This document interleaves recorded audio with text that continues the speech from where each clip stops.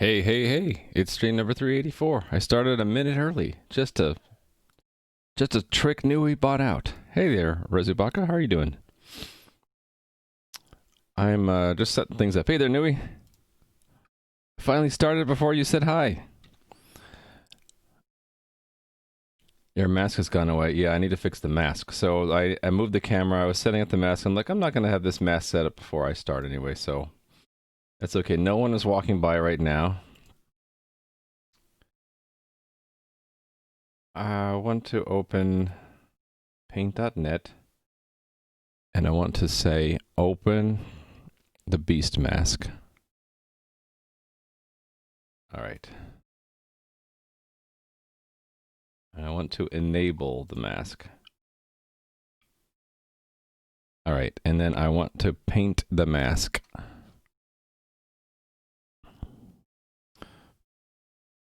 X. X is my friend. All right.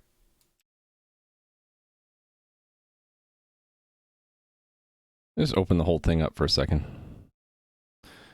And to open the whole thing up, actually, I would just paint white in there. That's smarter, right? Okay, and then let me paint black over where I think... Nope.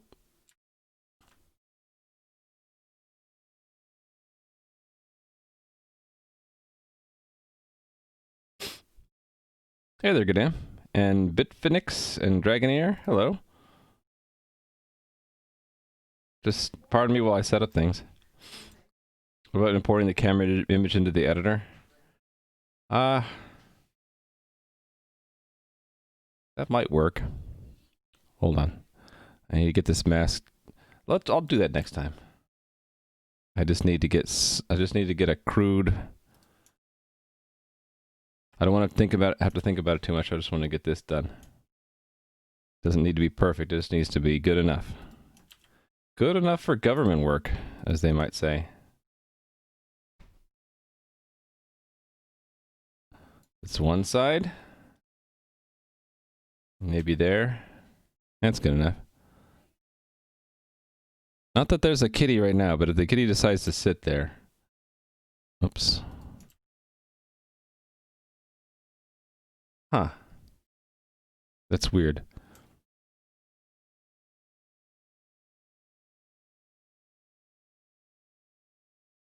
Oops.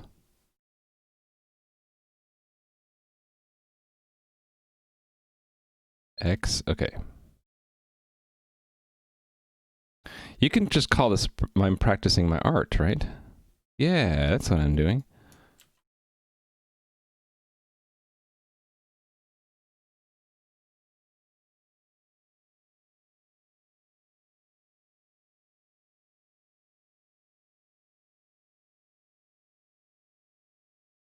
Oops.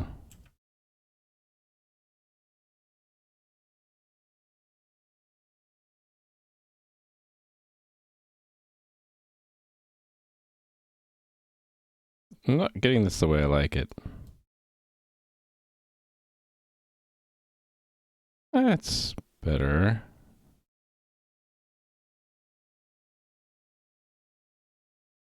Okay. Like I'm doing a haircut or something. All right, that's good enough.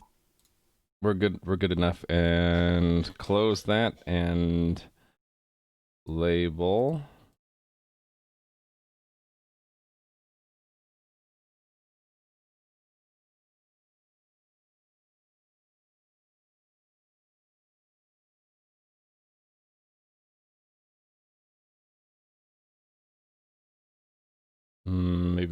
Maybe like right there. Okay. Now if the beast shows up there, I'll have my eye on him. Okay.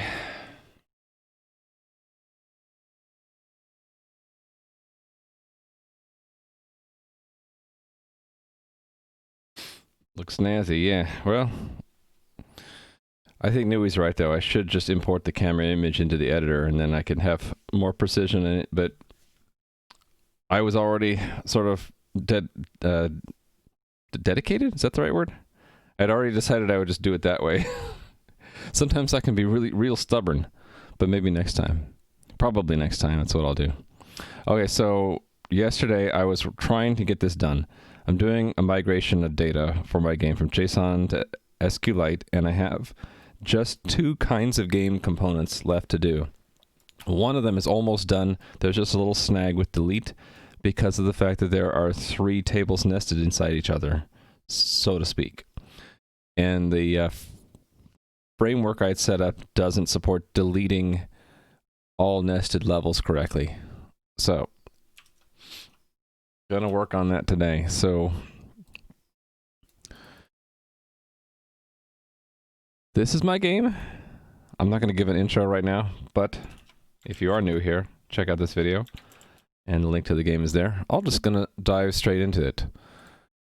What I want to work on first is finishing up the migration of the game's tile sets from JSON to SQLite. Hey, that trumps this. I might want to throw in here also to look into a few other things, but it would be really cool if I could complete this, because I've been working on this list for many weeks now, and I'm down to just 2 left. It would be a really nice milestone to cap off the week, to just get through it and get it all done. So that's what I'm going to try to do. So tile sets we go. Tile set.cpp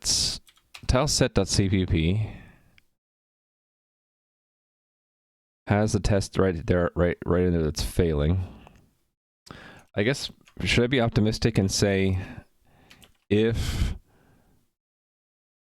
extra time refactoring? Because I think I need to refactor all the stuff I made for this database transition. It's really awful in terms of not being easy to read or navigate. I can do it, yes, confidence. Thank you, Trumpsis. Right, so what's expected here is that when we create a component and then destroy it, that there should be no rows in any of the 3 database tables that tile set information is stored in. And we're okay except until we get to the frame information, because deleting a tile set does delete it and all tile set tiles, but it does not delete the tile set tile frames because of the way I have the code structured. Either that or there's a bug in this. Actually, I'm wondering if there is a bug here.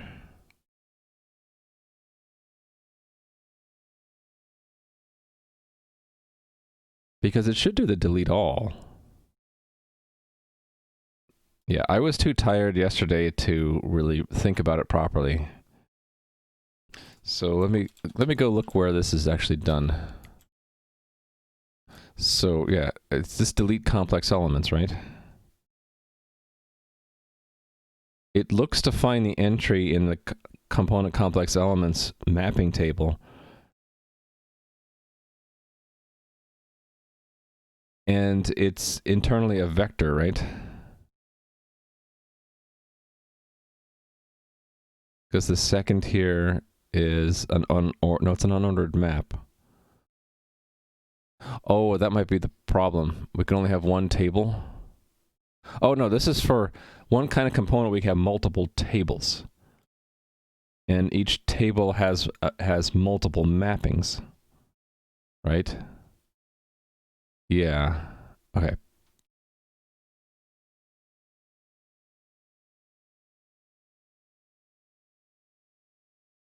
And the key to those mappings is what?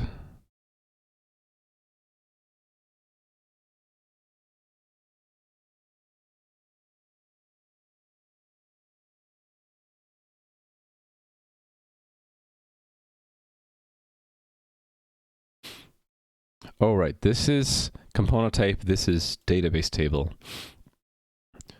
Right. And so this one is the mappings for 1 table, right? IntelliSense being very slow, I think, is a symptom of just the code needing to be refactored. Yeah, I don't know who is the best mod. Develop it. Hey there, Red Sky One, and develop it. How are you doing?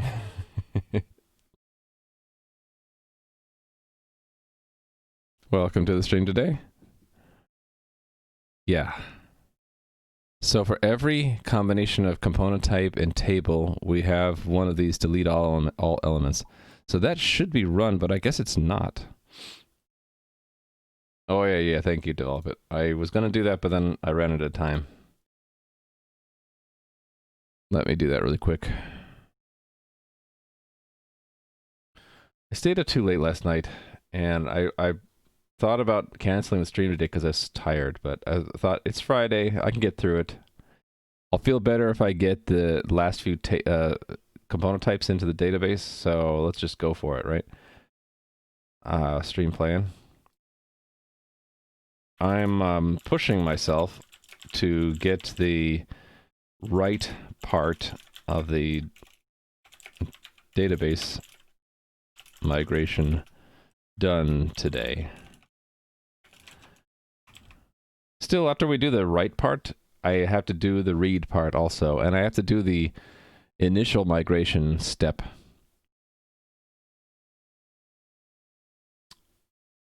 Oops, sorry. Yeah. Okay, I'm not gonna let that get me down. The fact that I forgot to post in Discord. I'm gonna keep going. I should also show this window, shouldn't I? Oh, I'm being raided by Mr. Halsey. Once again, Mr. Halsey, you raid me at the beginning of my stream, and I don't. Our time slots are so different. I'm not able to like either raid you or watch your stream ever, which is sort of a bummer. But thank you for the raid. I'm looking to start this window, right? Yeah. So I'm using WorkRave, by the way, which is this little window down here. And that's weird. The bot took a little while to respond.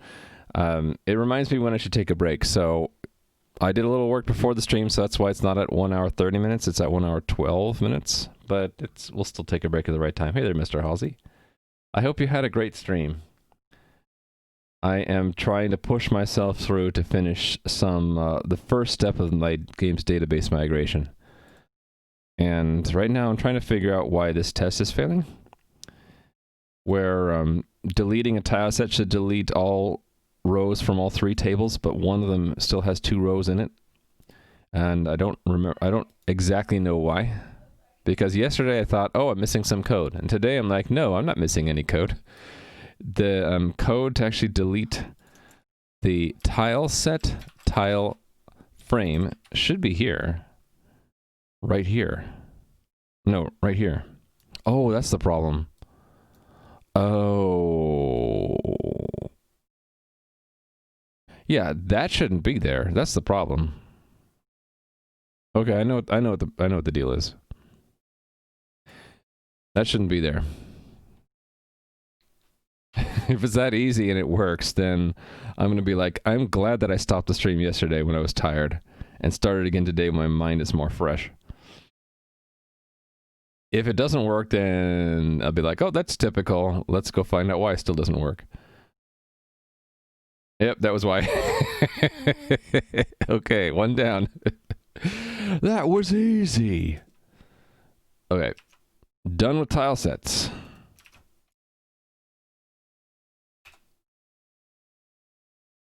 Then we have dialogue.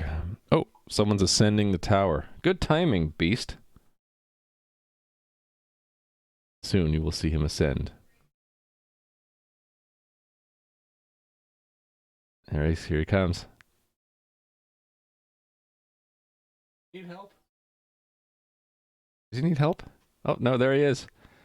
There's my beast. Okay, so I just realized I forgot to bring up the channel reward queue thing. You know what I'm going to do? Because I don't have this integrated into my overlay yet, I'm going to modify the hydrate award so that you actually have to type a message so that I will see it. Right, I'm going to edit the hydrate reward and require a viewer to enter text. There we go. Okay, and then I want to have a breakout of this window of the queue.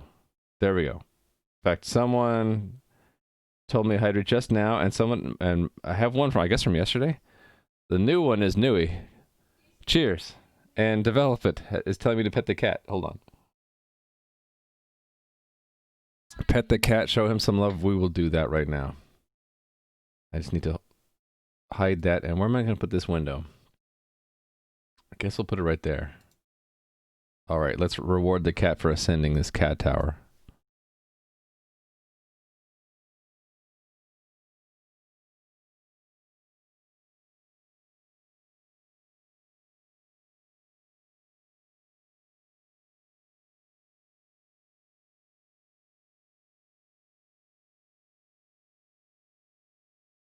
Wait a minute, Nui, your message said don't drink?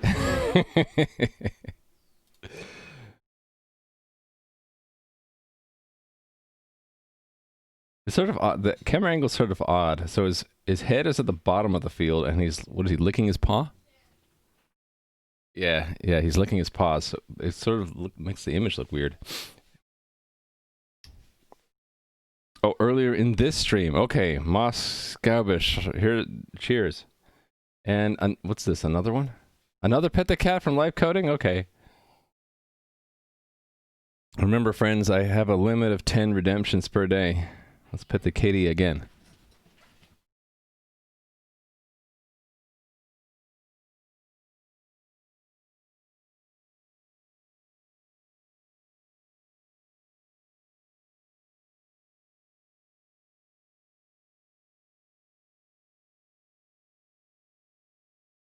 All right.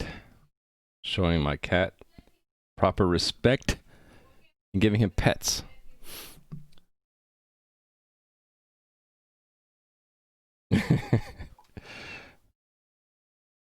More?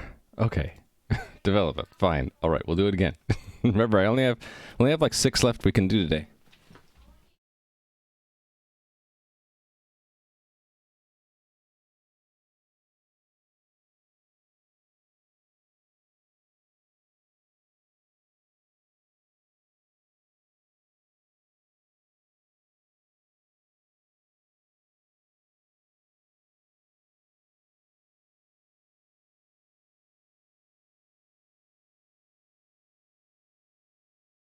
Okay, and then Nui wants me to hydrate again. I'm gonna have to go get more water soon.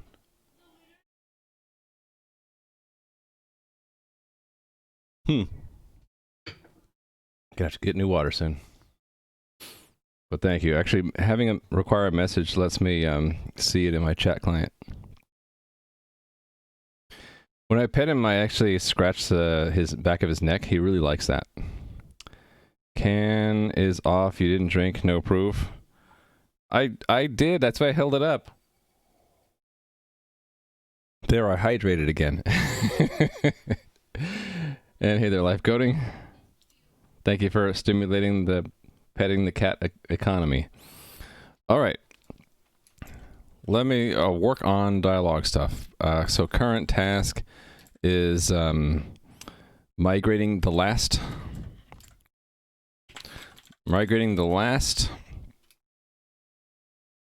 ECS component type from JSON to SQLite. All right. First, check in the work that I just did. Oh, I didn't even start this up yet.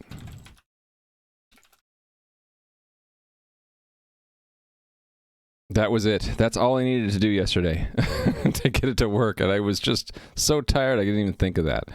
All right, the what am I doing? The to-do should be marked. I should just need to save that. There we go. Okay, so get tile sets to fully what are we talking about? Fully delete correctly in SQLite. All right, on to dialogues. So I think I saved the best for last. I don't need this buffer anymore. It's kind of cool that Visual Studio Code or VS Code retains the unsaved buffers from one session to another. So dialogues are one of the most deeply nested structures I have in the game. So at the top level, a dialogue is just an entity and the name. And then there is a dictionary of states. For each state, there is a flag that says whether or not the choices for the user to make in that state are visible to the user or not. So it's whether it's multiple choice or not. And then there is the dictionary of choices. And then for each choice, it's the state that we move to when that choice is made, the requirement script to run to see if the user is allowed to make that choice, and then the name of the choice, so what the user has to type, essentially, I think. And there also might be a... Oh, right. One of these is a unique key, and the other one is something the user types, and that's because sometimes there could be two different choices with the same thing that the user types if they have different requirements. So an example of that might be, if I can find this here, in the sword state, right? You can say, oh, I guess I have it, yeah, right. You could say yes when he offers you a sword, but which choice is made depends on whether or not you have room in your inventory. If you have room, it's gonna do this this choice. If you don't have room in your inventory, it's gonna do this choice. So as you can imagine, if you don't have room, what's gonna do is he'll send you a chat message saying you don't appear to have any room, right? You don't appear to have any room. But if you do have room, he'll say, here you go, and he gives you a sword and then runs the give sword script. So that's why I have a different name from the key of the choice. The key of the choice is what's shown, I think, if it's multiple choice. Actually, no. The names are the ones that are shown and what the user has to type, and these are never shown to the user. Hey there, Cthulhu. Petting the cat. All right. Thank you for redeeming your channel points. I think we only have like 4 or 5 cat pet redemptions left, but I must fulfill them.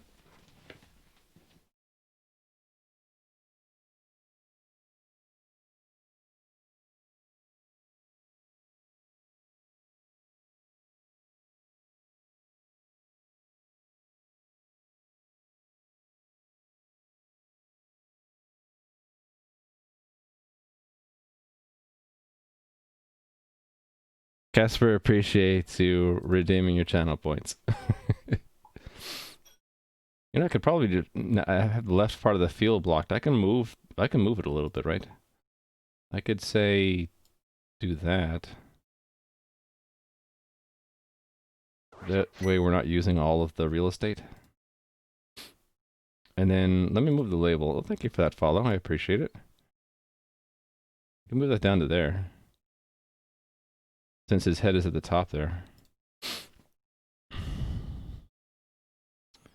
Yes, thank you, Cthulhu. The kitty thanks you too. All right, knock that off. Okay, so I was talking about how dialogues are represented in JSON, and it's pretty deep, but we're not there yet. The choice made in a dialogue state for a dialogue has an event list, and that's an array of objects. And this is the deepest we get. And this is an ordered list, so there's an implied index that we need to store. So let me go over what tables we'll need. We'll need a dialogue table for the names. Then we'll need a state table for the combination of dialogue and state. Dialogue and state, right? Which will hold what?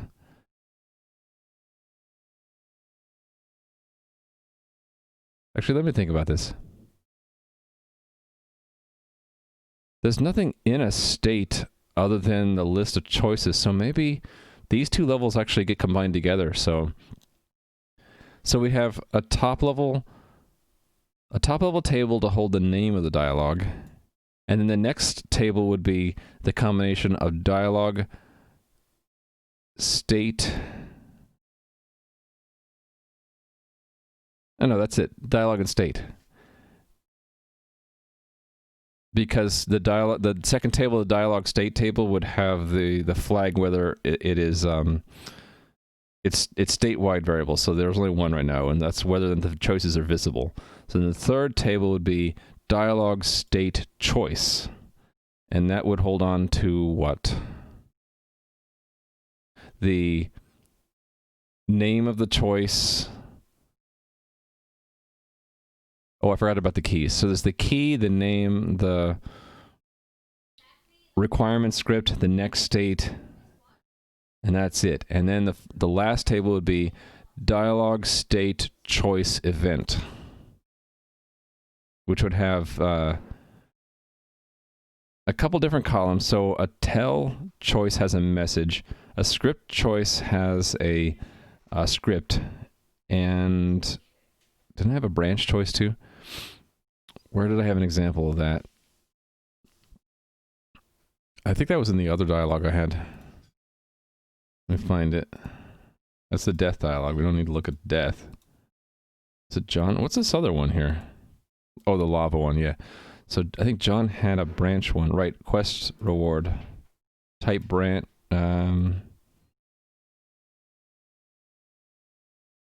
No. It's when you're in a conversation and you do quest complete. Right? One of the events here is branch. That's just script. Okay, I don't remember. I could just search for it then. Type branch. Oh, there it is. So branch is just like a script, only the next state, the choice for the next state is picked by a script. Yeah. So for the database, it doesn't really matter so much. So we just need type, script, and message. Okay. I know what I want to do, so let me do the schema first. Common. Yeah, there's a lot of schema here to work with. So dialogue starts with a D. Remember, my friends, if at any point you have any questions, please let me know, and you might tag me in chat to make sure I see the message. Although if chat is going really slowly, I'll probably see it. Hold on a sec. That's weird. I muted the mic and stuff and hid the camera quickly because I had a cough, but then I noticed when I did that, some of the volume levels changed. That's really odd. Oh no, it's not that. It added an audio source for jumping dog, but that's muted, and I thought it looked like, okay, I just got confused what OBS was showing me. Anyway, nothing to see here. We're moving on. For the dialogue level, we just have the entity and the name. Right? Oh man, I got like a cat hair stuck in my throat somewhere or something. Man, maybe I need to hydrate. Free hydrate. Getting critically low in water. I might need to take like a 1-minute grab water break. Okay, dialogue, and then dialogue state. Can you have cat stuck in it? No, a cat hair. My cat's fur is very, very fine. It's so fine that it floats in the air. Especially if you pet him, like just stray strands of hair just kind of launch into the air, kind of like parachutes. And sometimes, like, well, all the time they get on clothing. Like, my shirt probably has, like, a bajillion cat hairs, like, they're really hard to see from this angle, but anyway, like, cat hair gets stuck to clothing, and sometimes I'll breathe it in, and it'll get stuck in the back of my throat or something, and I feel it back there. I'm like, cat hair. Dialogue state. So I need, is it just name? Yeah, name, right? So there's the name, this is the dialogue, and then the name of the state.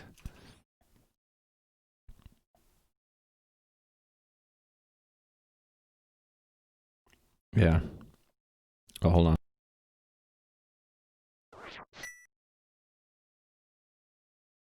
All right.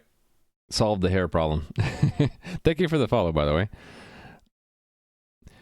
The state just has a name we need to track, and the empty name is the default state. So that's actually it for that table. Then the next level table is dialog choice. So there we need, there are two names, right? There's state. And then we'll just use choice. Should I use state here to be consistent with that? I think so. This will be the name of the dialog, the state of the dialog, and then the choice within a state. And then it also, we also needed to record, at the state level, it's, no, is that the choice level? Or no, the state level, whether or not it's choices are visible. Right. So, choices visible is a Boolean. Right. And then for a choice, it's, all this stuff. So there's the name of the choice, and then there's the key. I need to keep my terms consistent. I think I've been calling this the key and then this the name. So what if I call it choice key? And this will be these three together will be unique for each row. And then we'll have choice name. Although name implies uniqueness, I don't... What if we call it choice text? I like choice text. There we go. We're going to call it choice text. Hey there, Dries Jans. Doing that last push to migrate stuff to SQLite today. Or at least the right part of it. I still need to do the reading back from SQLite. That's step 2. But I'm hoping to finish the big part of step 1 today. There's still a bit about the initial migration to get the data actually transferred. Right now we're just transferring changes and we have the schema in there. So I still need to do the initial migration step, but I don't think that's too bad. Summon off topic, but Total Annihilation Commander Pack. I have that on my shelf somewhere. Currently a giveaway? Minigit 503 errors. Oh really, is it that popular? Is GOG being slammed today? Okay, so I also need a requirement. Requirements. Can't remember if it's singular or plural. Where would I find that information? In key names? It's singular. Okay. Text. And then, next state, right? Okay, question. Should I keep that as a string? In JSON, it's a string. This one right here. But we could make it... oh, wait a minute. No, it has to be a string. Yeah, it has to be a string. But it's technically a foreign key back into dialog state, right?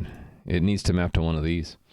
Just reload till it works is perfect advice when getting a 503 error. 503 is what? I forget. 503 service unavailable.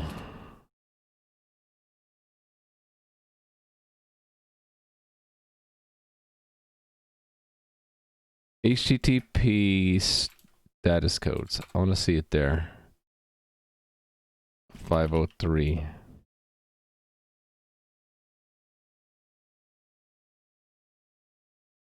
Okay, so 503 could be temporary or permanent. Generally, it's temporary state. Yeah, so temporary states mean you want to refresh. Yeah. Hey, just making sure I understand. Cool. What was there's a really cool website that was HTTP status codes, but with cats. What was it? HTTP status codes cats. Okay, there's HTTP status dogs. More people like dogs than they like cats. There's one for cats too. Oh, there we go. I like cats better. Why does that going to Flickr though? I thought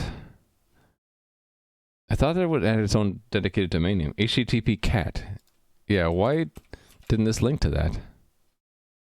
There we go. Thank you, Nui. I must bookmark this. It is imperative. My index needs to have this. Reference href equals that HTTP cat. Now when I do new page, there's HTTP cat. So what's 503? Service unavailable. Oh, the kitty is inside the old iMac. All right. Apparently there's an HTTP dog status now too. Okay, so I'm not done yet, right? I need a choice event. So there are going to be 4 tables I need to deal with. Dialog event. And so this has 4 things in it. It's dialog, state, choice key, and index, or I. I can't use the word index, right? Probably not. Actually, maybe I have used it before. If I can use it, I'll do it. I could do event index. Yeah, let's do that. Okay, and then in an event we have the message and possibly a script, right? Actually, it's either message or script. Why do I have different fields for if only one of them is valid at a time? Yeah, let's just call it content. And then I need a type. That's it, right? Pet the cat again? Hey there, the Epic Unknown. I've pet the cat many times today, but... So I'm running low on petting the cat redemptions, but we'll do it just for Epic Unknown.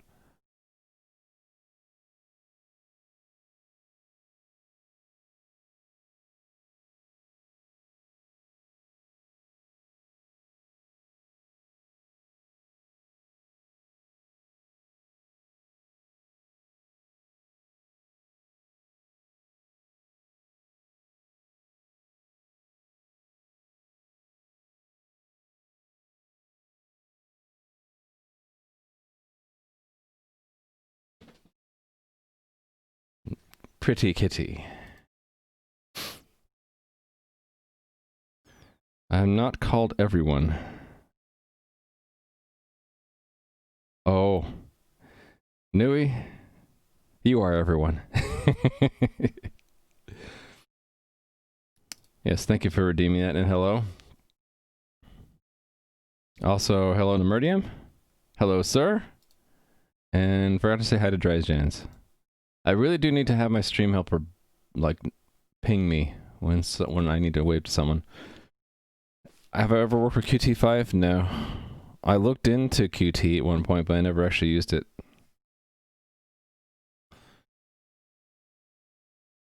Actually, I've almost used it a few times now, but I think the last time I almost looked into it, I decided at the end, I'll just make the app browser-based and just do it in JavaScript.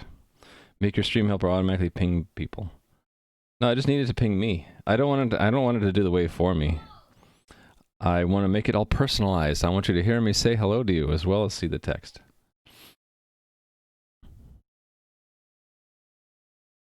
I forgot to Marcus complete that one. Okay, got it. All right. Okay, so here are my tables. 4 of them. So we're going to have 4 mappings. One of them simple, 3 complex. I can do this. What framework does that use? It's written in C#. It's Windows Presentation Foundation. This is a C# app. Although it's kind of hard to tell, but it's a native Windows app written in Windows Presentation Foundation. Or WPF, as we say. Why did I decide to create my own engine? Because I do everything from scratch here. So, yeah. That's the simple answer. I like to do things from scratch because it's fun for me and I learn a lot. So when I decided I wanted to make my game, I'm like, well, that implies for me, I'm going to be making my own game engine. I don't have a command for it. Yeah. Do you think it's asked enough that we need a command? Add com. Yeah, maybe link to do it yourself.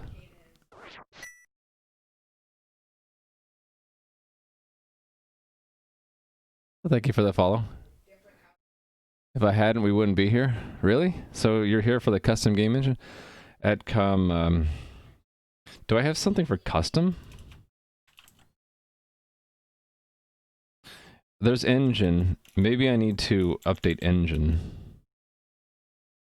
I think what I'm going to do is update engine.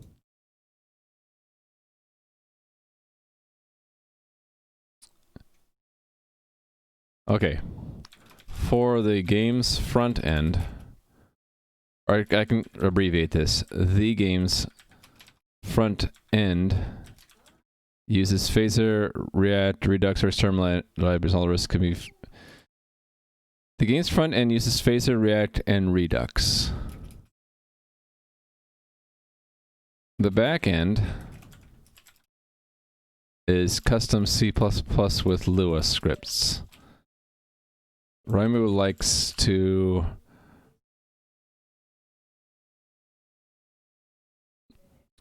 write most things from scratch. C, do it yourself. Sound good? This should be edit com engine. You, he.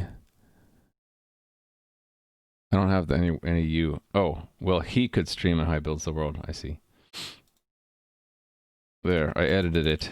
Engine. Uses phaser, React, and Redux first term library. That didn't actually edit it, did it? Oh, is engine an alias for something else? Or did it just not work?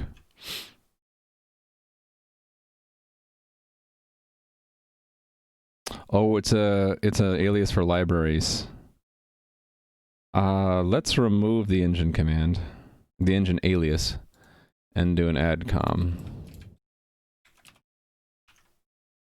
And let me test it.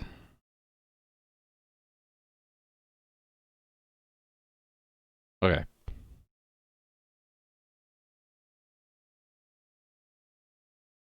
That's true. Just making content is not a unique selling point. Unless I was like really good at making content or really interesting making content.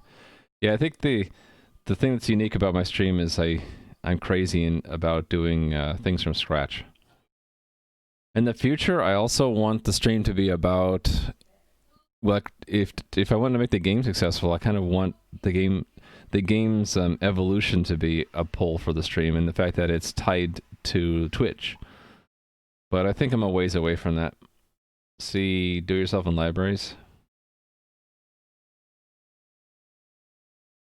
Actually, libraries already says this, right?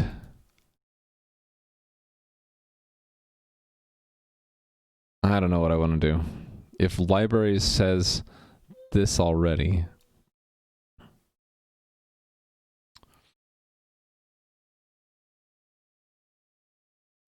How about I incorporate what you're saying? I'll give you a point too.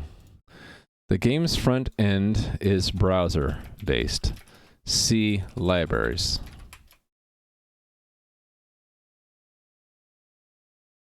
While the backend is custom C++ Lua scripts. Raimu likes to write most things from scratch. C, do it yourself. Okay, let's do that.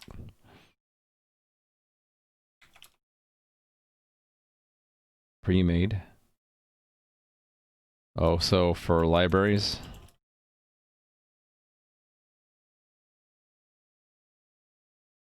Where did I use the word existing? Oh, no, I don't see the word existing anywhere.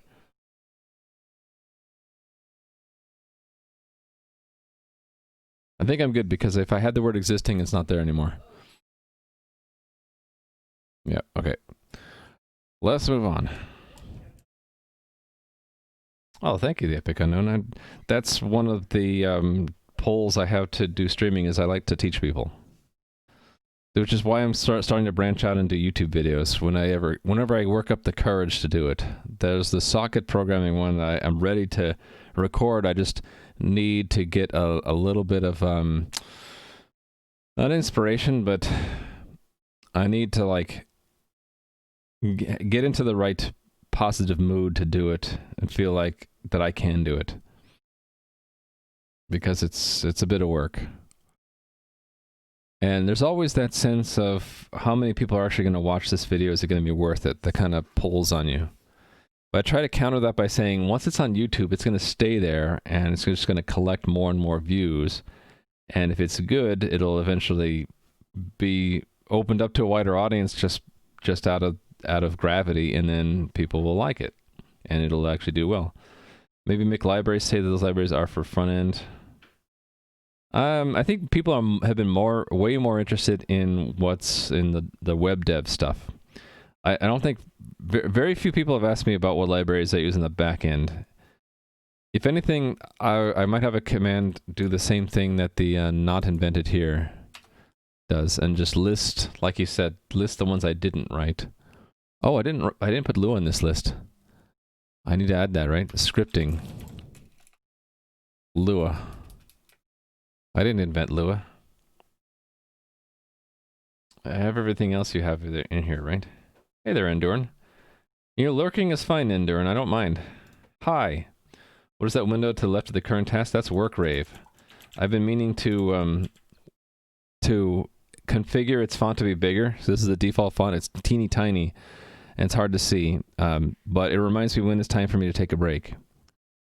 So within the next 45 minutes, I probably should take a break sooner because I'm out of water right now. If someone were to ask me to hydrate, I would have to keep it in the queue for a while until I actually get water. I mean, you could implement a parser for Lua. I could also just invent my own scripting language. I've done that before, but why do that again when I've already done it before? I've sucked all the fun out of that one. Parameter thing? I don't know what it's called, but yeah, it's a reminder when you need to take a break. Because I would go hours without, just get hyper-focused and then have like bad posture and then like hurt my back or my neck or something like that. But then you need an interpreter. Well, if it's an interpreted, yeah, I guess so, yeah. And I have one of those too. How did I miss A squared? Oh, driving so lurking good. Okay, stay safe, A squared. Listening to me while driving. I'm honored. Look out for that bus. All right. Okay. Atomic Nibble, how are you doing today? All right, so the schema is done. I need to set up the tests for it. So let me find, I already have a dialog. Let's just pick like door or something just to get the basic shape of the tests that I want and move them over into dialog and paste that. Really want to start from scratch, you can use 1 and 0. So it's not that I start completely from scratch, it's that I start from a baseline of things that I don't want to make because they're not interesting to me. So, or they're not interesting, or they're way beyond what I think I can do. So I don't think that I can do any of these 4. Because these are all very deep subjects, right? Imagine inventing your own encryption. Like, I can't imagine how you do that. It seems like impossible for a single person to do it. Maybe it's imposter syndrome, I don't know, but I don't think I could do any of these. Scripting, though, I don't do simply because I've done it before, and so doing it again is not as fun. Yeah, I know you're joking, but it reminded me of something I haven't really expounded upon, which is like, why don't I make my own compression encryption? I could, perhaps, but hold on. What's that? Oh, so I thought someone was trying to get my attention. I think it's just giving the cat free pets, though. It might be that I could make my own compression or encryption, but it feels like something that it's daunting to me. So I haven't considered doing it. Scripting, though, it's a different reason. It's not that I couldn't do it; it's that I've done it before. You play with LZ4? I don't know about the 4 part, but I've done Limpelzev, yeah. Limpelziv for GIF or GIF, however you want to pronounce it. I've done that. I've done simple compression. Like I can do Huffman tables, and Limpelziv is like a twist on Huffman encoding. But like encryption is so deep and complex and changing over time that I'm just too daunted to do that. And password strength, that there's just a whole lot of math there. I'm weak when it comes to math, so. Pomodoro technique, what's that? Oh, a technique of taking breaks? Huh. Hold on a second. Still coughing from that, having that cat hair in my throat. Set the Pomodoro for 25 minutes, work on the task until it rings. Put a check mark in the paper, take a short break. Take a longer break every 4. Huh. So that's sort of like that, but there's no choosing a task and getting it done in 25 minutes. It's more of like you set a period, a work period, and it's not just one task. So there's no check mark. I guess it actually could be. You could say work rate is kind of like that, only I'm not physically check marking stuff. Yeah. Sure. We'll call it Pomodoro.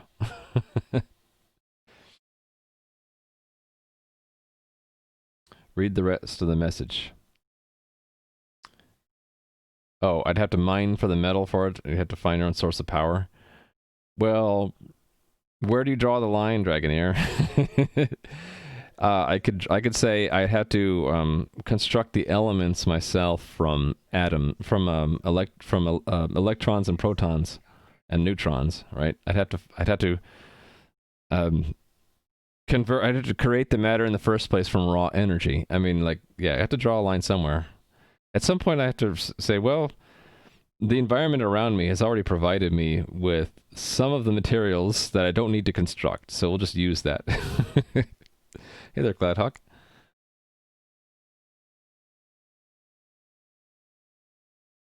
But yeah, there are people out there who like to make all their food from scratch, as in they will grow their own food, harvest it, they'll raise their own animals and slaughter them and all that stuff. Hey there, TS Jost. I haven't seen you here in a while. Hype! Alright, I'm getting a little bit distracted. I need to establish these tests for the last set of tables we're doing. So that's dialogue. Hit the wrong key. Sometimes I'm just not a very good touch typist. Control L and then do dialogue. How's the beast? Also, how's the cat? They're one and the same. We have goats, milk plus meat. That's true. Kitty is sleeping right now, but the redemption queue is open. I think there are only like 3 or 4 cat pets left for today, though, because a lot of them got cashed in at the beginning of the stream. There's a guy who made a sandwich from scratch, like bread from wheat, and cost over $1,000 or something. Yeah, exactly. There's a lot of initial investment to have everything set up to, and you only really recoup your funds if you make a lot.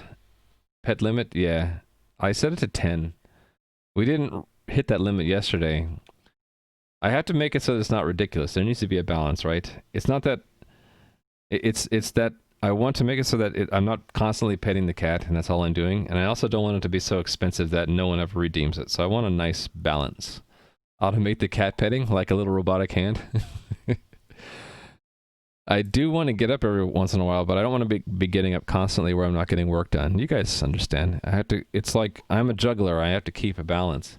Can't redeem because you just hit 100,000. It looks so nice. Yeah, keep that 100K. Maybe I'll make a 100K reward called throw away your points or something, like some of the other streamers I've seen. That's why society decided to invent money to trade. Yeah, it's efficiency, right? It's making the whole system more efficient. So you don't have to carry golden bricks around. Actually, that is a form of money. So you don't have to carry what you make around to trade with what other people make. Imagine like carrying around all the food that you've made if you're a farmer, so that whenever you need something, you say, "Okay, here's some of the food I made in exchange for what I want." You have this huge wheelbarrow behind you all the time. Okay, so door becomes dialogue. I can do this if I select that and hit Control D a few times.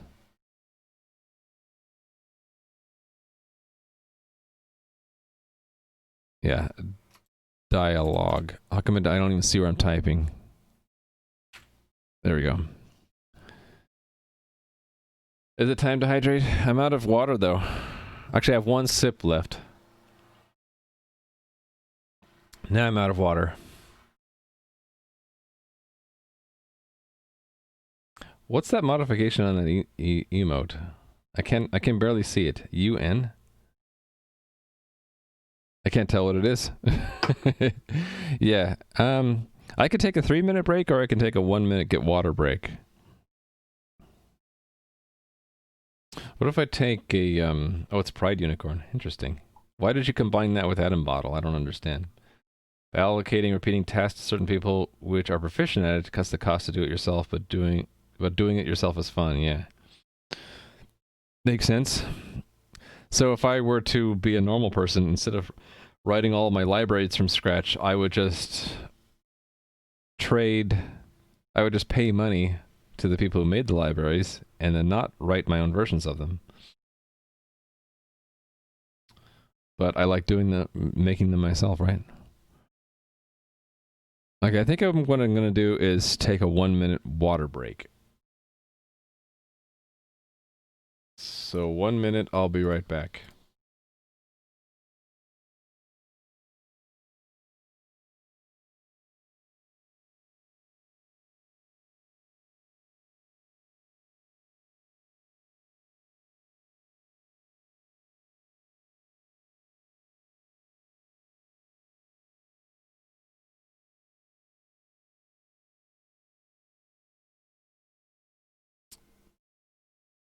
That's HF. What's that? Horizontal flipped version of my hay. Hey there, Mr. Halsey again. I didn't even need a minute. I was done in like, what, 25 seconds or something like that. All right.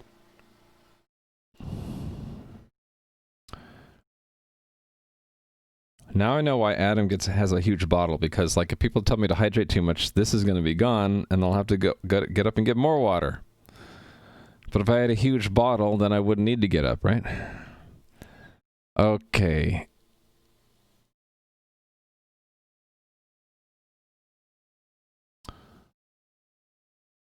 In NPC class, I did this thing, right, where we have an initial table. Let me do the same thing here.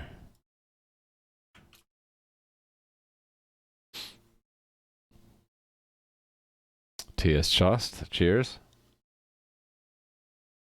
Install a faucet at my desk. That reminds me of a friend I have who makes his own beer, and he installed his own taps and his own private little bar. Imagine if I had like a beer tap right here at my desk. I'd be like drunk all the time. Both is healthy, yeah, getting up to retrieve it and consuming it, yeah. So that's a good thing. Okay, I need a dialogue to test with. So one of these tests down here probably has one I could use. Maybe. Okay, here's one. This has got a lot of the things I need from it, so let me just...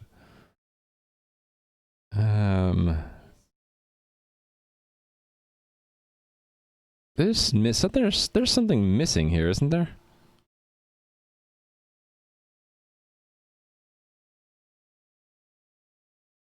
Maybe not.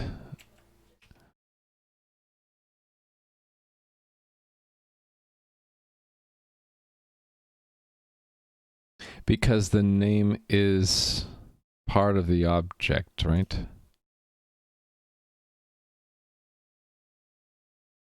No, wait a minute. There's something missing here.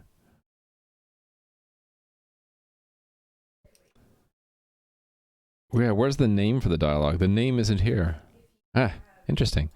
I guess those tests didn't care to have a name in there. So I'll need to add that. So if, like, here is one state.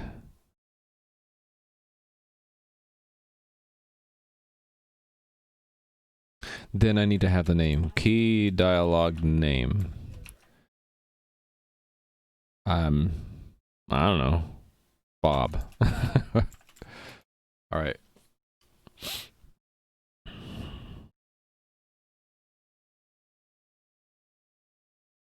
So I'm going to need to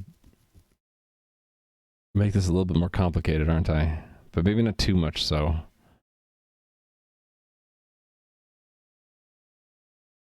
For testing delete.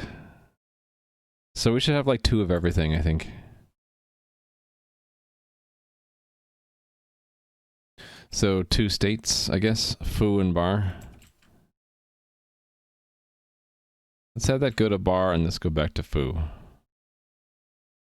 And sure, we'll make that visible. And for this key, we'll put ABC key. Name ABC. Requirement something. And then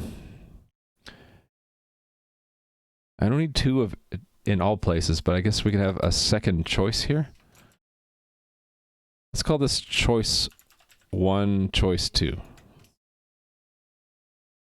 And they both have the choice name.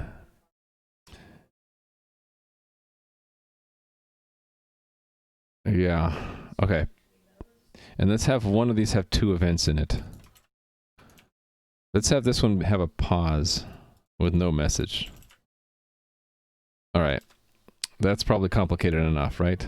I saved the best for last. The most complicated kind of component.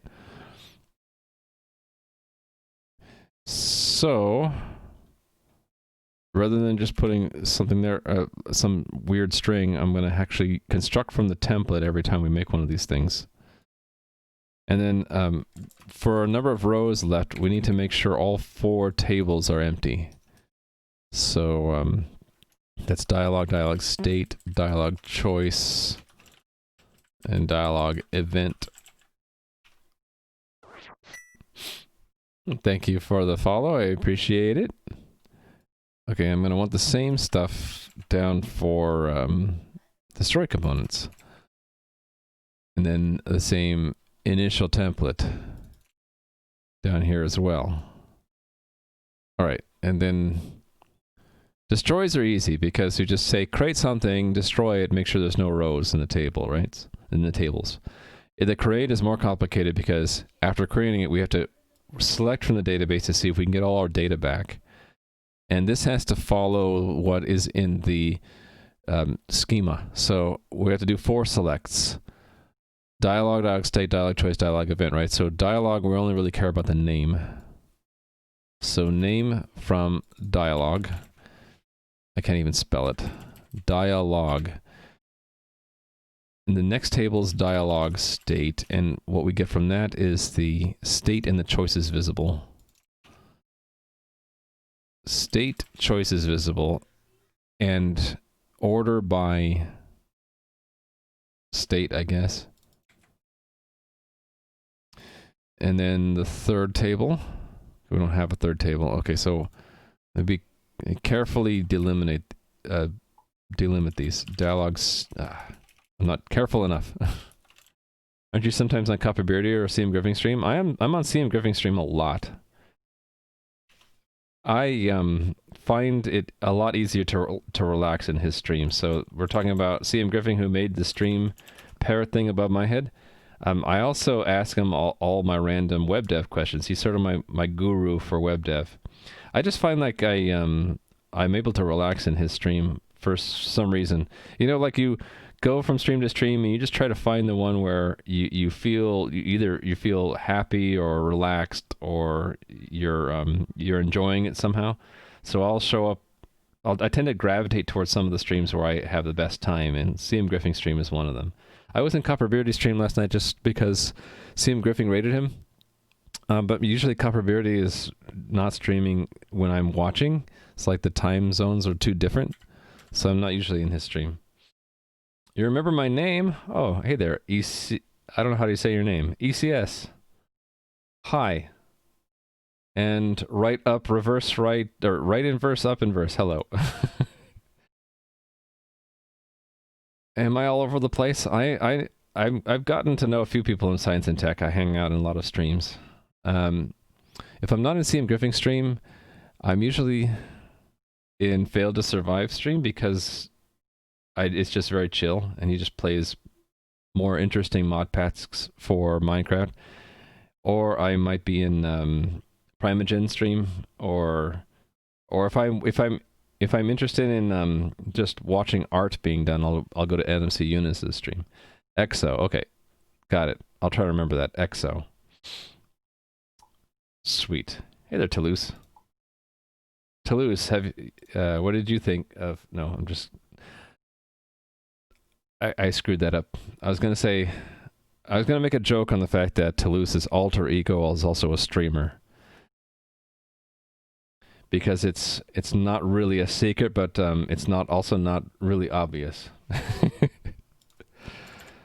I could say I would never watch a Toulouse stream, but I would definitely watch a Fail to Survive stream. Okay, I'm just kidding about the not watching part. If you ever did stream, I'm assuming Toulouse, if you streamed, it would not be Minecraft. It would probably be like actual science and tech stuff. Fail to lose. Ah, there we go. All right.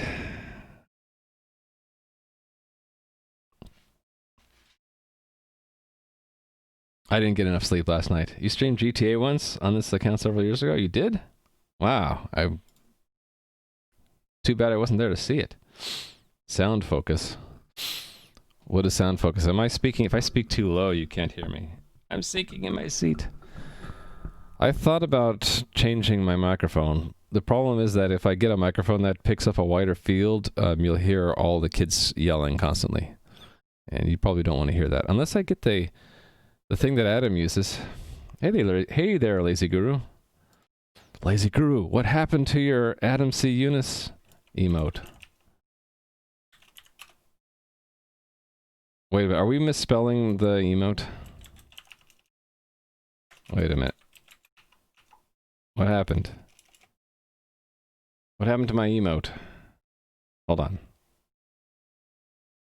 Oh, he changed the prefix on it? Hi. That's because he got partnered. Now you can change his prefix. So it's ACY. Okay. Type Ada to get autocomplete.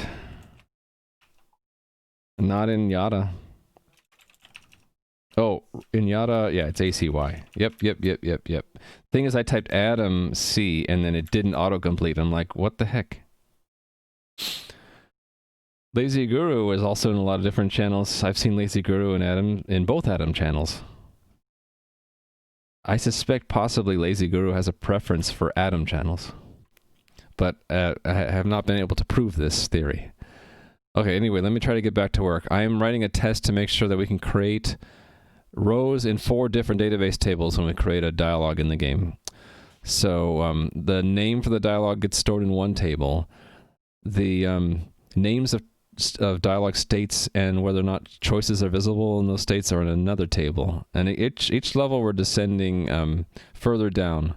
So the next level would be choices within a dialog state. So that's dialog choice. And I need to get better at touch typing. At the dialog choice level, the rows are state, choice key, choice text, choice key, choice text, requirement, and next state. Requirement, next state. Okay. I'm typing horribly right now. I need to slow my roll. Slow down. Okay, here. I guess we would... The where clause can be that simple, right? Yeah, order, but yeah, we can order by state, comma, a choice key, right, to get it the correct order. And then I'll fix the other stuff in there. That we can fix right now by doing that. The last table is going to be event. So dialog event. Dialog event.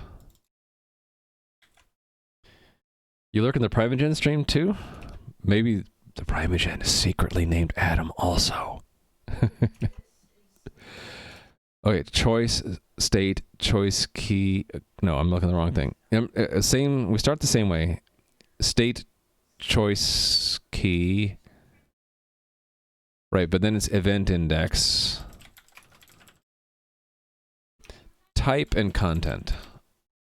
From dialog event where entity is whatever. Order by state, choice key, and event index. There we go. Okay. So, to get this right, I want to put a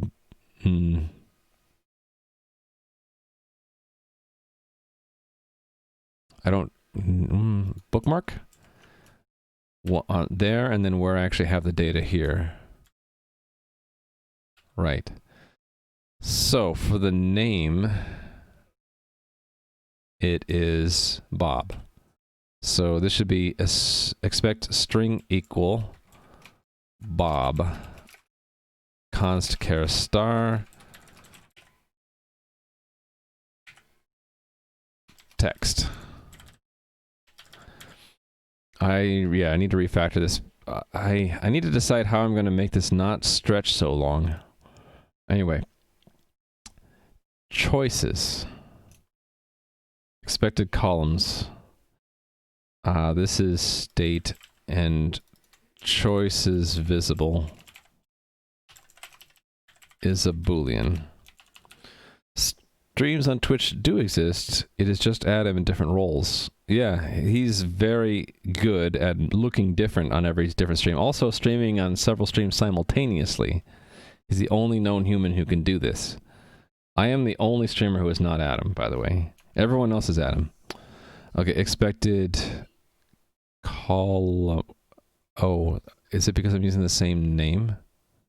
Why is it not like this? Oh, because the contents are not right. Okay, so the states we had were foo visible false, bar visible true. So it's foo false, bar true. Foo false, bar true. And because we're going to have multiples of these, I'm going to say expected states.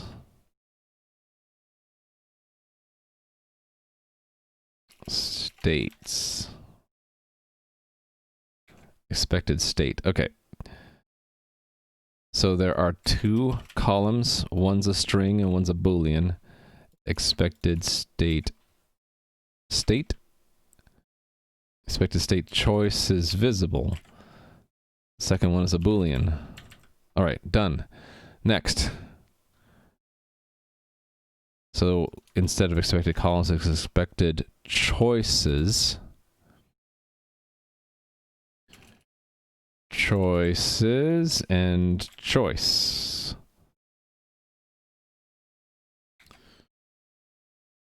Okay, state, choice, state, choice key, choice text, requirement, and the next state. All right, so now I need to get all of the dialog choices from here. So we have choice 1, choice 2, and ABC key. So foo choice 1, foo choice 2, and okay, I can move this down. Actually, no, that's fine where it was, right? No. That's what's wrong. That needs to be a bool. Now we're down to here. Yes. Might this be a better timer? Tomato timer? What's that?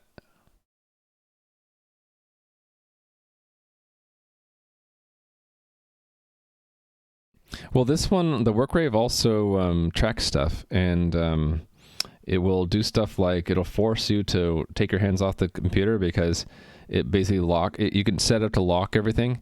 So it helps promote discipline. Whereas this, I feel it's kind of like an alarm clock, and that I could just be lazy and hit stop at any point. The work rate makes it more difficult to stop the thing. You can, but then you'll feel guilty about it because you had to go through the menu to suspend the program. But I suppose this is fine. Also, I'll give you a point. It's an alarm. Yeah. I mean, use whatever you like. Better is subjective, I think, right? Foo. And then what's the second thing? Choice 1. It does always make sense to put a socket into another thread when working with the GUI. No, it's not. Nothing ever always makes sense. When you're talking about multi-threading, what you want, the most important consideration, I think, is do you want to avoid one operation blocking another? If you want to avoid one thing blocking another, then have multiple threads. But if you don't need to, or you don't want to avoid blocking, you don't need multiple threads. It's always better to do single-threaded than multi-threaded, because multiple people out there. I should collect the actual data, but like multiple sources and studies have shown that multi-threading is very error-prone and very difficult to represent in any kind of programming language, and that you just multiply the chance of having problems. But it is a very convenient way to describe multiple operations going concurrently. But there are other ways to do it too. Except when you have to. Don't block the UI thread. Yeah. So another way to do user interface where you don't block is you just have it be event driven. You still need something that's going to post those events to your UI thread. But like the earliest Windows programs were essentially single-threaded event loops, and they looked like they were multi-threaded just because of how event-driven, event loops work. So instead of having a long-running task, you break it up into tasks that are short and trigger each other through events, and then they can multiplex and essentially look like they're multi-threaded, but actually be single-threaded. They window proc themselves, yeah.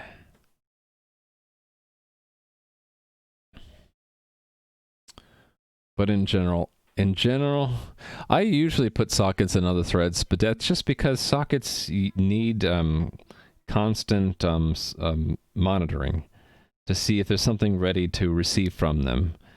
And you can plug that into an event loop, but if you're in a program that doesn't have an event loop, it's just too dang convenient just to make a worker thread, spin that worker thread out, and have it just call the select function or wait for multiple objects in Windows, and have it just be independent of whatever else you're doing. You have a GUI that should not freeze, and you want to load a file, encrypt it, and send it over to TCP socket. Yeah, I think you should have another thread, because loading the file is, unless you break it down into and have an event-driven file system or an event-driven encryption algorithm, it's gonna take time, and it'll probably freeze your UI. Can you recover from a socket crash in a separate thread and restart the thread? What do you mean by socket crash? Do you mean like the socket disconnecting? Because a socket is just an object with state, so if you mean that the socket disconnects, you just toss the socket and make a new one. Or crash in general, I mean like an exception, an uncaught exception. If you don't catch an exception, fundamentally the program will abort, right? Unless you have like an uncaught exception handler, or you catch the exception. But yeah, what does a crash mean? Usually when people talk about crashes, it's that the program aborted, or entered a debugger, or hit a crash breakpoint, or something like that. In those cases, there's generally no reason you'd want to restart. The whole point of crashing is you generate diagnostics and you put it into a tool that you can then debug. But if you don't care about crashing, you just restart the thing. So you could catch the exception and just start a new thread or start a new process. That's how, if you had programmatic handling of crashes, you would just catch the exception and start a new thread. Catch the exception, kill the old thread, and start a new thread, right? That's my point of view. That a crash is serving a purpose. It's giving you information about what happens so you can maybe debug it. Or actually another kind of crash would be that you just didn't know, the computer didn't know how to handle the exception, and so it just said, well, I don't know what to do with this process, so I'm just going to kill it. My 1:30 timer is frozen. It says 1:20:58:9 now. Which timer are we looking at? Oh, this. Yeah, it freezes if I take my hands off because it doesn't know that I'm actually working anymore. If I'm moving the mouse around and typing on the keyboard, it keeps counting down.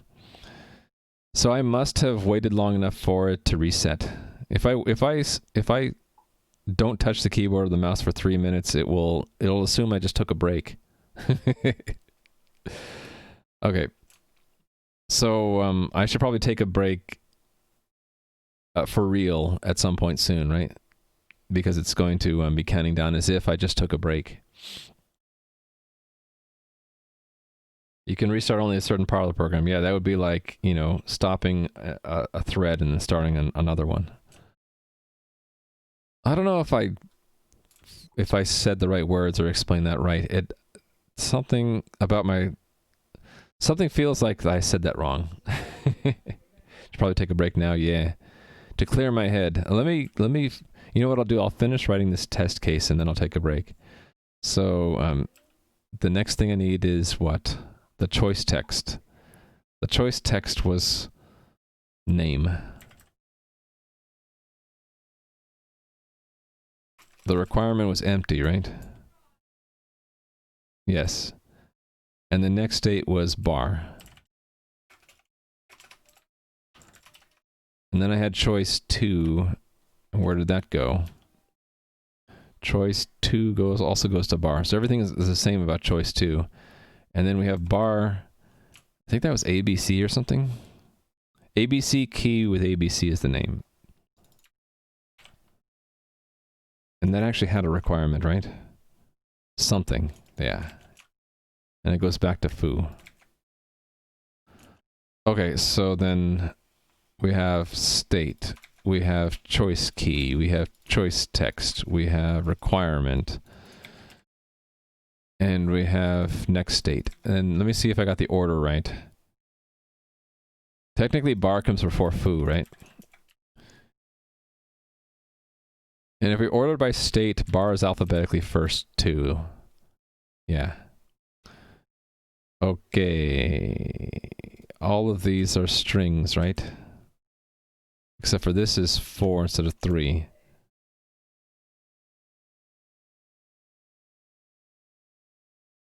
Most languages you can't restart a thread? I thought you could always destroy a thread. I could be wrong about that. Let me look it up. So, I like to... Oh, you know what I should add to my references? The POSIX. I should do that. So, I looked this up the other day, right? Right. The link was hard for me to find. I found it down here. Where was it? I can't remember where I found the link anymore. It was down here at the bottom. Oh, no, not the announcement. It's the, oh, where is it?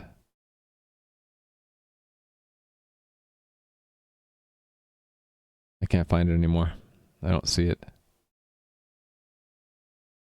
Maybe I didn't use Wikipedia to find it. Maybe I just typed in POSIX,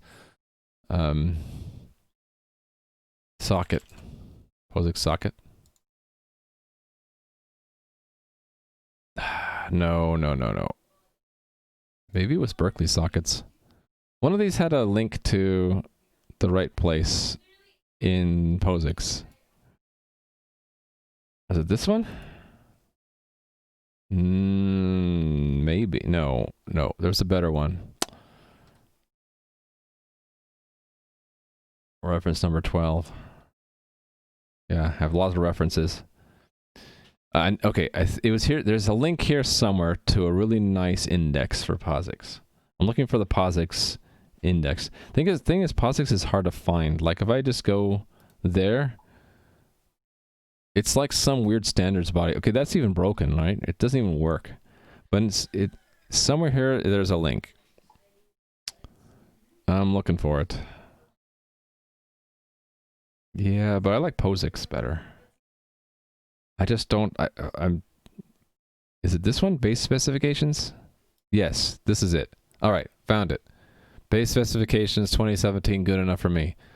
So let me make that a reference in my index. It's not as important as HTTP cat, so we'll put it after that. So POSIX. So now when I load a new page, POSIX is there. Or POSIX. Anyway, from here it was like main index. No. Topical index, networking. Right. Okay. I actually don't want networking. I want threads. Yeah, so cancel, I think, is what you want, right? To cancel the execution of a thread.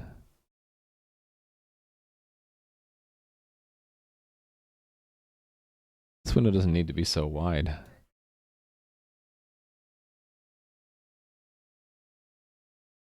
Oh, there's also a pthread kill. Send a signal to a thread. I hardly ever use these though, because I usually don't bother dealing with recovering crashes from threads. But yeah, I think that's what you'd want to do, at least in POSIX. And then Windows, there's like a kill thread. Windows stop thread. Terminating a thread. Yes. Well, the cat's awake again. Exit thread. Or terminate thread.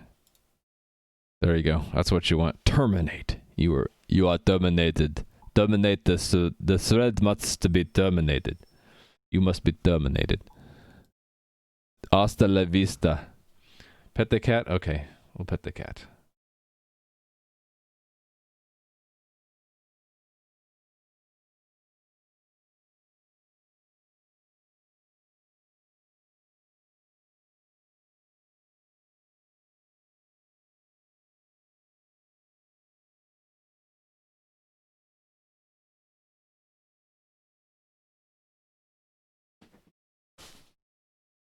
You have no love for the Win32 API, but the names are nice.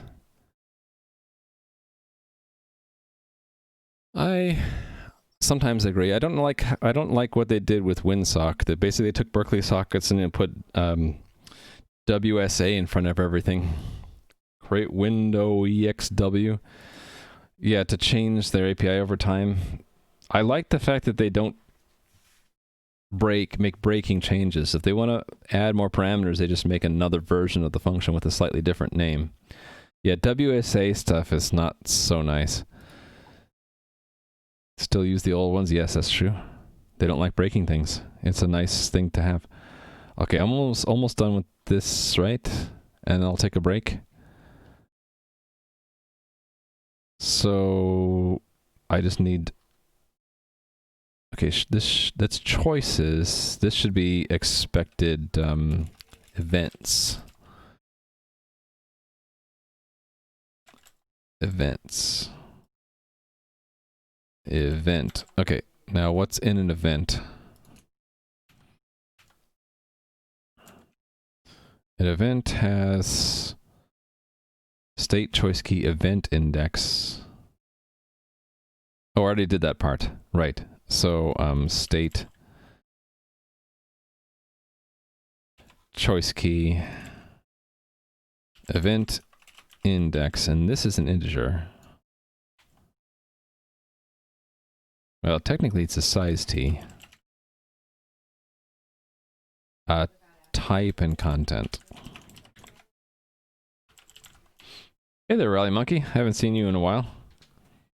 I understand things can be hectic. No problem. Don't worry about it. Oh, I missed some chat.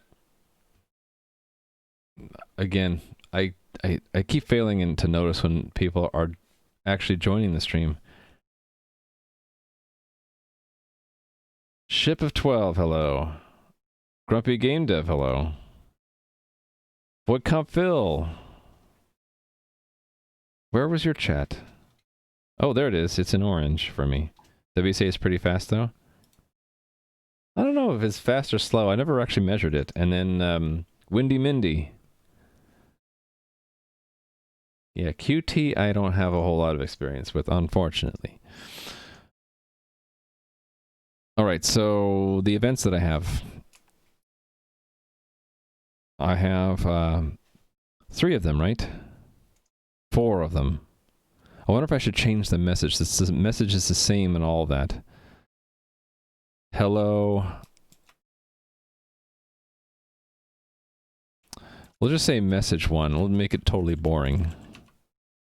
Message 1. Message 2. And message 3.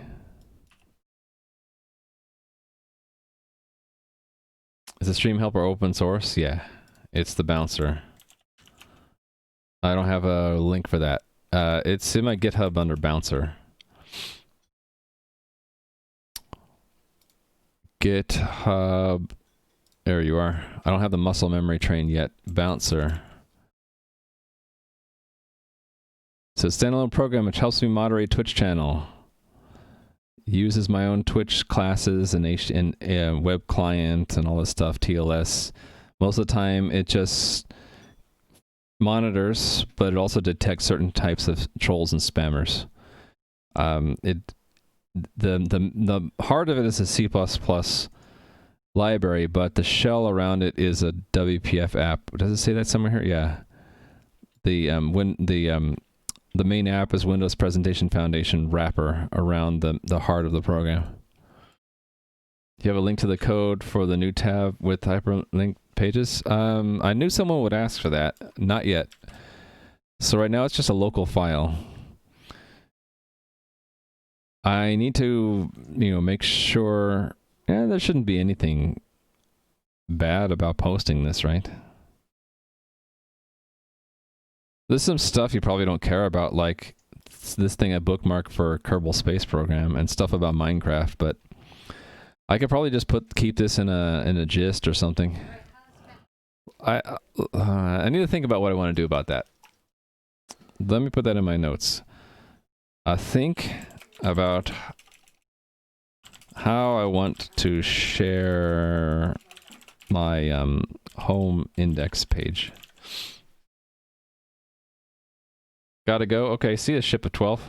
It's really quite simple. For a lot of trolls, they're bots, right? And so they're programmed with certain patterns. And so you just, when you recognize the pattern, you just program in the pattern in, and then you have a bot that detects the pattern used by another bot, and then one times out or bans the other one. It's not that complicated. So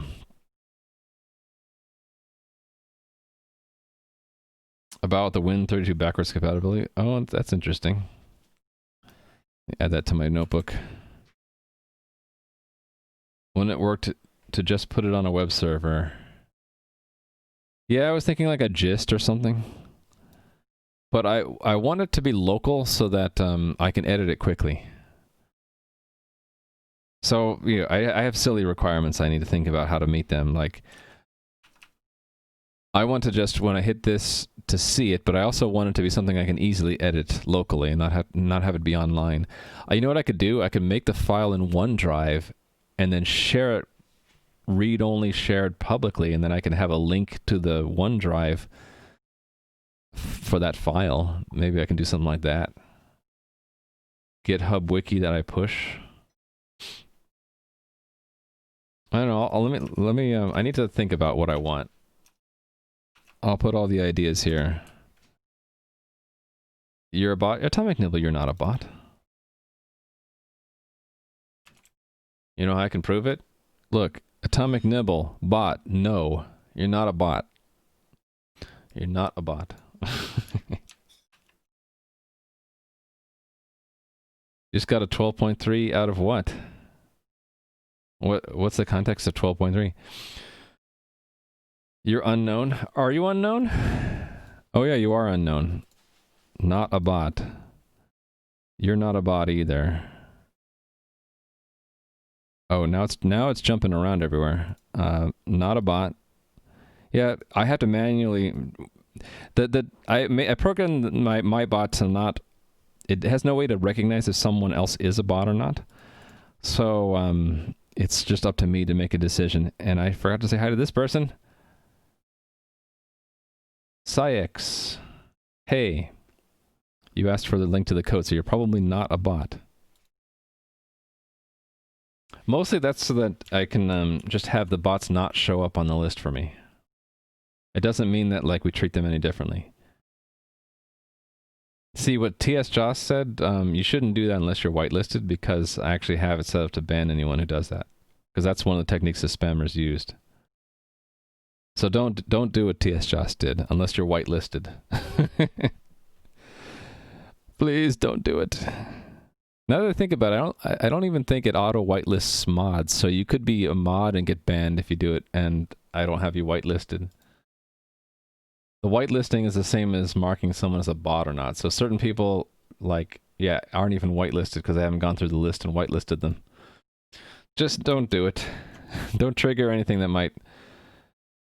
Actually, yeah, you're right. The bot is using a bot account, not my account, so it won't be able to ban you. But I think it might try. Let's try it on TS Joss. I think the bot would try to ban you. In fact, let me see. Did it try to?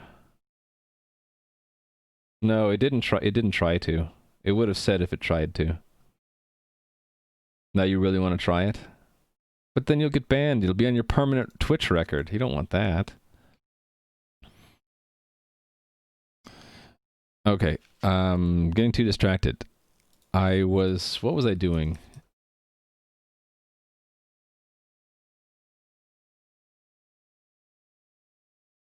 Oh, right. I was filling in what the messages were, or the events were. Tell message 1, pause. Tell message 2 are the 3 events, right? And then tell message 3. Okay, got it. So there are 4 of them. So the states are foo, choice 1, index 0, type is tell, content is message 1. Thank you for the follow. I appreciate it. Database can be dropped. The Twitch records. This is going down in your payment record. Database D can be dropped. Database can be dropped. I don't know. I think it might be permanent. You'll never get that stain removed. 2, 3, and this one was no message, right? So what do I do about a no message?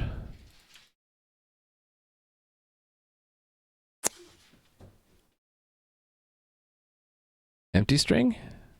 Empty string, I guess. I could also make it null, but does it really matter? ABC key, and then this is bar, which means if I order by bar first, it goes there, right? Okay, and then I have state, choice key, and then I'll skip one for a second just to make this fit. So that's columns 3 and 4. And then I'll add another one in here for column 2 where it's just equal event index size t for integer. All right. So I said I'd take a break now. I'm going to take a break for 3 minutes just to get up and stretch. And if you've been sitting around for the last hour and a half like I have, it's probably a good opportunity to get up. I'm going to, I don't need to refill the water because I did that, but I would have refilled the water if I needed to. Let me set the timer for 3 minutes and I'll be right back. That's a 3 start. Be right back.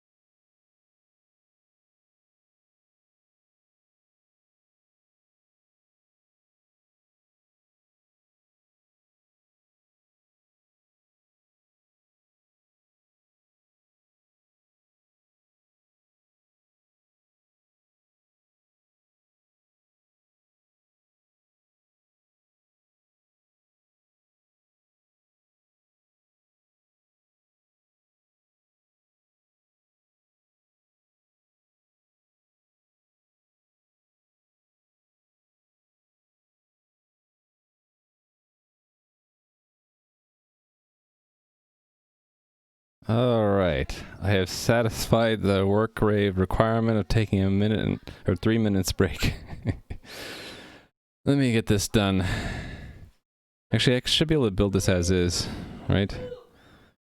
So no, I have some compiler problems. What's...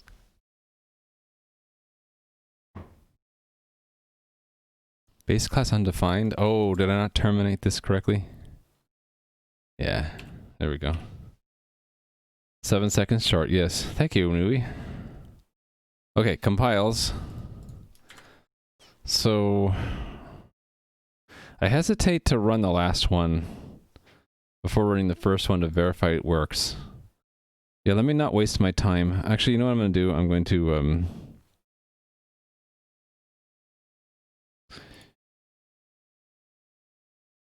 turn... it's not... yeah, turn it into initial template. And then how did I do this in NPC class? It was like equals initial template. Yeah, this stuff.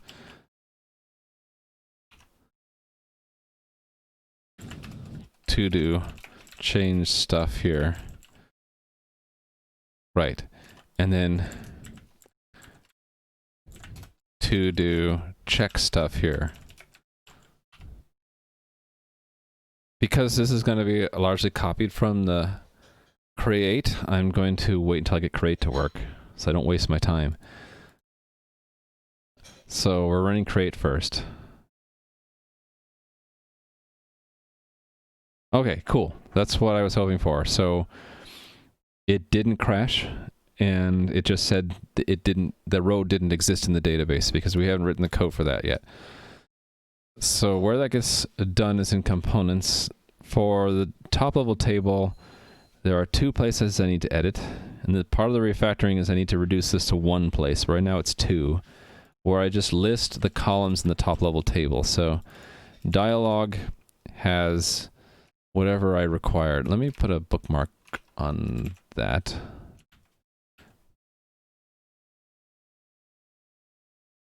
Go to common. Yeah, so it's name. Name. And then I need another one in the second table down here. Field names.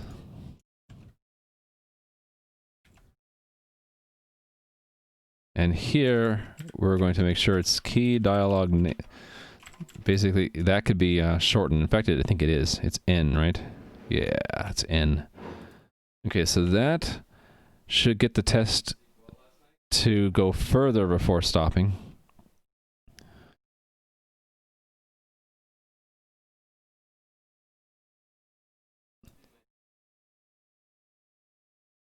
Right, so now it gets into the states. And here's where I have to do a complex mapping, because the states is an object with its own keys and values. All right. So actually, I don't need this old bookmark anymore, do I? Complex mapping, here we come. So it's not a set or an array. Yeah. Complex, I guess alphabetically it comes first. Interesting, okay. Dialog is the component type, and then the table is dialog state. Okay, and then what do we require in that?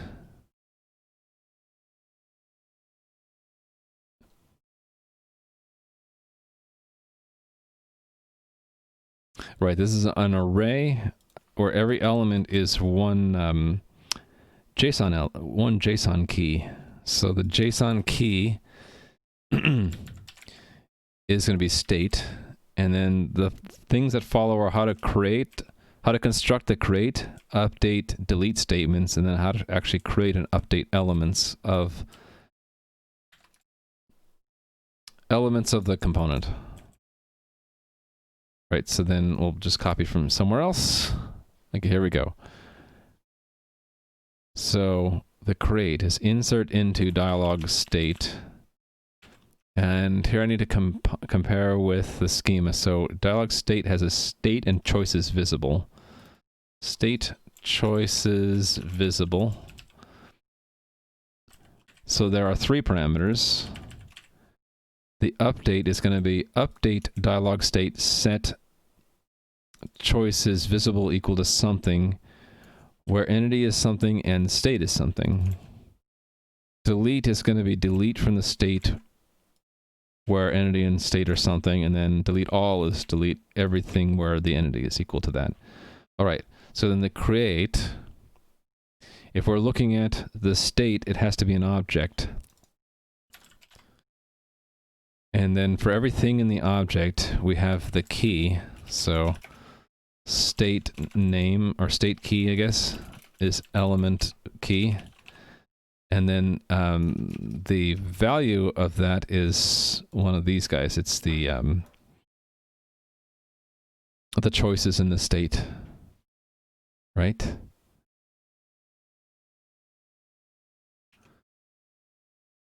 No, these are the states. Hold on. I didn't do that right, did I? It's not state, it's dialog, key dialog states, which is S. S. And so it is an object, and its elements are going to be these things. So like the names of the states, and then each value is the state. And in the state, there is a choices visible. Right, so it's not encoded loot, it's encoded state. And what we care about from that is the entity, the state key, and the what is it? It's just a Boolean, right? The choice is visible. Yeah, Boolean. So as a bool, encoded state key. Excuse me. IntelliSense, what's your problem? Why are you so slow? Loading. I guess I'll take a drink while it's... Oh, no, it's done. I threatened to take a drink and it finishes. Key dialog. It's not in the list? Here it is. Dialog choices visible. There we go. Dialog state create statement. Okay, and then the update, they also have to be objects.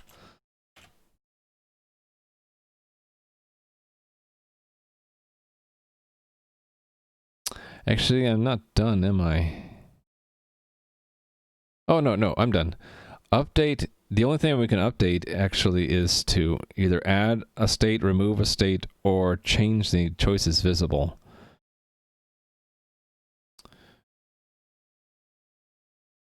So actually, I don't even want this code. This code isn't the array-based code, so I want to copy from an example that uses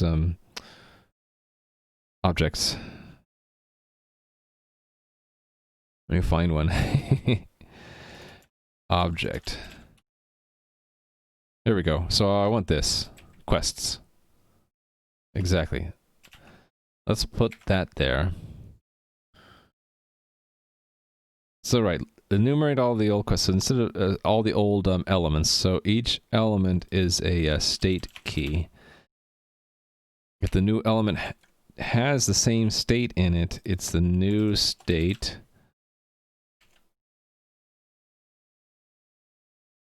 Why? Is this IntelliSense just being very slow? It is. Why are you so slow, IntelliSense?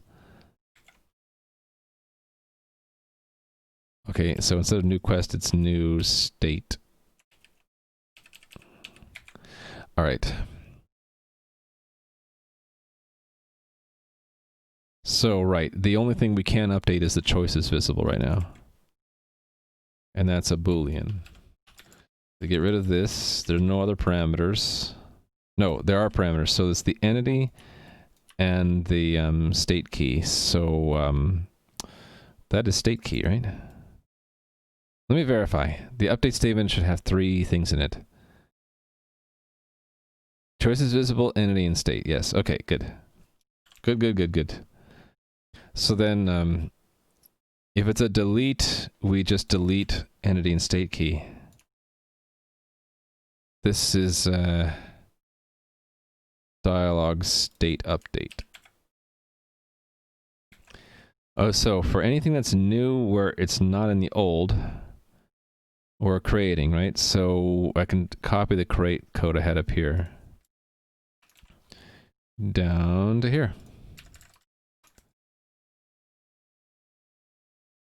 Step it, and we're done, I think. Oh, new state instead of encoded state. Okay, cool. So that should do it for dialog states. So then I have dialog events, and then I have dialog choices. And then I'll be completely done. And maybe work on something more interesting that engages chat more. Because, yeah, when I get hyper-focused on this stuff that no one understands, chat just slows to a crawl. That's okay. I get more work done that way, but I do want to have a balance. Let's see if I get any further. Okay, it didn't get further. There was a problem with the number of rows in the table. It said that there was only one row, not two. Okay. Just all working hard. That's fair. I'm down with that. So we expected select results done to be false, but it was true on when I was 1. So on the second row, there was no second row. So there was a bar, but there was no foo for some reason.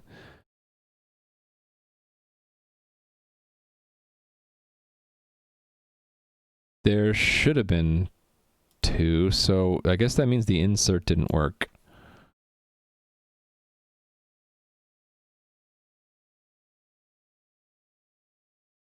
So let me review the insert code here.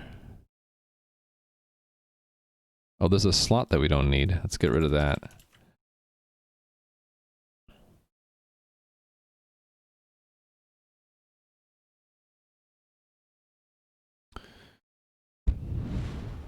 I don't know. I don't see any problem, so I'm going to single step through it, try to find out what's wrong.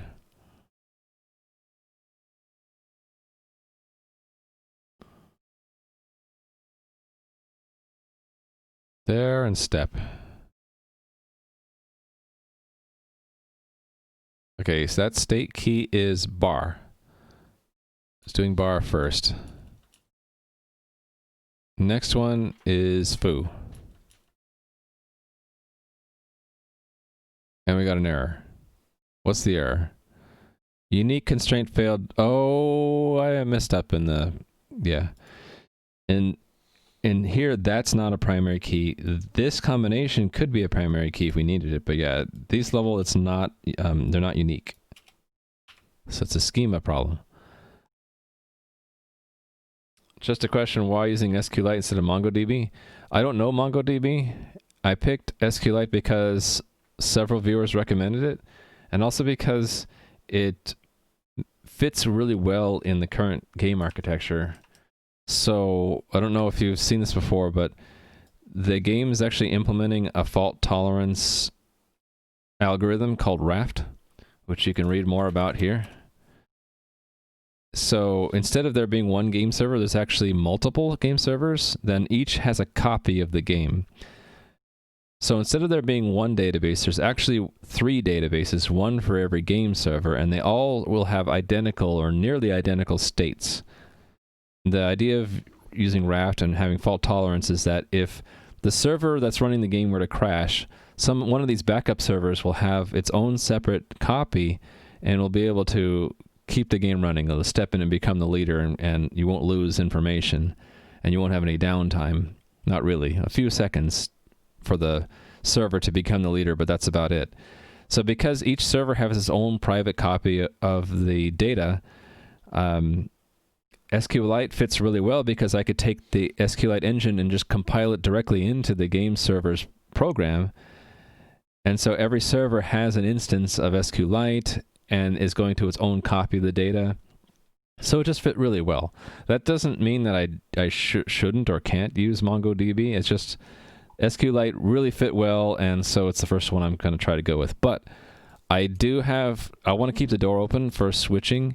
So instead of having the game go directly to SQLite, it actually goes to an abstract interface.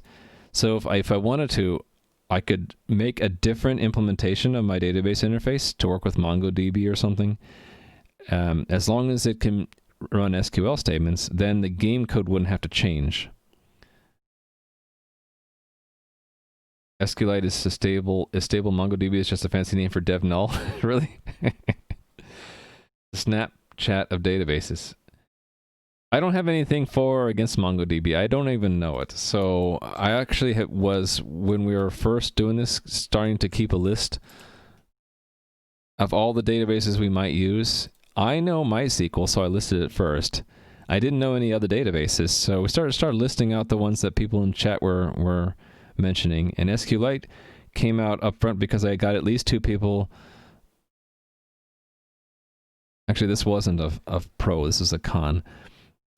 I think I just wrote down Cat Peasant's message, but there are other people who voice the same thing, saying that they've used it and it's great. There's another project out there which uses SQLite with Raft. And other people are saying, like, it's fast, it's used in like millions of computers around the world, it's well maintained, and the API was simple enough for me. So I'm like, sounds good, let's try that at first. There's no real reason why not anything else. Basically just SQLite just happened to come out first because of, you know, people suggesting it and it seeming to fit really well, and it maybe just RNG. You hate MongoDB, they peddle lies and push benchmarks based on settings that make it like Redis and default config will just lose data. Wow, quite an opinion. At least you won't have to worry about schemas. Basically, make money from people who don't really know about databases, really. That sucks. I'd like to learn about it just to know it, but it's somewhat ranked lower in my list of things to do. I want to get my game actually using any database first. And at first I wasn't sure if I wanted to make it always SQL, so I made the database abstraction more like an object relational mapping. Not even that, more like what was it? I can't even remember. It was sort of like an ORM, but then I'm like, I should just pick SQL because almost every relational database out there uses it. Of course, I am sort of shutting the door on NoSQL and other non-relational databases, but I consider those kind of exotic just from my own experience. I'm more used to relational databases, so I don't know. I try not to close the door on any idea, but when I have to actually get an implementation going, I have to start with something. So, although I have like all these options, I'm not going to say no to all but one of them. But I'm going to say yes to one at the beginning, and we'll see how it goes. That's basically what I did. I said yes to SQLite for now, just to see how it goes. The other ones are not a no yet. You would choose MySQL instead of SQLite? So my requirements are probably different from yours. I only need one client per database. I do not need it to be on a different process or a different machine or different storage or anything like that. I'm perfectly happy. Not only am I happy about the database being in a file, I actually kind of want it to be serializable because Raft has this requirement of snapshot installation. I need to be able to take a snapshot of all the data and transmit it to another server to install. SQLite already has the snapshot for me. It's the actual file, and it even has an API to generate it in memory, so it was perfect. I don't know if you can say the same thing about MySQL. Can you ask MySQL, give me a snapshot of your database in a buffer of bytes? And can I take that and transmit it to another server and tell the server there, hey, forget about whatever database you had, here's your database, and give it a byte string. Can you do that in MySQL? I don't know. I don't remember ever being able to do that in MySQL. Docker can do that for everything. Oh, for analytics? Huh. Yeah, I don't have too many opinions on it. I just am I'm picking something that fits my requirements and seems good, you know, like the seems good emote.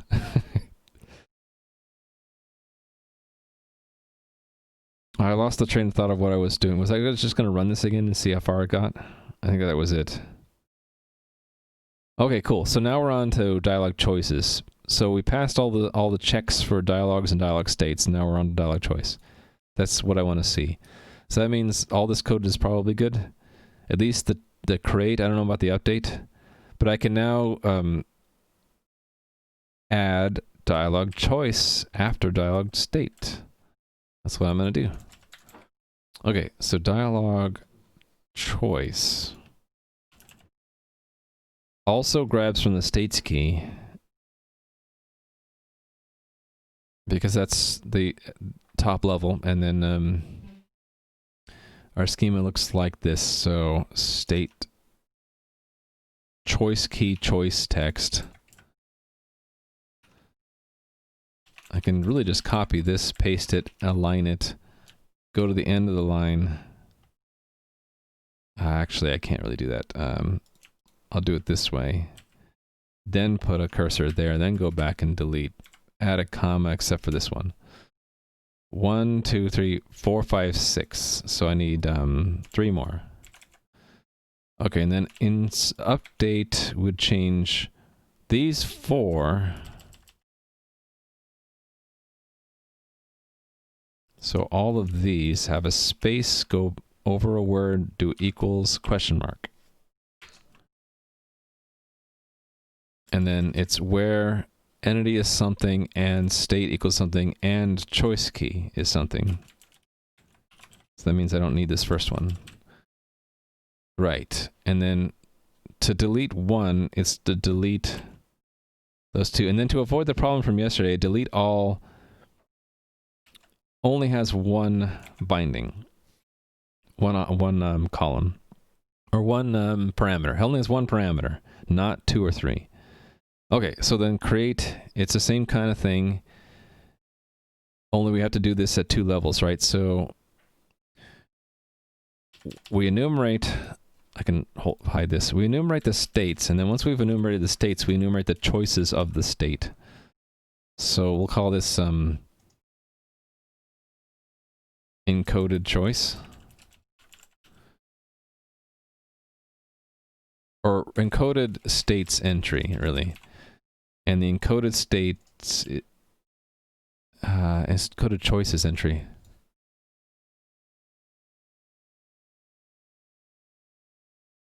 It's encoded state key dialog choices.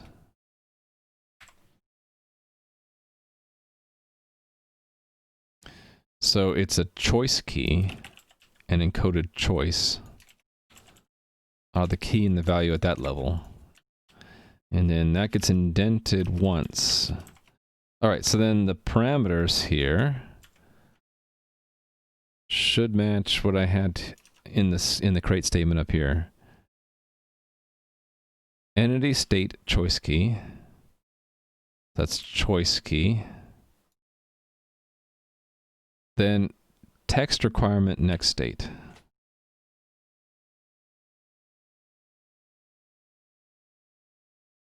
Did I call it text? Hope I didn't. Choice text. Right, that's fine. Choice text. So choice text is encoded choice. Let me get the numbers correct here. Encoded choice key dialog choice. I had to wait for IntelliSense to load. Hey, what's up, Clayman? Cheers. Thank you for that hydrate. The cat went away? Oh, he did. Okay. Bye, kitty. I didn't even hear him or see him leave. You guys saw him before I did. We'll hide the kitty.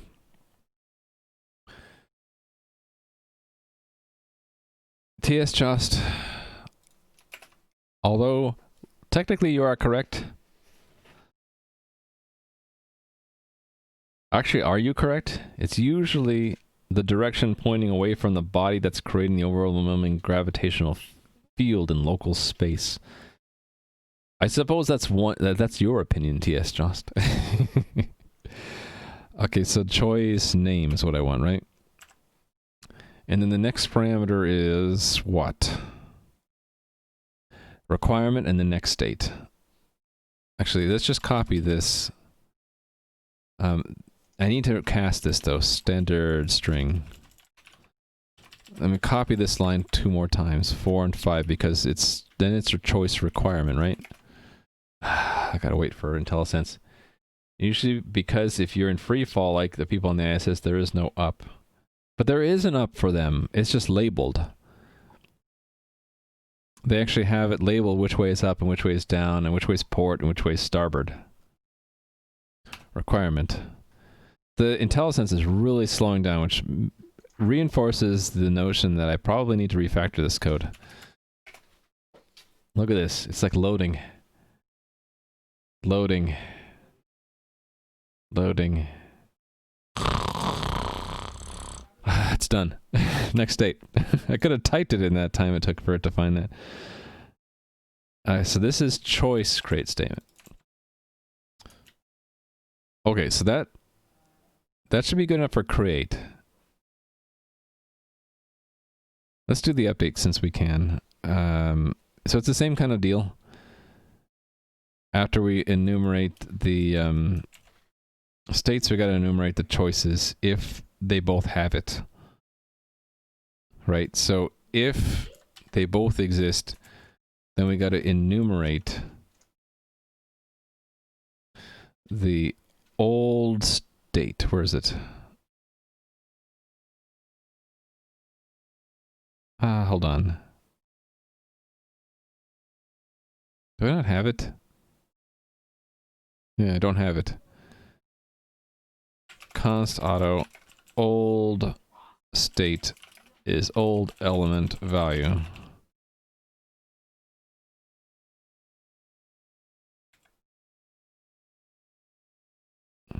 This would be sure.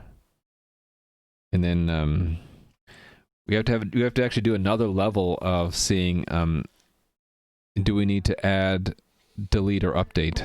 So we need to say if new state has choice key, else. And then when we're done, we have to enumerate all of the new choices. So that could go here. So it would be new element in new state choices. Oh, I need to get that actually out of here. So const auto new choices is new. Thank you for that follow. I appreciate it. New state choices, right? And I should have gotten that out too, so let's do that too. Actually, I can just copy that line and change old to new, or new to old.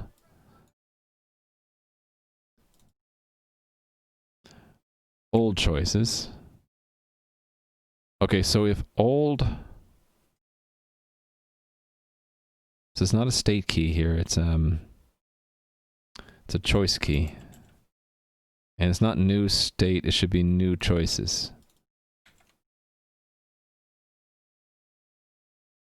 Let's use the same naming convention here.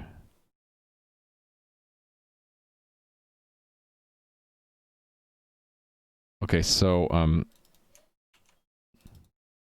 if the old doesn't have that choice key, we're doing a delete. Okay, so then the update is here, and then I need to have a delete and a create. Okay, so then the things we need to bind in the correct order. It's choice text requirement next state, then the selectors, entity, state, and choice key. So choice text comes first. Can I just steal from the create here and just rearrange it? Why not, right? So these 3 go at the end. Instead of create, it's update. Instead of encoded choice, it's oh, did I get this wrong? It should be old state. Old choices, right? No, new choices. New choices.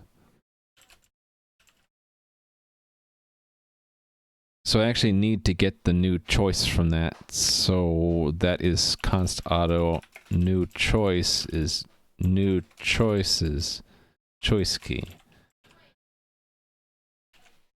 And that replaces those three. Okay, so I have state, if we have choice key, and this is dialog choice update statement. All right, let me grab the delete. It says quest. It shouldn't say quest. Did I mess that up? Oh, it's just because it's copied from somewhere else.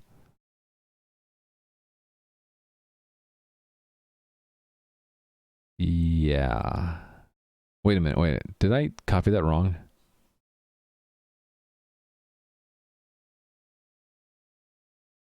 Yeah, I did copy that wrong. That shouldn't be quest. But I don't even need that variable, do I? That's why it still stayed in there, because we never needed it. It was copied from somewhere else. There we go. All right, so then for a choice, we're deleting it in the else, right? It was in the old, it's not in the new, so we need to delete it. And so the choice key is needed there too.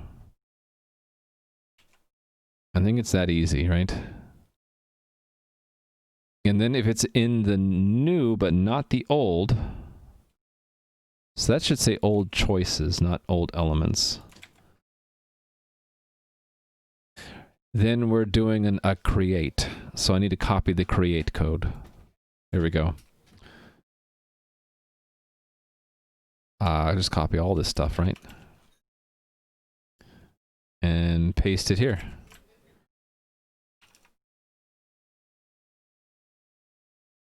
So much to learn about C++. Type declarations, memory management, yeah. Just use universe vector 3 up, and you know where up direction is. You'd be surprised where that, how the motion of that vector changes, Clayman. Relative to gravity. 1/2 the length times 2. I missed all that chat. For some reason. Okay. I need to get... Oh, actually I already have it. Encode trace. Yeah, this is exactly right. Cool. Right, so then this is the create, update, delete if the old and new have the same states. If the new doesn't have the state at all, we're deleting... I need to delete all the choices. So that means I need to enumerate the old choices again, right? Yep. So this thing here. I need to grab that. And I ran into this yesterday too. I shouldn't need a loop here. But to avoid a loop, I need another kind of delete statement where we're deleting all the choices for one state. And I don't have a statement prepared for that. So instead, we're just iterating and deleting all the choices that we know about.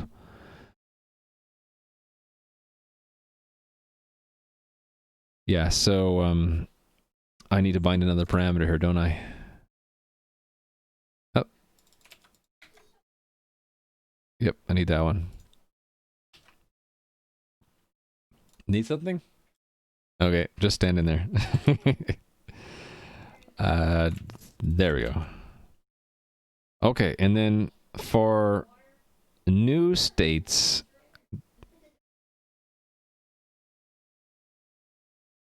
so we need to cover, here's where we're going to cover if it's a completely new state. So we're going to basically iterate through the new choices and create one row for each one. So that would be, where's the loop for new? This one. I need that loop down here. Outdented, and there's no if not old because it's not, that doesn't actually exist. So I just outdent that and I'm done, right? So for every choice, we're creating one. And I don't need this. I think I'm done. Let's test it. Bubba-san, hello. You're here with the video OG, the first French YouTuber Squeezy. I don't know what you're talking about, but hello.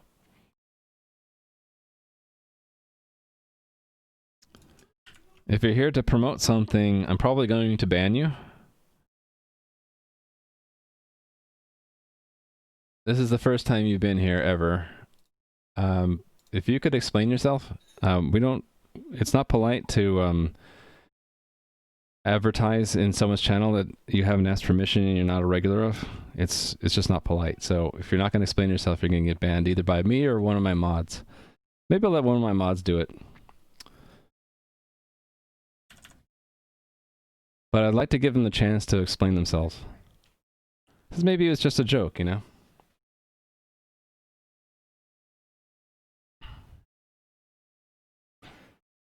I'll give you another 10 seconds, and then I'm going to hit the button.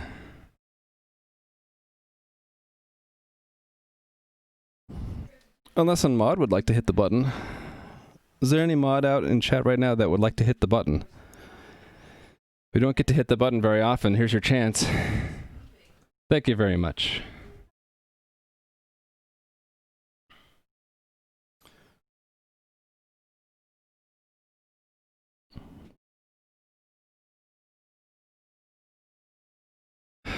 What did I get wrong here? Oh, is new choices not the name of the variable here? Oh, I don't have a variable name for it. So I need that essentially, right? Oh, wait, hold on. I need another loop here, don't I? I need to enumerate the elements. I need to enumerate the, what am I doing here? That doesn't block the video. You don't even need to be logged in to watch the channel. It's just that they won't be able to see chat. They won't be able to read or write chat.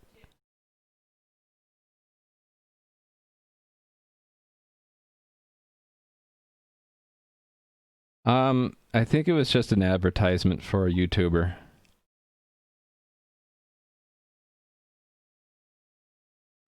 You know what I did? I'll give you a little insight of what I did. So I didn't know if it was a joke or something. So I noticed that they only said one message ever, which is that one, right? And I also checked to see how when their account was created. It's not that old, so it's relatively new. So these are all red flags to me. And then but I wasn't completely sure, so I gave them a little bit of time to explain themselves. They didn't say anything, so they get the boot. And now my stream helper will show them as red. They are banned. And as always, if you're still watching and you think that the ban was improper, you could always message me and we can talk about it later. Whisper me in Twitch, or you can join my Discord and explain yourself there. Same rules apply in Discord there. If you go there and you start advertising a YouTube channel I've never heard of and you didn't ask permission, you just get banned there. So yeah, bans happen. Sometimes it's accidental, or you know, can be appealed and all that, and try to keep a way to correct that. But usually we don't have to. I think I've only had to do that once or twice ever. Usually bans are well deserved. Okay, so what was I doing here?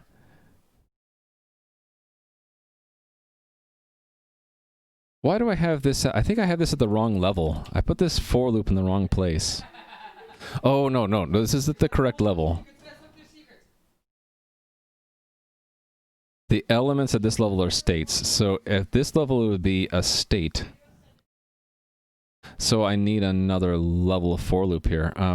So I must have messed that up. Let me copy from the previous table here. Yeah, this stuff. Yeah, I need this. This I need. I messed up this loop here.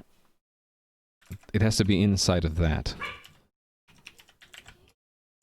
Okay, so for every new element, we get a state. We see if the old doesn't have it. we get that state, and we get its choices, so I need to grab that. New choices is new state dialog choices. We enumerate those choices and we add one for each one. Right. Build it. Can you search all chat messages for a user for all the channels so they can see if it's just spamming? I don't know of a way to do that for all channels. If you're a moderator in a channel, you can get the what they call the viewer card for a user to see all the messages they've sent in that channel. But I don't know of one that spans other channels. Twitch has been taking down that kind of tool for where you could use it because it violates their developer terms of service to actually record to record chat for that you know. So really you should be using Twitch's facilities or the equivalent of that. I consider my Stream Helper the equivalent of a viewer chat because it's for my stream only. It's just a convenience for me. I could get this exact same information just by viewing people's viewer cards. So, hey there, Food Juby. Yeah, it's technically, I think it's against Twitch developer terms of service to retain chat from to retain chat logs from, especially from channels that aren't yours. What's the language? This is C++. It's some ugly code, though, so please don't judge me too harshly. This is just to get something working. This is the inner guts of moving the information about dialogues in the game I'm working on. So, like, for example, this is the dialogue from Bob the Sword Giver in the town. While you're talking to him, you can ask for a sword, right? And it'll say, "Oh, do you need one?" It'll go to the sword state, and if you say yes and you have room, you get a sword. So all the information here is stored right now in JSON, and it looks like this. It's nested JSON objects, a lot of complex stuff, and I'm trying to migrate this into a SQL database to have it fit a schema that has these 4 tables in it. These 4 tables. So there's a table of dialogues, and then for every dialogue there's a table of states, and then for every state there's a list of choices, and then for every choice there's a list of events. So it's 4 levels deep, and I'm just doing this one right now. So the code we're looking at right here is creating new rows in the dialogue choice table whenever we save a dialogue that has a new state in it. Which game is that? I can bookmark that. I am actually getting low on games that I like to play, so I'm actually okay looking at new games. Does SQLite support indexes? Yeah. I just don't know how to use them yet, and I consider them optimizations. So I'll probably add them when I get to where I want to make it faster. It only takes 5 minutes to play. Okay, I'll try it out later. Oh, what language am I speaking? I'm speaking English, and I'm writing code in C++. The giveaways that it's C++ are when you see const auto at something equals. I don't know of any other language that uses that syntax. This says the variable, we're defining a variable. It's only going to be set once, so it's constant. Auto means to automatically determine the type of the variable. And the at qualifies that to mean we want a reference to something, not a value, and then that's the name, and then that's on the left-hand side of an assignment. So really the code execution is from right to left. Actually, that's off the edge of the screen. It's right to left. We first get this value from this other object, and then we assign it to a new variable, which is a reference to some type that's automatically determined by the context, and that we're only going to set it once. So there we go. Would you ever need an index since you don't really select? I do intend to select. When I get to step 2, we're going to be selecting out of the database also. But probably what I'll do, since it's all in, right now the game operates with everything having an in-memory copy, I might not even need an index for that because all of our selects are going to be like, select every row, please. Okay, now select every row of the other table. So you only really need an index if you need to search in your select. If you're going to just select and grab everything, you don't need an index. So yeah, I might not need an index. It is for just storing state snapshots. The advantage is that we're incrementally updating with our inserts and creates and deletes. The select is probably just going to be a bulk, give me the whole database kind of a thing. Here's all, yeah, so you can create indices after the fact. Yep. Okay, did I get this right? I can see that the IntelliSense is confused. Look at the weird coloring there. It's like alternating between orange and green. I'm not going to let that bother me right now. I'm just going to get through this. Okay, so there's a problem. Or is there? Oh, no, we made it all the way to events. Okay, cool. So the create, all the checks passed for choices. So now we're just doing events. So here's where it gets really nasty because it's 4 levels deep. Right? So there's going to be creates at every level except for the bottommost where we do a create, update, delete. Almost makes me want to have function objects that we can reuse, but maybe I'll do that in refactoring. All right, so let's do it. How bad can it be, right? Dialog event. Let's do this. Look at all this nasty long code. All right, so it's dialog event.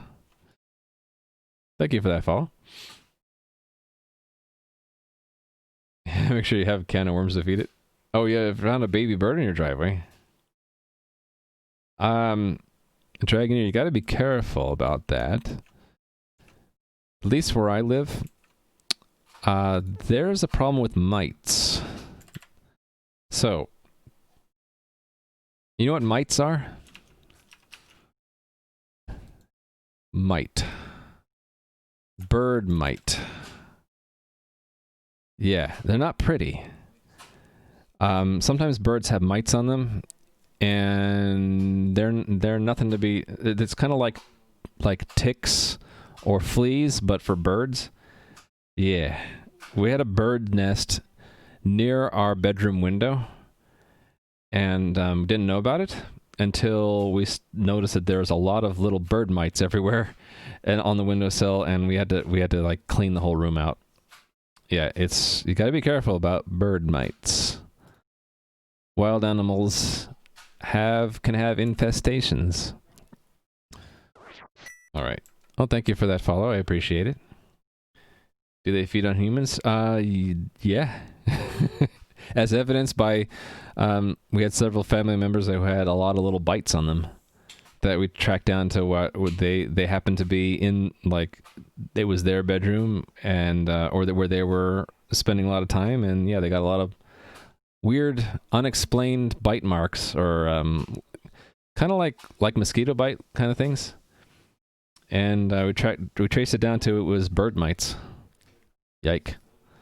But only some people. It's like the mites like to bite some people, but not others. Thank you, Vaccine Thug. How are you doing today? 36 Cold Arrow, hello. At least it wasn't bed bugs. Yeah, those things. Bed bugs like infest to a point where you have to like get a new bed sometimes. Yeah, dust mites are also a problem for some people, and they're really hard to see. Almost microscopic. Okay, so I'm changing, yeah, I copied some code from dialog choice, and I'm doing dialog event now, right? Right, I remember what I was doing. I'm selecting all this text and doing event.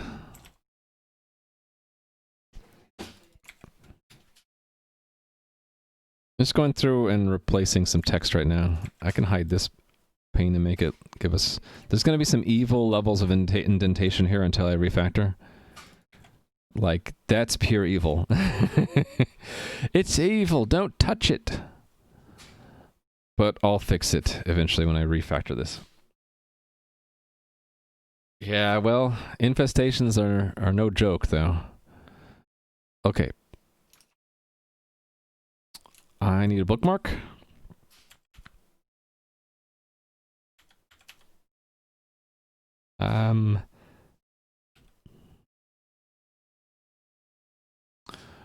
Actually, want to compare that with this, don't I? It's entity state choice key event index type content. But it's the same number of arguments, 6. So when we update an event, we're only updating the type and the content. And here's where the real evil nesting comes into play. It's where entity is something, and the state is something, and the choice key is something, and the event index is something. At this point, it's like maybe I ought to just abandon the whole thing, and whenever we update an event, we just update all of the events for that choice or something like that. Getting ringworm from a wild cat your dog got it too is nasty. Yeah, infestation's no joke. Type and content, no requirement. All right. So when we're deleting, also it's selecting very precisely what combination, unless we're deleting all. Okay, so here I have to add another level, don't I? So within a choice, we have all of the events. So this is encoded choice key dialog events, I think. Choice events, which is E. All right, and then this is, there's no key, it's an array. So it's going to be an encoded event. And this is events entry. And then we indent one more level. So the create is easy. We just go through all the states, all the choices, all the events. And it's going to be entity, state, choice.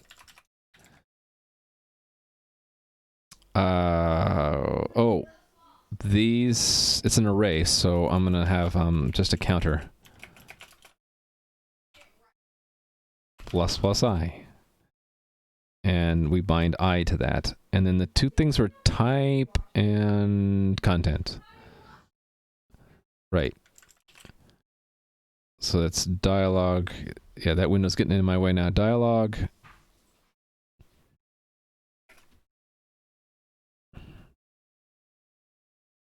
Okay, IntelliSense is absurdly slow right now. I might as well just look at key names, but I'll wait for this one last time.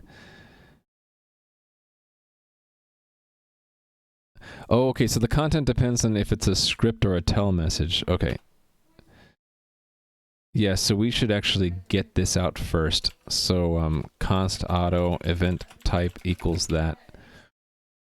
Bind it, and then we have to do a little bit of comparison. If event type is equal to tell, else if event type is script, else.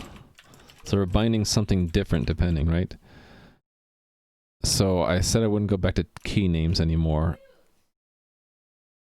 Yeah, tell message. If it's a script, it's not tell message, it's script. And then if it's none of the above, I think I decided I was just going to do an empty string. Not use it, not make it nullish. What am I working on? I'm working on getting the data from this game that I'm making. It's all custom engine and everything. It's inspired by Ultima 4 and 5. It's multiplayer online, and Nui graciously put the links in chat. I'm working on getting the data for this game migrated to a real database, because right now the game is very slow to start and slow to save its progress. Even though it's on the server, so you don't really notice it, but I notice it when I need to start or stop a server. The data for the game is on one huge JSON file. The predominant part of that JSON file is the section where we contain all the game's data broken by type. So for example, an item in the game looks like this. It has an entity identifier, and it has a type and a name and a quantity. So this is a bag of gold, right? And another example might be, yeah, an NPC is fine. This NPC is named George, and has this weapon equipped, and has these other attributes like what's the timestamp when they can next act or wander around, where are they patrolling nearby, where their anchor is, what their aggro range is, and who they're fighting. So I'm doing this piecemeal, so each component type is being independently migrated to a different set of database tables. So I'm doing the last one now, which is dialogue. And dialogue is one of the most complicated things. A dialogue in the game, in the editor, looks like this. So the dialogue is like what an NPC will say when you ask them certain questions. It's a big state machine. So when you start, it'll say like, before you stands an impressive figure clad in armor, whatever. It'll go to then the conversation state where you can type in one of these things like, what's your name? My name's Bob. Job, I guard this place, etc. So depending on what state you're in the dialogue, you have different choices, and then a choice has certain events that when you make that choice, like if you say sword, it'll say, I have many swords in my arsenal, and then it'll do a pause, and then it'll ask, do you need a sword? And then it'll go to the sword state. So all of this information looks like this in the game if I show you dialogue. So like, here's the dialogue for George, and here are all the states you could be in. And so here's the conversation state and all the choices you can make. You could say sword, for example. And the sword state has these events. You need a weapon. I have a spare sword. Would you like it? So this is just one event, but you can imagine there might be more than one. So this is the most complicated in my opinion, because to fit this into a database, I essentially need 4 tables. I need a table to capture the names of the dialogues at the top, and then for every dialogue, there's a list of states, and whether or not the choices of that state are visible. And then for every state dialogue combination, there is a list of choices you could make. And then for every dialogue state choice combination, there's a list of events that happen. So it's 4 levels deep of tables. You're working on a game and save the entire game with JSON very slow. Yeah, me too. So instead of saving it with JSON, we're going to save it incrementally using a database. And hopefully, since the save is incremental, it'll be a lot faster. And also, hopefully, when we read the database into memory, it's fast because we'll just do a dump from... let the database do the parsing for us. No primary key. No, I don't have any keys yet because... I'm keeping it simple. I'm just making it work. I believe I only need keys if I'm going to need an index to do searching. And for right now, I don't think we really need keys unless for efficiency. But yeah. Also, I don't know how to do foreign keys yet. So yeah, this is really only existing at the unit level, at the unit test level. When I get this integrated into the rest of the game, I'll need to like say, well, do I want to have indexes? Do I need keys now? Because if I don't make that decision and I postpone it, then that'll require an extra migration later, right? To migrate the database to add an index and add a key. So I think I'll work out what things need to be keys and what things need to be primary keys versus foreign keys, or like this could be a combination key here. Those 4 columns together as a unit are unique, but any one of these is not unique in that table. So there's a way to say these 4 things make a primary key out of that. So I'll probably make that decision whether or not to do that when I integrate this into the rest of the game. Otherwise, yeah, I'll have to do an extra migration to do that.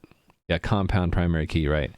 So there are pros and cons, right? The pro would be that if we need to search to find a specific event in a specific choice, in a specific dialogue, in a specific state, it would be really fast if we had an index. But how often do we have to do that? I don't think we ever need to do that, because this whole table is going to be read into memory, and I'm going to be storing it in C++ with maps, with hash tables. So the most of the searching is going to happen in memory after we've loaded from the database. So the benefit of having a primary key might not be as much as like in other use cases of people using databases. All right, so this is creating an event. That's the easy part. Updating events is hard because we have to look at all the new states. No, all the old states, and if the new state has the same state, then we're looking at all the old choices, and if the new state has new choices has that choice, then it's an update. But for us, it's even one more level deep, isn't it? Then, yeah, at this point, I need to do what I do for arrays. Hey there, Batcraft. I sort of been slacking and not saying hi to people. I'll just say hi to the most recent people. So hello, get off my lawn. And Mudribbit, hello. Mudribbit inspired me to make this shortcut, by the way. For when someone's stream fails, I do the reverse F, which is inspired by Mudribbit. For some reason, my stream helper says I didn't say hi to Fool, which I regret missing that because we've been talking to Fool for a while now. And then St. Lucifer, I forgot to say hi to you as well. And then Clayman, I never said hi to, and that was a while ago. Hi, Clayman. Actually, I think I covered everyone. I've waved to everybody in chat who said something. All right. Yeah, this is where it gets really complicated. What do I want to steal from? Probably something that's I've dealt with an array already with. I have, look, my stream helper says I don't need to wave to you, Nui. We already waved to you. Okay, where did I deal with an array? Okay, it wasn't dialogue, so I'm gonna scroll down. Yeah, this serious need of refactoring. Not quests. Tile set, right? No, even tile set, no, tile set had a frames inside, right? Yeah, tile frame, yes, I remember doing this stuff. Okay, that's right, the updates. Yeah, so we're doing indices. Right.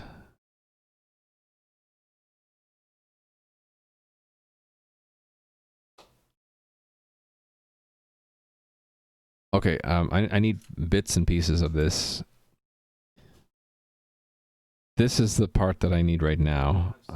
So I'm going to grab this right here. Grab this code and copy it.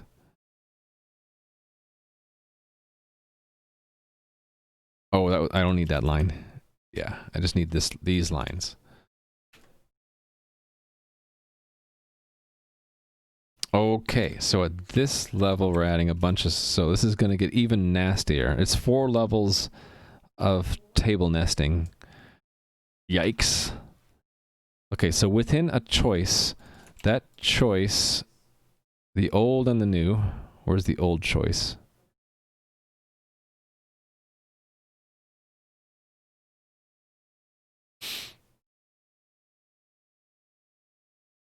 Okay, to be consistent, let's call it old choice.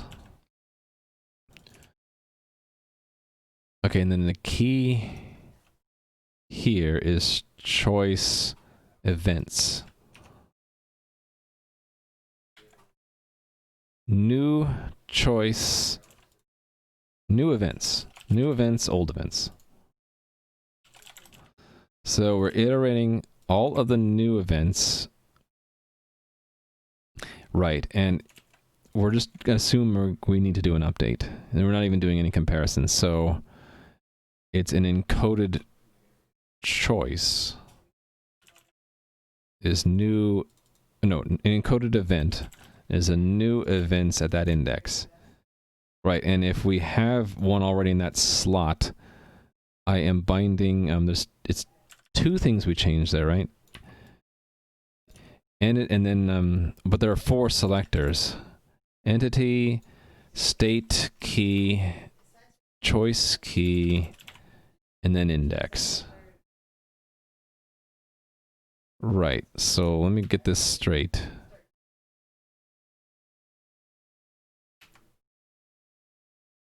So not, yeah, state key, choice key, yeah, that should all bind correctly. So it's encoded event, and they're both const char star. I need to compare this to the schema, or to the command. Here it is. This update, type and content. Right, there it is. Type and content. Oh, wait a minute. I did this in the create. This, I need this right here. Type and content. You can see me copy pasting code. I should not really be copy pasting code. If I was better at this, I would And look at that. If I scroll to the right, it's like I didn't indent it at all. I should, if I was better at this, I would be doing it in a clean way where I wouldn't need to refactor this later. But right now, I'm doing it in a way that will require later refactoring. So why did I call it encoded choice up here? That's the wrong name. That's maybe actually a bug. Yeah, it should be encoded event. This is a bug. There, now it's fixed. Okay, cool. Fixed a bug, but I didn't even know it was there until I got to here.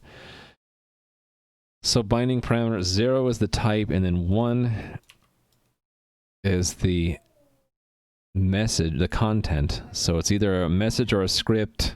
You guys can't even see that because chat is in the way. Telemessage or script, right? And then the selectors, which are 4 of them, step, and then this is dialog event update, right? Yeah. Okay. Right, and if it's at or beyond the old events, then it's a create. So I'm going to just steal the create out of this. This much of it. And paste it here. Actually, I'm replacing all this, right? Yep. Too much indentation. It's just crazy. The encoded, I still have encoded event, right? Yeah, cool. So literally pasted that code, so I should just make a function object that does that and call it from 2 places. When I refactor the code, I'll do that. This will end up being a function on its own. All right, so then that covers any creates or updates. Now I need to do deletes. So, and we're looping from old events. So from new events to old events, I need the delete statement from here. That's actually not even correct yet. I'll just put the correct word. It's state key and choice key, and then the last parameter is I. And it's dialog event delete statement. Yeah, I'm just waiting at this point for IntelliSense to confirm that that's all good. State key is valid. State key, choice key. Yeah, all right, good.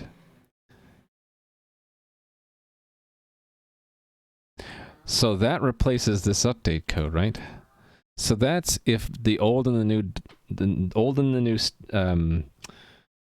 JSON objects have the same state with the same choice. This else, I should probably start using comments here. Yeah, otherwise I'm going to go insane. This is both have same state with same choice. This else is both have same state, but choice is old. So we're deleting all events for that choice. So it's going to be a loop.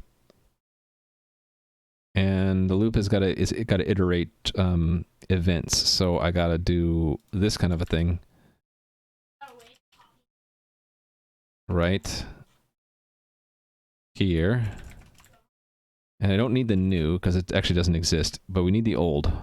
So I need the events, and we're going to iterate all the events, and I should have a prepared statement to do this, but right now we're just doing it brute force. So I'll replace this later with another prepared statement. Right now we have to loop through and delete all of the choices, all the events for that old choice. So this is dialog event. That should say delete. Did it not say delete before? Oh, because I copied that. I repurposed some old code, didn't I? Or no, I did copy that from somewhere else and it's wrong. Shoot. I'll have to walk through this and make sure I get it everywhere. Hey there, Or-Driven. And whoever that was, thank you for the follow. I typically don't like to call out lurkers, so people who are lurking and follow, I'll just say thank you for the follow and not say your name. If you want to be recognized by name, please chat, and then I will wave to you and say your name in chat. All right, both have same state but choices old. So then I need another else for this if, right? This is both have same state. So the matching else would be that state is old. So then I need to do a multi-level delete. So I have to delete all events for all choices in the state. Yeah, so it's just another one of these, right? We get the choice key and then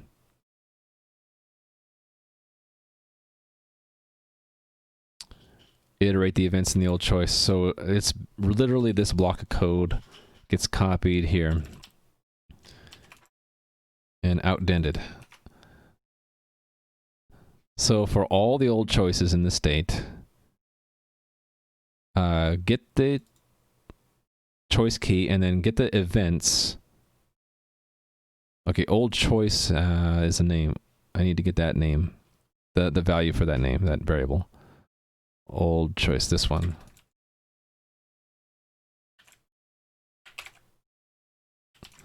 Okay, so we get all the events for that old choice and we iterate them and we use the delete statement to delete all events in that old state's choices. Okay. Did I get them all now?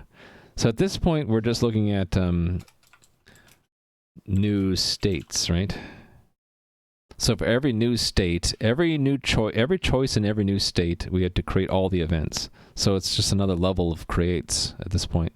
And I can copy that from here, I think, right? Yeah.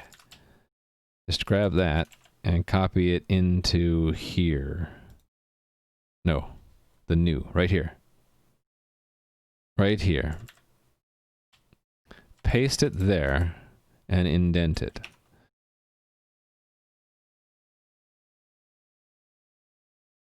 No, I have too many levels here. Too many levels. There, outdent that. Delete the extra syntax. Okay. Phew. So for every new state, it enumerate all the choices. For every choice, wait a minute, this is not right. No, I copied from the wrong spot. Dang it.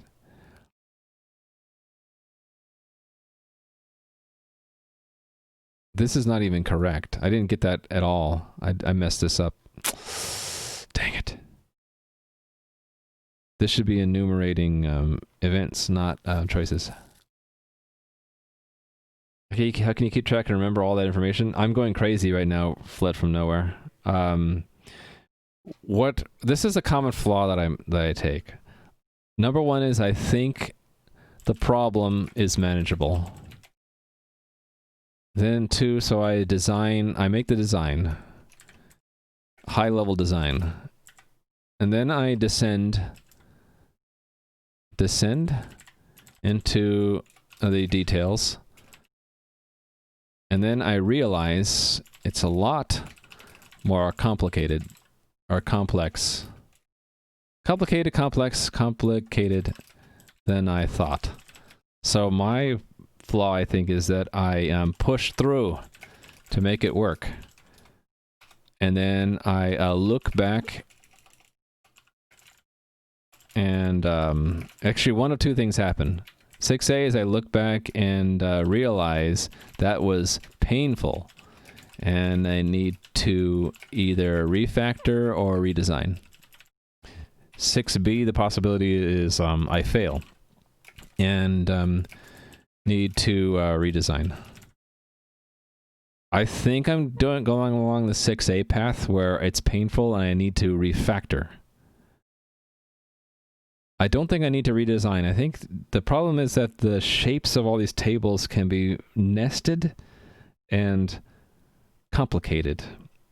But if I design a good enough mapping table structure, I could probably keep keep it under keep a lid on it and be able to maintain it. But I could always be wrong and hit the 6B point. Yeah, this is a common learning process, I guess. So I start with what I think I know, and then I realize what my mistakes are, and then I try to correct so that the next time I have maybe a little bit better intuition that before I descend into the details, that I make a high-level design that will fit better and be not painful and not need refactoring and redesign. How many programming languages do I know? I know a bunch. So the ones I know really well are C, C++, because I consider them separate languages, although C++ has a lot of overlap with C.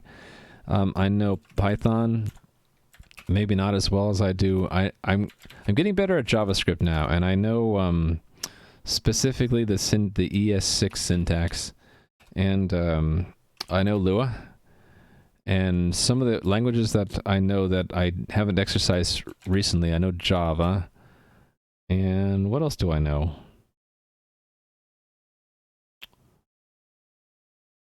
I mean, those are the big ones that I know. I'm probably forgetting something important. Those are languages that I know these days. You reach a point where new languages are easy to pick up, but also easy to lose because you don't use them, you don't exercise them, and you forget the syntax differences. Why am I using so many in one project? Because I use the right tool for the right job. Or I use a comfortable tool for different sub-jobs. So I would like the game to be played in the browser.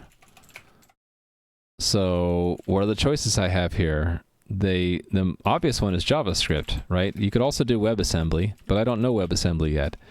And then I would like the server to run in AWS. So for me, what seemed to fit well for me was C++, because I need it to be a standalone program, and I want to write it from scratch. And I like C++, so I picked that. But I could have written it as in a Node.js or something in the backend. And then another dimension is I would like to be able to change game systems without recompiling. So that means a scripting language. So I picked Lua for that, but I could have picked Python. And then I would also like to have some automation tools that I run, like scripts, right? And I could have picked shell scripts. I could have, but I picked Python. So it's a combination of each of these would likes has different requirements and a different context, and so different languages are more appropriate or more comfortable. Why not use Node.js in the backend? Because I'm more comfortable with C++. If I was comfortable with Node, then it might have gone this way. It might have been not Node.js instead of C++, but I'm more comfortable with C++. So it's a combination of comfort and context and pros and cons in what you're trying to accomplish. So my game has multiple dimensions, multiple contexts, and so each one I pick slightly different tools that feel better. Can you explain what this means? Would you like to be able to change? Oh yeah, I can explain that really easily. So this is my live game right here, right? Let's say we want the sword. Let's find the sword giver. Go to town. Where's town? I'm outside of town. Okay, so there's this dude here, the sword giver, who he has a dialogue where if you ask him for a sword and you have room, he'll give you a sword, right? But let's say we want to change it so that instead of giving you a sword, he gives you 100 gold.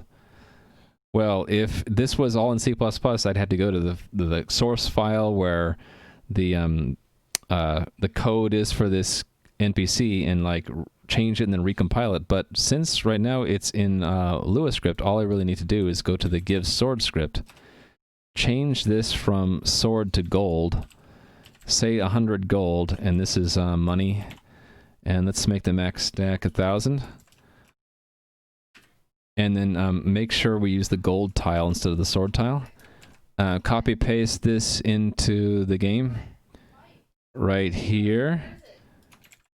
And now he gives out 100 gold rather than giving out swords. It's that easy. I don't have to recompile anything. So now if I play the game, I didn't have to recompile anything. I just loaded a different script in there. I'm going to go talk to him and get my sword from him. Ready? Sword. Would you like it? Yeah. I got 100 gold. I didn't get a sword that time. Isn't that cool? And let's say I'm like, oh no, I want to go back to being a sword. I just take that. I go back into the game. I go into that script, paste it. Boom. Now he gives out swords instead. Sword. Yes, I would like one. Now I got... did I not hit save? Oh, I didn't undo enough. I got money with attributes attached to it. That's the pitfall of having things scriptable. It's easy to make mistakes live in the game. So, sword. Yes, now I got a sword. There it is. So, yeah. It's really easy to change game systems and variables if those variables and game systems are written in a scripting language that you can easily rerun or recompile live on the fly. So I could do it in C++ too, right? But I would need some kind of loadable, unloadable module system where I could like compile just a small piece of C++ and like unload the previous .so file and then load the new one, and it would work the same way that, and it would probably look to you the same way here. Like this could be C++ code that's just in time compiled. But I would need that extra machinery to do the compilation and the linking and the loading, and it's just so much easier to do with Lua. With Lua, I just call a few functions in C, and boom, I have a new Lua context where I have a function called giveSword, and it actually does something different now. Confused as to why Lua would do scripting in a game that is coded in JS? The front end only is in JS. The back end is in C++. So the architecture of the game I have in a diagram here. The JavaScript is in the client only. The server is where the Lua lives. Between them is a WebSocket connection. So the server is a dedicated standalone C++ program with Lua compiled into it. The client is a JavaScript application that's put onto my website. So if you are playing the game and you hit F12 in Chrome and you look at the network connections, you would see the WebSocket connection between them, and actually you can actually inspect that and reverse engineer how the server and client talk to each other. It's an interesting exercise for people who like to reverse engineer things. I've had viewers make their own alternate clients to do things like auto mapping my game that way. Most big online games do rolling updates a bit differently. I still support rolling update for even the C++ code, but I do a little bit differently. So let me drop this sword on the ground because I don't need it anymore, and I'll log out. My game server, even though being C++, I do support rolling updates because I use Raft. So that's a consensus algorithm where you run copies of your program. I have 3 copies. Each one is got the same copy of the game and everything, but only one of them is actively leading the cluster, so to speak, the one actually executing scripts and stuff. The others are followers. They're just making copies of the game. The way I do rolling update is I update the followers first, then I force the leader to hand over to one of the other servers to become a follower, and then I update it. While the game is running here, I'll demonstrate live. I can just take one server out of the loop. Now that server's not running anymore. I can go update the code, recompile, relink, or update it to a new image, and then when it's ready, I can have it rejoin the cluster. It takes a little bit longer to rejoin than it is to leave, because rejoining, it has to catch up its journal or its snapshot of the game. So the leader has to transmit, what happened since you were last a member of the cluster, and then it has to, rebind its public port, which might be why it's not coming up right away. But eventually it rejoins the cluster and it's active and can take client connections again. So I rotate through the cluster one server at a time, and the most someone will notice is that their network connection gets migrated from one server to another through handoff. But the game continues the whole time through. It's just that at some point, the leadership has to be transferred from one server to another because we have to update the leader. Updating followers is really easy. You can take followers in and out of the cluster at any time, and they don't affect the decision process of the game because they're really just blindly following the leader. What if a truck crashes into the building taking on the uplink? Oh, well, if the entire cluster gets compromised, the game does stop. But since we're using a journal file, the worst that'll happen is that the time stops for the game world until I get this cluster up and running again, and then it continues. There's redundancy in the data storage because each server has its own copy of the data. So if there's some file corruption on server 1, server 2, we can grab its snapshot and then just replace server 1's snapshot with server 2's. I could have these servers running in geographically different places, right? Server 1 could be Europe, server 2 could be the US. The downside of that would be the cluster talking to itself would be slower. But the plus side would be that if someone crashed into a truck holding server 1, the game wouldn't completely go down. Just we might have a leadership transition, but the game would still run until they repair the damage to the building housing server 1 or whatnot. I don't need that level of reliability. I'm okay. In fact, sometimes I do take the cluster down because it's just more convenient. I want it to be set up so that if my game is popular and profitable, that I don't need to take the game down ever, that I can get away with just rolling updates or dynamic updates to the scripts. If you did, you say the game is nuke-proof, I guess. Well, but then you might want to put one on the moon and maybe on Mars to be safe. I don't know. Anyway, yeah. That's a long story about why I use different languages and why I use Lua in the backend, because it's just more convenient and more comfortable, and I liked it more. I mean, there's a lot of reasons. We have a lot of choices as designers and developers these days, right? It's not one size or one tool fits all. You have pros and cons of every decision, and some of those are highly contextual. You could be that you're working in a team of C# developers. You'd probably pick C# instead of C++, right? You know, not that C# is any better. It's just maybe more comfortable for the team you're in.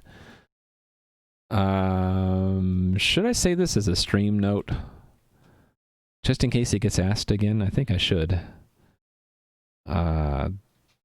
Stream notes. Yeah, let's say why different languages. And let me save this stream note too. This is languages I know comfortably. Although Java is like on the edge there. I haven't done Java in like 2 years, so it might be a stretch for me. Okay, and this is another stream note. This is my design complexity pitfall. The pitfall that I fall into all the time. And I'm in that pit right now. In the old days, all you needed was C, XML, and CFG. Yeah. What's the difference between C# and C++? Differences between C# and C++. C++ versus C#. C++ typically is compiled first, then linked, then loaded, then executed. C# is more fluid. It could be translated to MSIL, then loaded, then compiled, then linked, then executed. And then this actually can be in any order. So it's a bit more fluid in that when things actually get compiled, linked, and executed varies a lot. Whereas C++ is a lot stricter. There's a distinct compile phase, link phase, load phase, and execution phase, right? C# is not so much. There's also this intermediate language. So there's a split between code starts out in C#, and ultimately it executes machine language, right? But in the middle, there's some extra language layers. There's a virtual machine running in there, whereas usually with C++, there's no virtual machine in the middle. It's you go straight to machine language.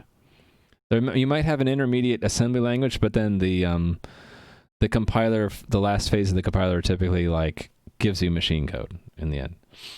But yeah, there are other differences too. C++ is usually unmanaged, mostly. You can think of that there's a little bit of managed code in smart pointers, but C# is definitely managed parts and unmanaged parts. And what managed means is that the language and libraries and facilities that come with it do a lot more of the memory management for you. They'll do reference counting, they'll either garbage collection, or they'll do the management of the lifecycle of the object for you, where unmanaged in C++, that just means the programmer has to deal with it. But I say mostly because with smart pointers, you start to get some of the elements of managed code in C# where the references are counted for you. The destructor is called at the right time for you. You don't have to program the exact line of code where you call delete. But it's all kind of not fluid, but open to interpretation. But I think these are the main points of differences between the languages. The distinct phases of compilation, link, loading, and executing is a hallmark of C and C++, whereas C# and Java also have a more of a fluid, like translated to some intermediate language, then loaded into a VM, typically, then actually compiled, linked, and executed by the virtual machine, or maybe not even compiled, maybe it's completely interpreted.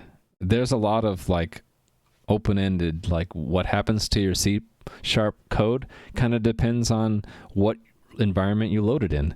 Does it have just-in-time compiling or not?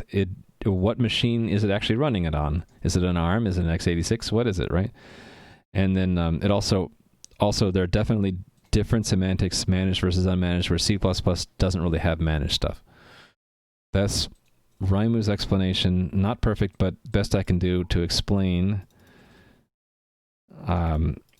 C++ versus C#. There we go. And I'm sure chat added a whole bunch of extra stuff that really helped out. I can see it there, but if I were to spend the time to read all of that, would not be able to balance my time properly. But you guys in chat are awesome. Thank you for adding all that information. Why am I saving all this? Because the questions get asked a lot, and so the next time someone asks it, I can just pull it up in the stream note, and I don't have to type it again. It's just a habit I'm forming by streaming.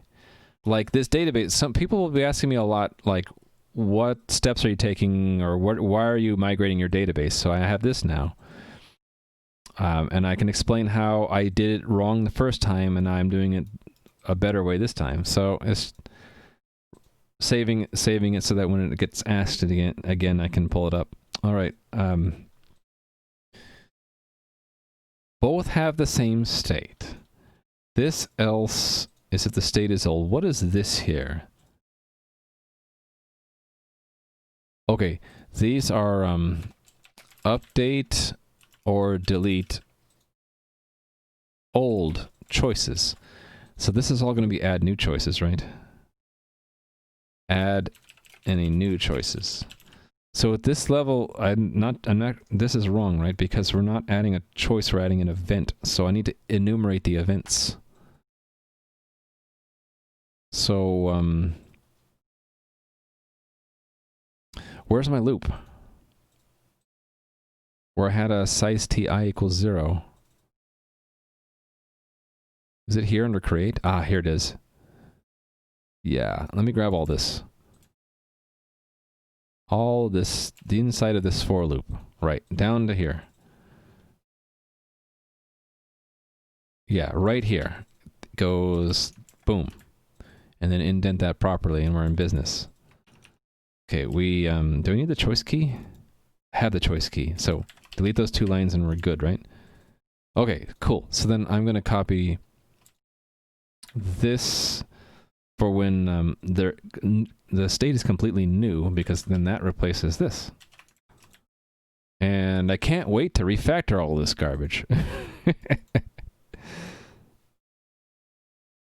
All right. I think that's good. Well, thank you, mods. Okay, so I'm going to add a forbidden word. Because that's the second time today. Let me, hold on. Let me privacy screen for a moment, because I don't know what screen this is going to pop up on. Okay, we're good. So, actually, hold on. Which screen is which? That's the correct screen. Okay, I'm going to add to my forbidden words list. So now squeezy is going to be a forbidden word. You guys okay with that? So now the bot will automatically ban any unwhitelisted person who says that word. So don't say that word. If you do, you'll get banned. What's the second time we've had a spammer come in here and try to self-promote that? So it's common courtesy in Twitch channels not to do self-promotion or to promote other things if you're not a regular and if you haven't asked permission. So that's the second person who's come into chat who has never been here before and never chatted, and the first thing they say is they promote something else. So that is very rude.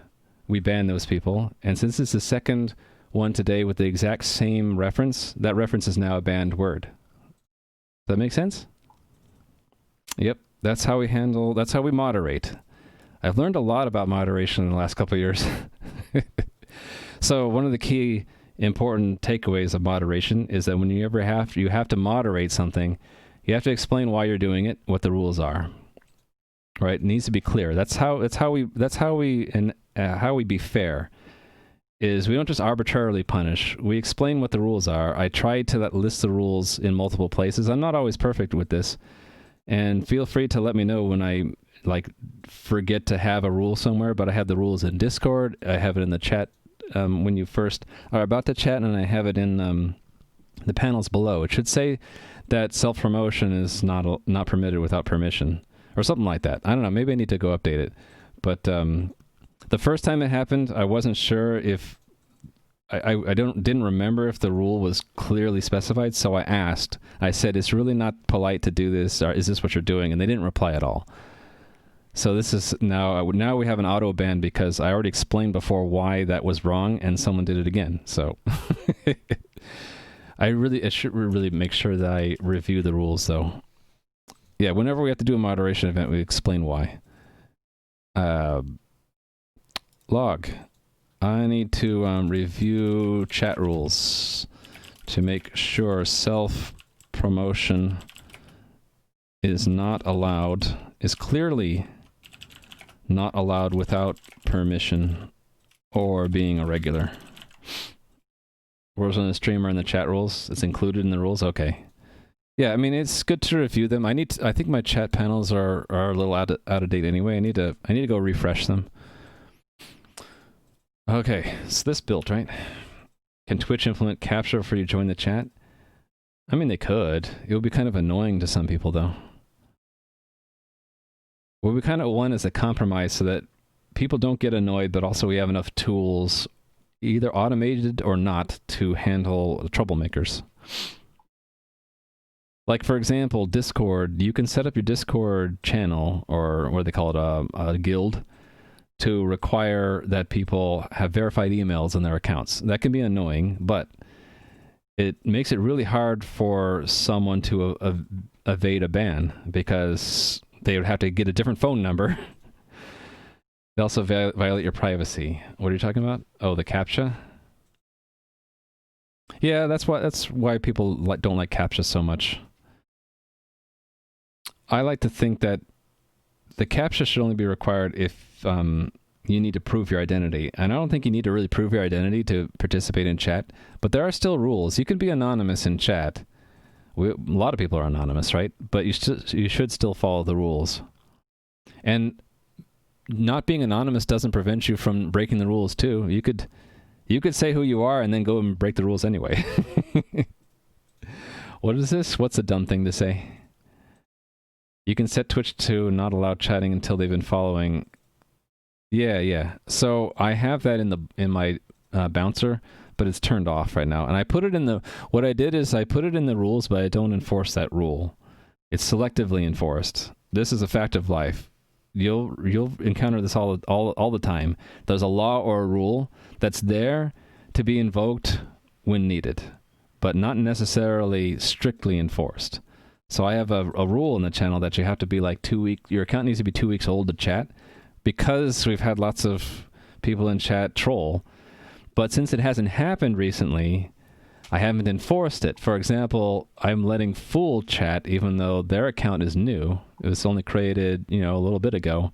Normally Fool would have been banned, but I'm not enforcing that rule because Fool is obviously not a troll or spammer, so... See how that flexibility allows me to include extra people who might be auto-banned if I had a draconian system? Right? You did not follow that rule? Which rule? Of course your password is Hunter2. Actually, you can't use Hunter2 in my game because it won't let you, because it shows up in the pwned passwords list. Not sure about being a troll, though. Are you saying you might be a troll? Well, you've been nice to me so far, so I'd like to be inclusive even though your account is new. Yeah, I'm not enforcing the 2-week rule right now because I haven't needed to. But, let's say that it gets abused again. I'll have to enforce it. What I'll probably end up doing is whitelist good people with new accounts, and it's just all the new ones will get banned. Anyway, that's what whitelists are for, by the way. It's for that flexibility. You were here for 1 week, is that right? Oh yeah. So you were able to chat because the rule wasn't enforced either. But now you've passed that threshold. So even if I were to enforce the rule, you'd be able to stay. But also, again, I'd whitelist all you guys since you've been nice. In fact, let me whitelist you now, since you're not whitelisted. Whitelist Dragoneer, Mudribbit, and Fool. Generally what I find is the people that I have to whitelist are the ones that chat, and the ones that don't chat, I don't need to whitelist because they just don't chat. So I wait until people have chatted a while before whitelisting them. Yeah, you nice. Yeah, you're whitelisted now. Now, you can always be taken off the whitelist if you misbehave, so it's not like a license to be bad. It's just just telling my bot to chill, chill. They might say a forbidden word, but, we know that they're nice. You're hidden ninjas? Yeah. Hey there, cheeky trooper.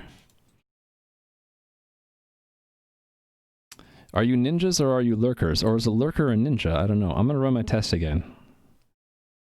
Okay, so I have bugs in the event stuff. I'm not surprised since it's really complex. The event index, oh yeah, it's not 0, it's 1. Yeah, that's my bad.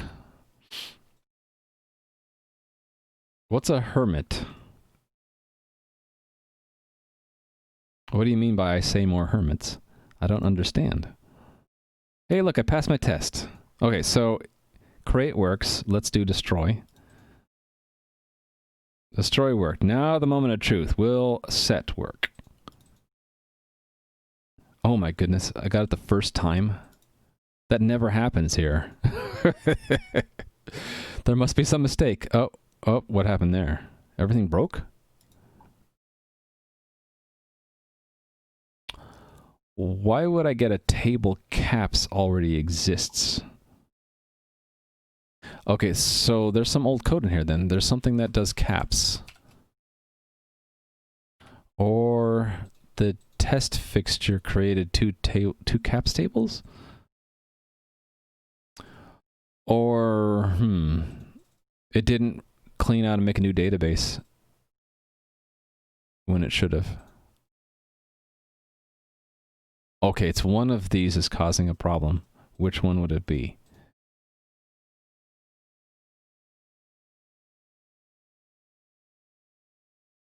Okay, so you have some kind of weird interaction between tests, and I think it has to do with the database file. When it says a table already exists, that probably means the database was not cleaned up between runs. But I'm going to have a hard time finding out which one it is, aren't I? Because this doesn't tell me the run order. Oh, wait a minute, what's this? An exception handler. Why are we getting an exception here? Remove breakpoints. Just go.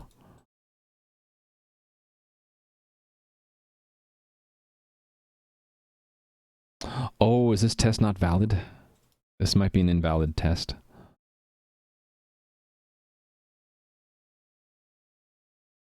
Yeah, this might be invalid.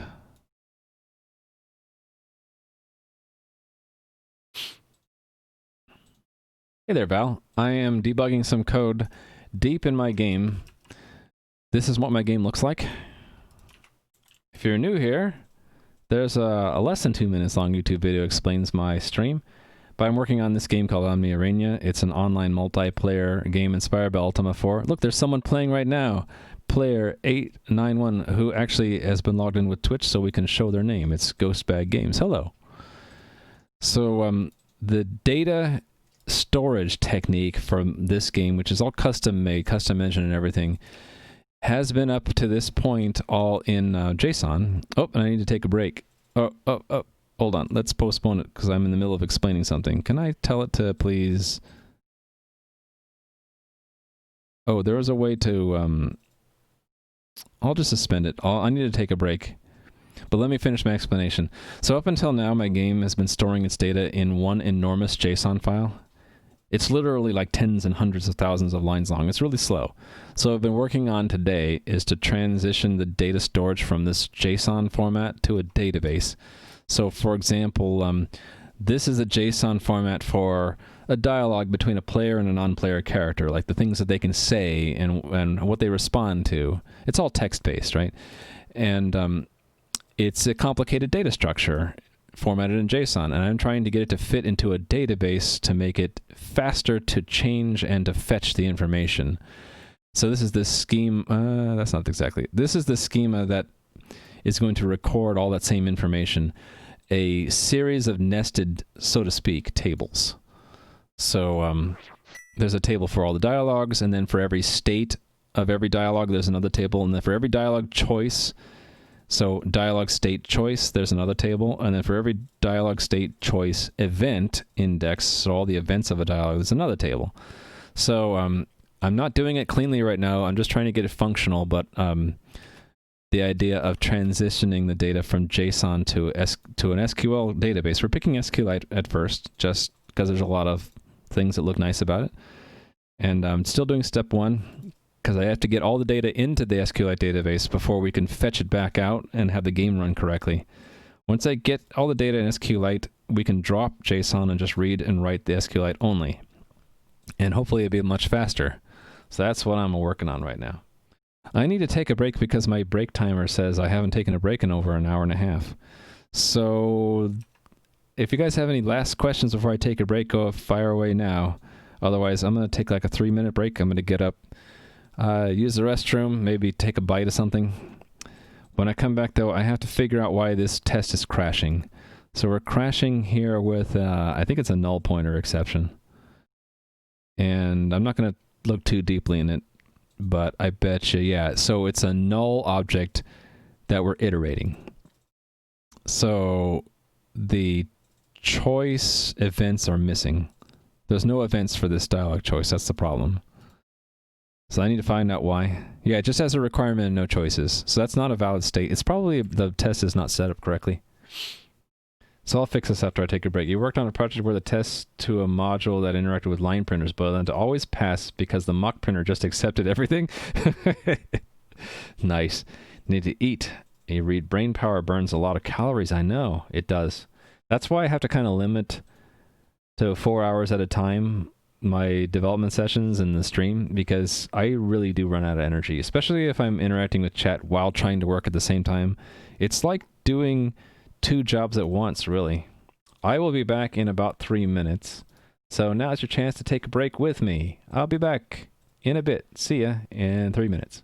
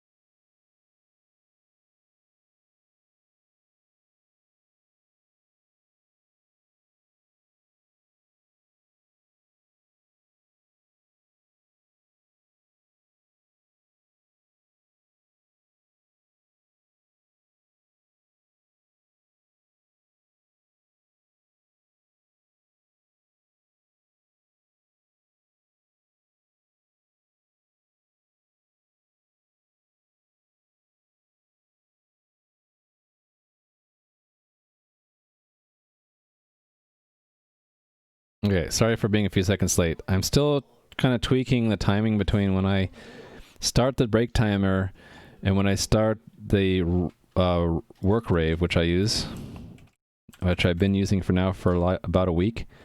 So I have to right click, like after I start the timer, I gotta switch scenes and I gotta right click on this and say rest break. And if I don't do that within 10 seconds, the timer for the BRB will expire before I am done with the rest break.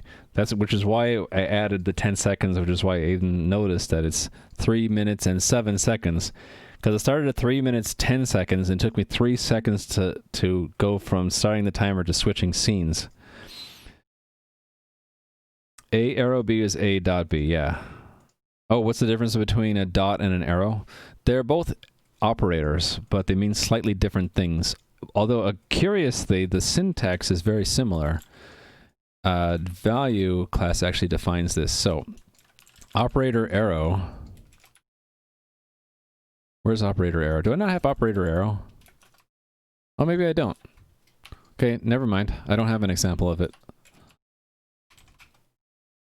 I thought I had an operator arrow. But anyway, yeah, it's all about dereferencing. So A dot B means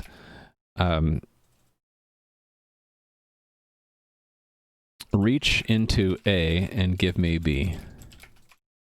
So then A with a star in front of it means to follow A to where it leads, then give me B from there. And so, because this is sort of a clumsy syntax, they at some point when they're designing the languages, I guess this was in C also, right? This is just a shorthand for first dereference, which means follow where the pointer leads, and then reach in and get something from the target.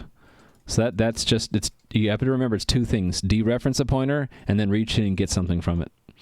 It's just a cute syntax. Yeah, syntactic sugar. But it means the same thing. It means follow the pointer to where it leads and then reach in and get something from it.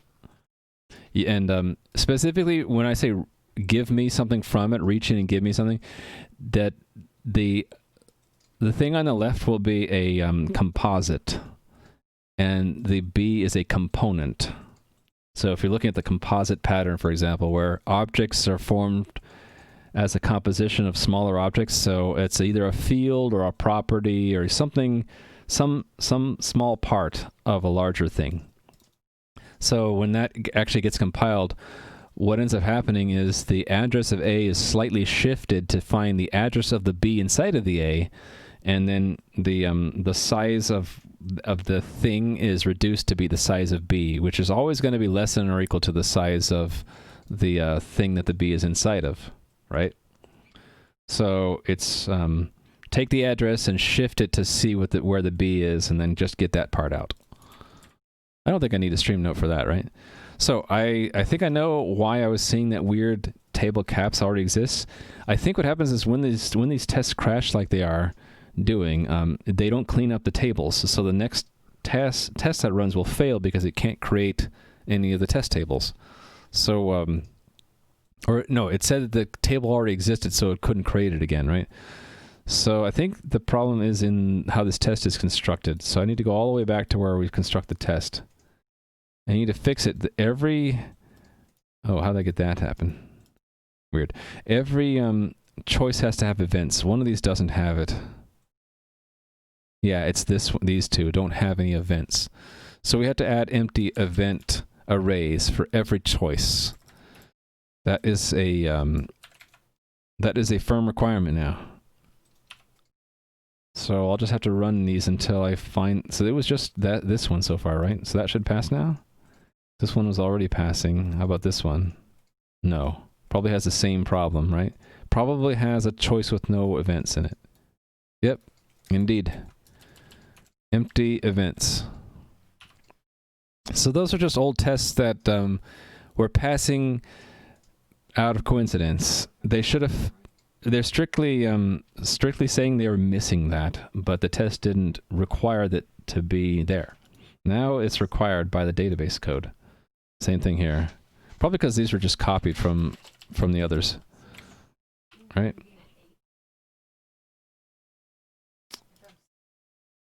I feel like the end of the tunnel is in sight, because I think I'm down to just 2 tests that failed before. 1, 0. So running them all together. Run them all together. Everything passing? So this will be sweet. That means I have some leftover time. I can do refactoring. Okay, so while I work on writing the commit in Git for this, I'm going to have it run all the tests. That takes like 2 or 3 minutes, so it gives me some time to formulate a nice commit message here. We're going to say, oh, let's add our stream notes. What did I do here? Oh, yeah. Forgot to say we didn't write Lua. Or, why am I using the royal we? Forgot to say I didn't write Lua. Okay. Then we added some more stream notes. Add more stream notes. Okay, and then this was about adding the dialog tables. So, finish migrating writes for ECS from JSON to SQLite. So, add tables to cover dialog component, dialog component type, components, dialog components. And then fix dialog tests which had choices that were missing events. And I should do the right thing and review the commit to see if I missed anything. So there's where we describe the name column and how it maps to the JSON. And again, because of the redundancy here, I think I can refactor this. Because it's repeated here with just 1 extra bit of information. So whatever is using this table could use this table and just ignore this key. Okay, and then we're adding the custom mapping, the complex mapping for dialog state. It's going to be a big mess. And then dialog choice, another big mess, which is slightly larger. And then dialog event, which is even more messy and crazy. But yeah, it's all in that table. And then this is the schema for it in the unit test fixture. And then this is the test that we added. So that's the template for a dialog. Oh wait, I'm not done. I never did the set. Okay, I'm not done yet. I didn't check any or do anything here. Okay, so we're not done yet. We're not done yet. Thought I was done, I'm not done. Can't refactor when I'm not done, Aiden. Oh, we had a failing test too.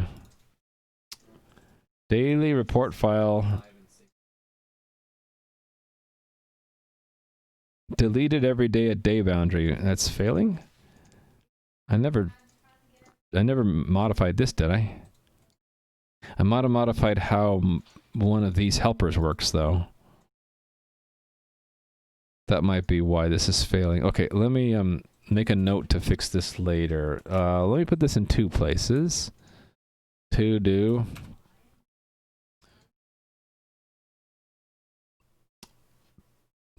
That is in the coordinator. So, fix broken. Well, we don't know if the test is broken. It might be the code is broken. So, investigate failing test that. I'll just leave it in my to-do list there. Is that the only one in here? Yes. Okay. It could be that it's a race condition. If I run the test again and it passes, then it's a race condition. We'll find out in a minute. I don't want to have it run something new while it's still running the old stuff. How much longer is this going to take? Not that much longer. This is taking longer now because it's doing all the database checking. It used to be the ECS tests were really fast because it's all in memory. Now it's going to a database file. What's weird is now that the way they account time is they're not counting the time it takes to start up and shut down the test. So although it says, 2-3 seconds, it's actually taking a lot longer than that to actually run everything. All right, I'm going to self-hydrate.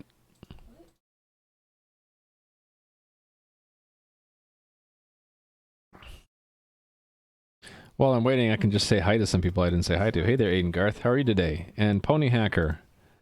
Hope you're doing well. Guritaro, of course. And Val1504 asked what I was doing. I hope I answered the question well enough. And that's it. Oh, wait a minute. There are more people.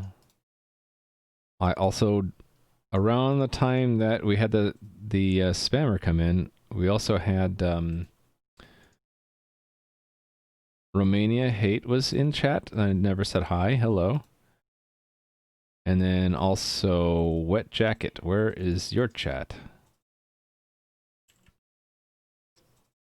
You said, hey, what you doing? And you didn't say anything else, but I hope you're having a good time in chat if you're still here. Hello. And then Fled from Nowhere. Right. The comment about me keeping track of what I'm doing, yeah, I go crazy too. You said you make you go crazy? Yeah, it makes me go crazy as well. I almost closed OBS by accident there. Whew! That was close. Team Talima. I now know how to say Talima's name. I was saying Team Talima for the longest time, and then I heard her say Talima. I'm like, oh, I've been saying it wrong the whole time. She was very nice and said it doesn't matter to her if you say it one way or the other, but I still felt bad. Okay, what is this doing?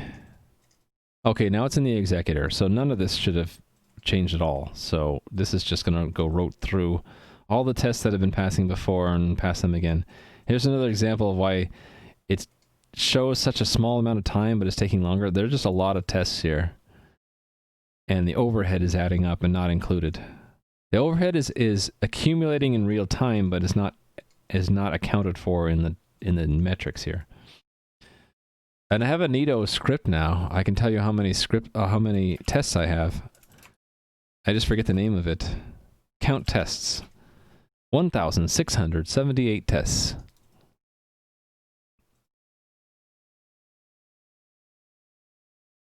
Almost done 4 more test suites. 3 more, 2 more, 1 more. And done. So we just had 1 test fail. And I'm going to run that 1 test again. I betcha it's just going to pass the second time. Yeah. So it's some kind of race condition. Let me note that in the to-do here. Investigate failing tests. This test seems to have a race condition in it. Since it failed once and then passed when I ran it again. Several times. Actually, can I get it to fail if I run it enough times? Is it just a fluke? Wait, what time is it UTC? Did it just pass midnight? No, it didn't. I wonder if some of my tests actually are vulnerable to time jumping from 1 hour to another. If this test is time sensitive, because it does deal with timestamps, it could have been something weird like... Well, no, this one uses mock time, so it shouldn't matter what the real time is, right? So it must just be some kind of weird race condition. Yeah, it's only 2000 hours, right? Yeah. This one's using mock time. It doesn't matter what the real time is. There's just some kind of race here. It looks like it's very rare. I think I've run it like 20 times now and it hasn't failed. Okay. I'll investigate that later. I don't really feel like chasing that down. I need to get that... The work I thought was done was not done. We have 1 more test. It could be that it just works, but it also could crash and burn. We don't know. Where was that dialogue? Here we go. It says change stuff here and then check stuff. The check stuff, now that we've tested the checking code from create, I'm going to just grab it. As is. Right? The test should still pass because we don't make any changes yet. The changes haven't been done yet. This will still pass. It doesn't. Oh, because the numbers are different. See, this is why I run things in stages. This test happens to use a different entity number. I'm glad I ran that first to verify that what I think is going to happen actually happens. Too often do I skip that and just assume something will work and it doesn't. Okay, so there's still a problem. Am I missing a 523 somewhere?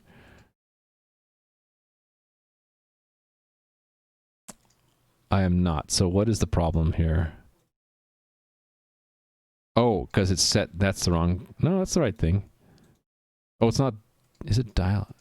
It's dialogue. Why is this?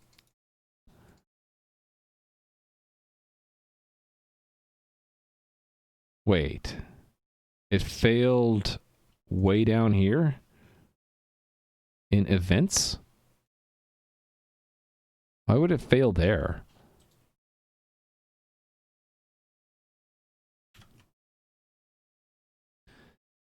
It failed for the first line. Is it an order by problem? Order by state, choice key, event index.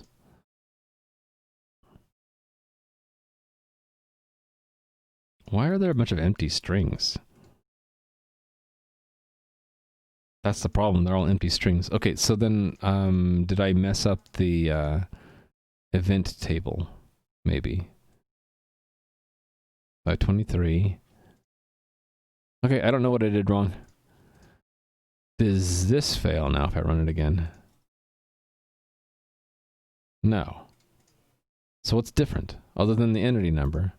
The entity number shouldn't matter. I'm missing something.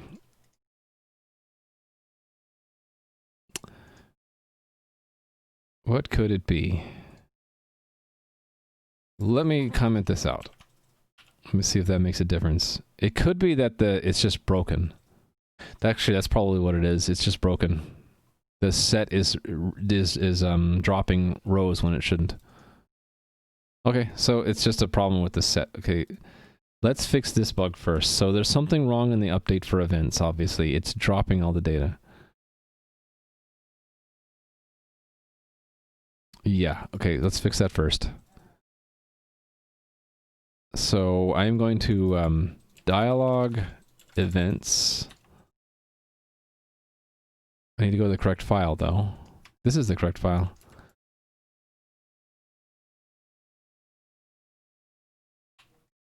Is it? Oh, it's dialog event.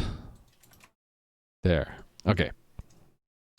I don't remember where all my bookmarks are, so I'm just going to clear them all and make some new bookmarks. So let's put a bookmark here where I have the statements. And then a bookmark here where I have the update. Okay, so let me chase down what happens if we're... The old and the new are the same, right? Both have the same state. Both have the same state with the same choice. Okay, so it's probably in here where we're updating. Oh, I see the problem. It's using create, not update. That's probably it.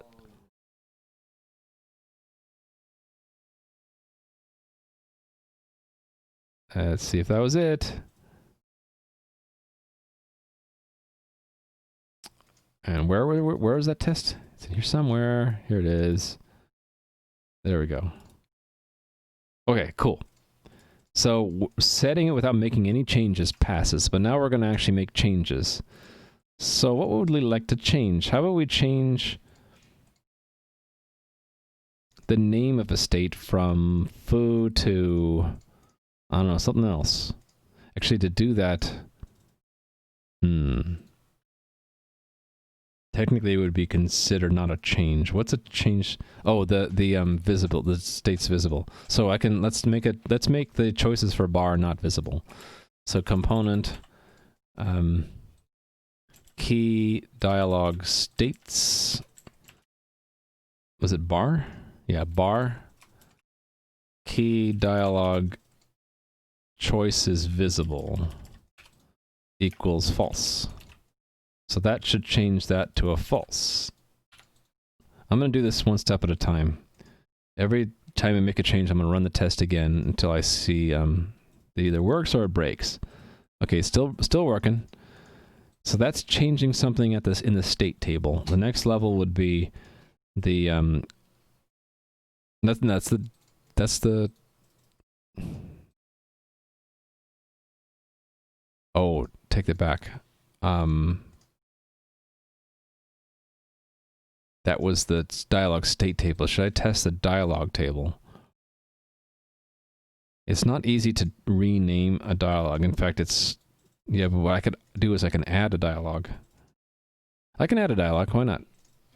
Why not? Why not? Because it's complicated. I'd rather not. Can I not? Let's not. Let's just skip down. I need to make some... I need to test some things. I really should test it. I really should test it comprehensively, which means adding another dialogue, right? Yeah. Okay, we'll add another dialogue. Fine. I will submit. Oh, that's the whole dang thing, isn't it? But I can keep it simple. We can keep it simple. It doesn't need to be complex. We can say that component... Oh, wait, no, this is one dialogue. Yeah, never mind. This is just updating a single dialogue, so I'm not adding a whole dialogue. I'm just adding a state to a dialogue. Dialogue states... Let's add name or something. Equals...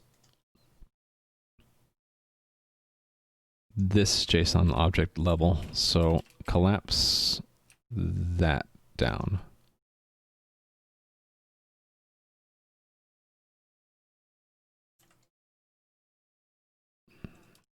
That.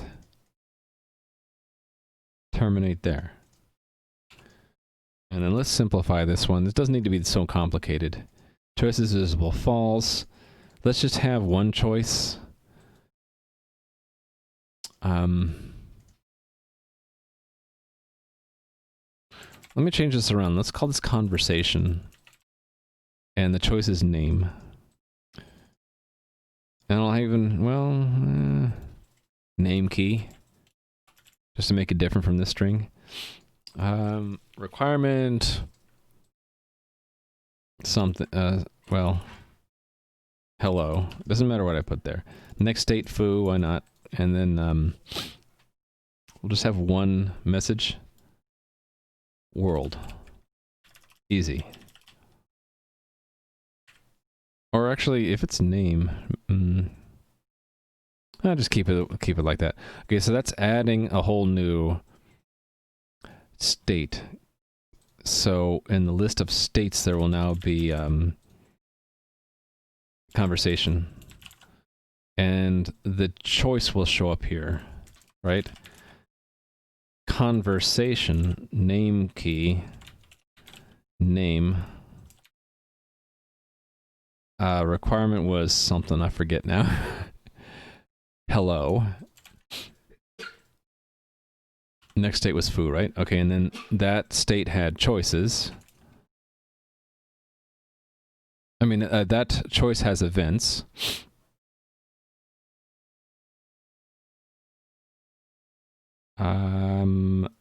Right.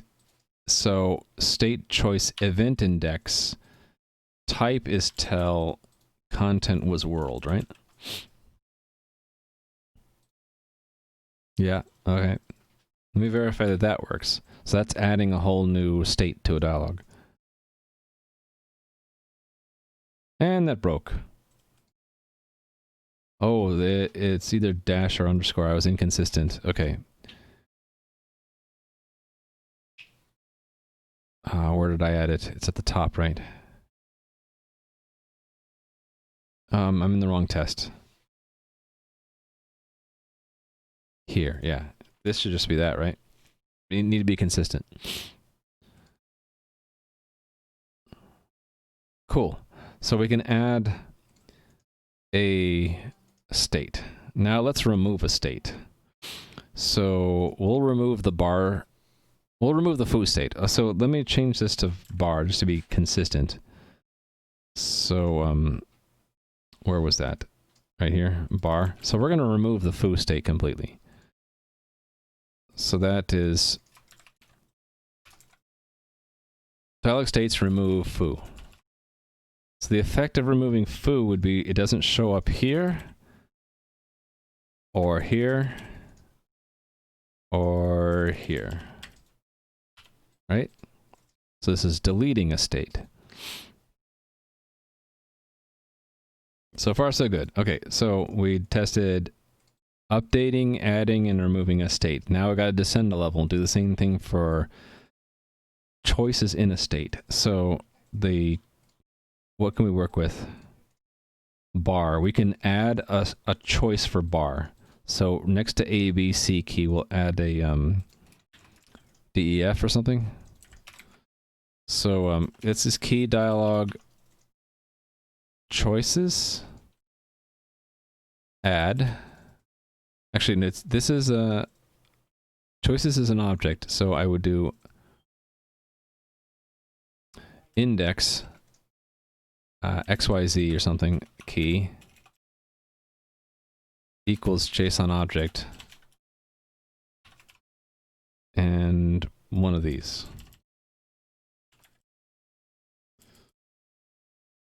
Okay, choice name XYZ requirement. Let's just keep it empty string. Next state. Well, actually, I should put something here. How about 1, 2, 3? Next state is bar again. Or how about conversation? Just to mix it up a little bit. And then here we'll have a script. Because why not, right? And the script will be jump. Why not? Okay, so what does that affect? It adds a choice to bar called XYZ key with XYZ. Requirement was 1, 2, 3, and the next state was conversation. Right? And then the events that take place with that, there was just one, right? One event, and it was a script, and it was jump.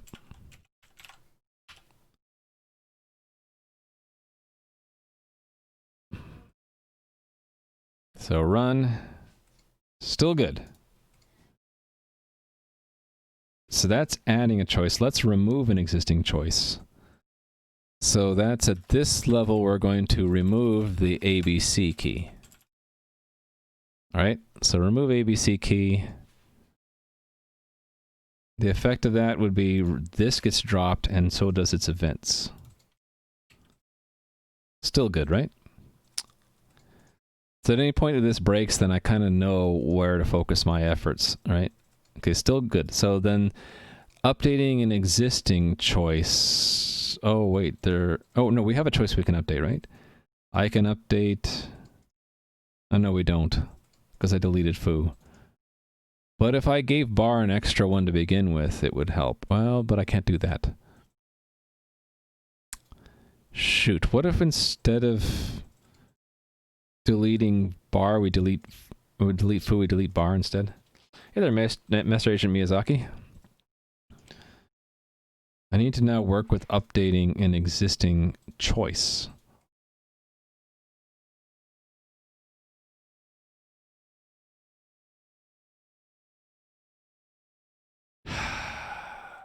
Yeah, this is going to be complicated. Because I have been building up this test, but now I'm going to change some of the stuff I already did.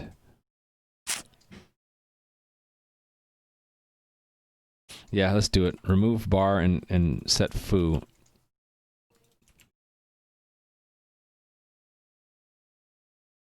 Okay, so I'll have to borrow what I had before for foo, was these things in it, right? Let's do it from the bottom up, from the events. If bar doesn't exist anymore, that goes, but actually that's the new one that's added, so that's foo XYZ key now, right? Okay, and then the next table from that is choice. Where is that? Right here. Those are the two choices in the foo state. So that goes here.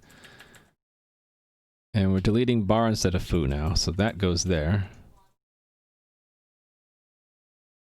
So we're violating some constraints by deleting bar, even though foo changed to the next state. You know, that's okay. That shouldn't be foo. It should be bar. Should be foo. All right, that's okay. Right. So now it's foo, and I think foo started out with the choices not visible. Yeah. So if we're changing it, we have to change it to true. Foo choices visible is true. Remove Okay, so we can't remove the A, B, C key because that didn't exist before. What can we remove from the choices? How about we remove choice 2? We'll remove choice 2. Remove choice 2. So if we remove choice 2, this line is removed, right? And then those two, the one event gets removed. Okay, let me verify this didn't break anything.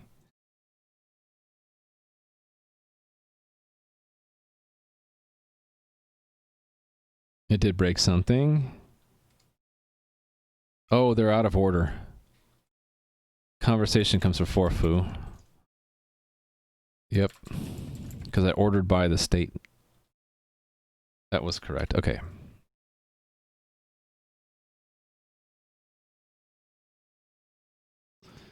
All right. What did I do wrong now? Wait, what? Oh. Did I get that wrong before then? No, I just messed up. Wasn't thinking. See, it's after 4 hours and my brain starts to melt. Okay, cool. Back up and running, passing the test. So I'm doing removing state, adding a new state, changing an existing state. And then within choices, we have remove a choice, add a new choice. So now I need update choice is what I need. So the update choice would be, the existing choice we didn't remove is choice 1, right? So I need to update something about choice 1. What about the choices is... We can change the requirement of choice 1. Since it didn't have one before, let's change the requirement. Key dialog choice requirement will be beer. Because I feel like a beer right now, okay? So then choice 1 requirement should be beer. I think that's a great requirement. Should always require beer. And that didn't work. Okay, what did I screw up here? Foo, choices, choice 1, requirement, beer. Didn't work. Did I get this wrong somehow? No, so this is a problem then. I think.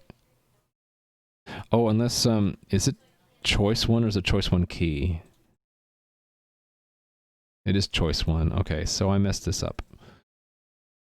But I know where to focus that on.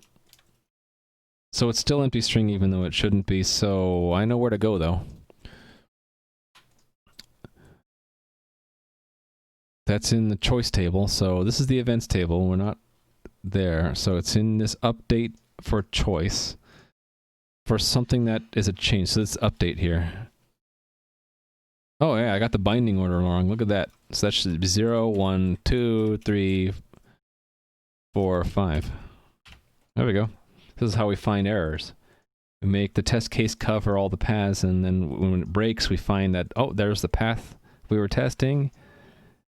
And then it passes again. Yeah. It's like I scripted this all to happen. Okay, so that's changing a choice. Now we have to cover adding a choice and removing...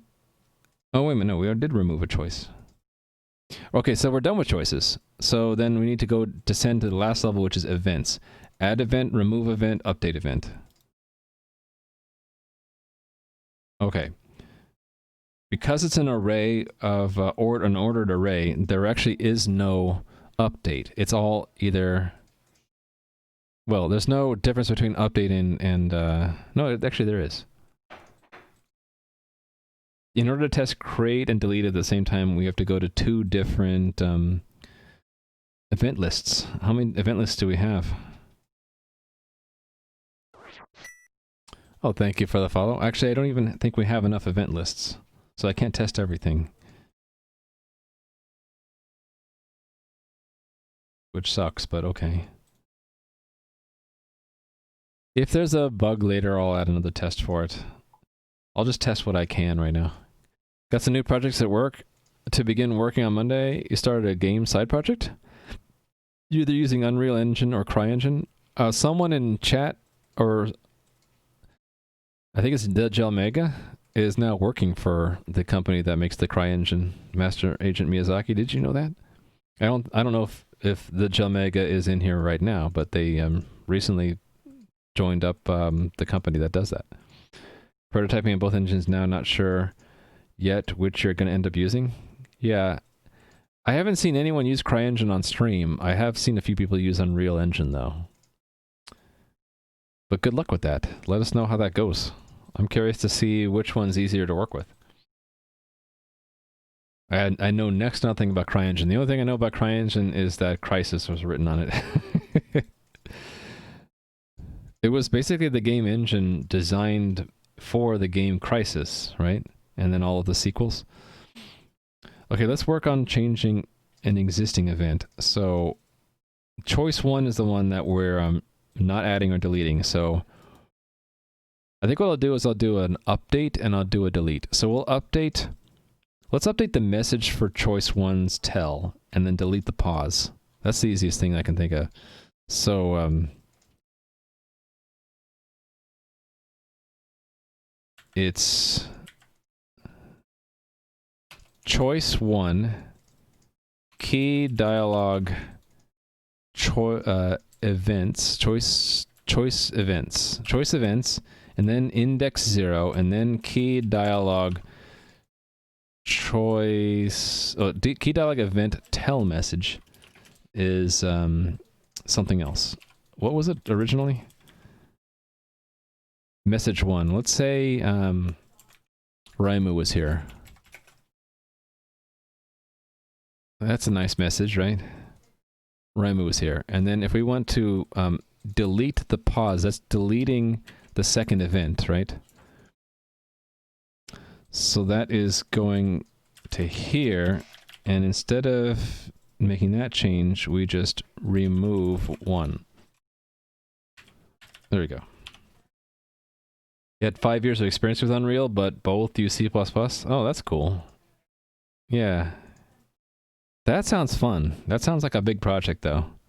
I started doing tutorials in Unity and realized, wow, this is going to be a commitment to learn Unity. Hey, look, we passed the test. The only other test I can think of is to add a new choice. But I can't both add and remove a choice, to add a new event, but I can't both add and remove an event from an existing choice because that's not the way it works. It just reuses a slot. And update will change the entire event, even if it's a different event or if it's the same event with something different in it. I think that this is covering it well enough, and I'm just going to call it at that. So let me check it in. I don't know if I'll call the stream. Maybe we'll wind down the stream with something different, since it is Friday.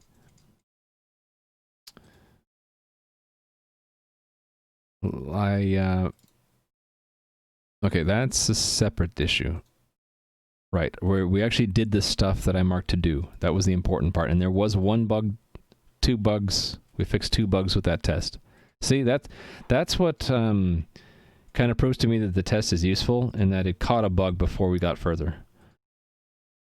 And then this is add to do item about a test that appears to have a race condition in it.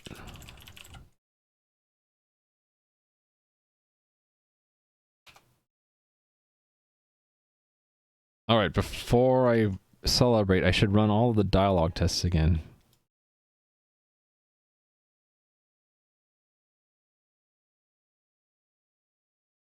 Test doesn't like beer, huh, Mudribbit? No, tests should require beer. Cool, passing all the tests. So, what should I do now? How much is left? We're done, Romania Hate. We're done with all of the I can't say everything. So, when changes are made, all of it's handled in the database now. What we haven't done is we haven't done fetches and we haven't done the initial migration. How long does it take to run all the tests? How long did it take last time? 4.5 minutes of test time. It doesn't tell me the real-time duration of that, but it was more like, I think, 8 minutes? It takes a decent amount of time. Again, we have 1,678 tests. And that's in the game alone. That's not counting all the like reusable components like in the web server, web client, the Raft, AWS stuff, Twitch stuff, email, WebSockets. It's not counting any of that stuff. If I were to guess, I would say with all those other things, it probably would boost it up to 2,500 tests. All right, so I don't feel like doing refactoring. But maybe one thing I would like to do, so I'm about to contradict myself. I said I don't feel like doing refactoring, and then I was going to say I feel like refactoring one of these tables out. I think what I meant to say is I don't feel like refactoring these huge tables. These huge super indented tables down here. But I do have two tables that I think are redundant, like they cover the same stuff, and that is field names and column specifications. I think these overlap each other sufficiently that I can collapse them. I feel like doing that right now. Would it make sense to set up a testing server which runs all tests as soon as changes are committed? Yeah, but that would take like 8 minutes to run. So I could see myself like committing more frequently than that sometimes. Well, if it's every commit, I don't know. You have to think about what's the cost-benefit ratio. How often do I miss a bug because I forgot to run all the tests? Not that often. And it's easily solved just by running all the tests. I think what it would help is if it would allow me to be alerted of a bug sooner. What do cows read? Catalogs. Hello, Mr. Balrog. How are you doing today? I forgot to say hi to Master Agent Miyazaki, too. Yeah, I would consider it. Because... let me give you a point. I haven't counted out enough points today.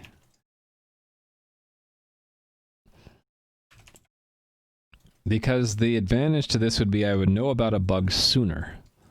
Now, what would the benefit of knowing about a bug sooner be? It would avoid embarrassment and potential data loss.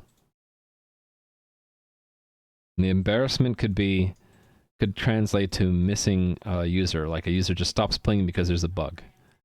Because I didn't know about the bug. So I think I would do this later, Epic Unknown, because right now there are so many bugs in the game that I know about that the chance of someone running into a bug I didn't know about and having it cause them to not be interested in playing the game anymore is relatively low.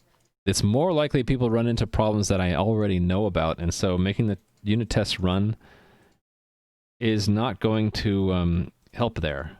But later, when there are fewer known bugs, when I would want to know about a bug sooner because there just aren't as many known bugs, I think it would be more valuable then. You know what I mean? It's a commitment, but also way more comfortable using C, C++ these days compared to 5 years ago. And the CryEngine also gives free source. Oh, they do? That's neat. Mostly what you're doing is currently prototyping, mainly creating a bunch of classes from scratch, independent API. Ah. There we go. That's the way I would want to do it. Try to have my work be portable between game engines. Run ESLint on the... yeah, see, yeah, that's what they're talking about, is that every time I were to make a commit or push it to GitHub, that it would run my tests and generate a report, like, independently of me working. So maybe I get an email 10 minutes later saying, oh, something broke. I think it'd be a lot more useful when there are fewer known issues and I want to know about new issues sooner. So I think I'll do that, but I'm not going to do it now. All right, I need to wind down with this. So let me clear my bookmarks. This column specifications, I want to see if I can fold that with component field names. I thing is they have to have the exact same information. I think they do. I think the keys and the first level values are the same. I just want to verify.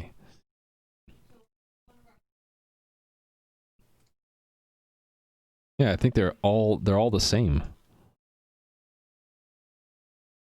Save also have an entry here. Yeah. Okay, so then I'm going to look where these two things are used. Really, I want to try to see, I should just try to drop the other table. Column specification, let's see if I can drop this table. No pun intended, because we're talking about databases. Different kind of drop. Not use anymore is what I should say. So instead of using this hash table mapping of strings to lists, it's going to be another hash table mapping of strings, but to, instead of a list, it's another hash table, but we're only interested in using the keys. I think we can do that because, yeah, so let me just test this theory by deleting this. And then we'll have it use the component field names wherever we reference column specifications. Thank you for the follow, by the way. I should update the current task. We did that. Now I am refactoring. Removing a redundant lookup table inside the game's DB stuff. Someone asked me what DB stuff is, and I'll give the whole intro again, I guess. All right.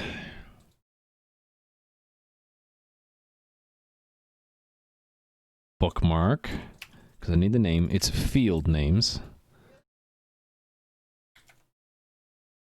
I'll probably change that name too. But, you know, it's probably okay now. So columns entry. Aha. So here, column is a pair, not a string. So what I want is the dot first from it.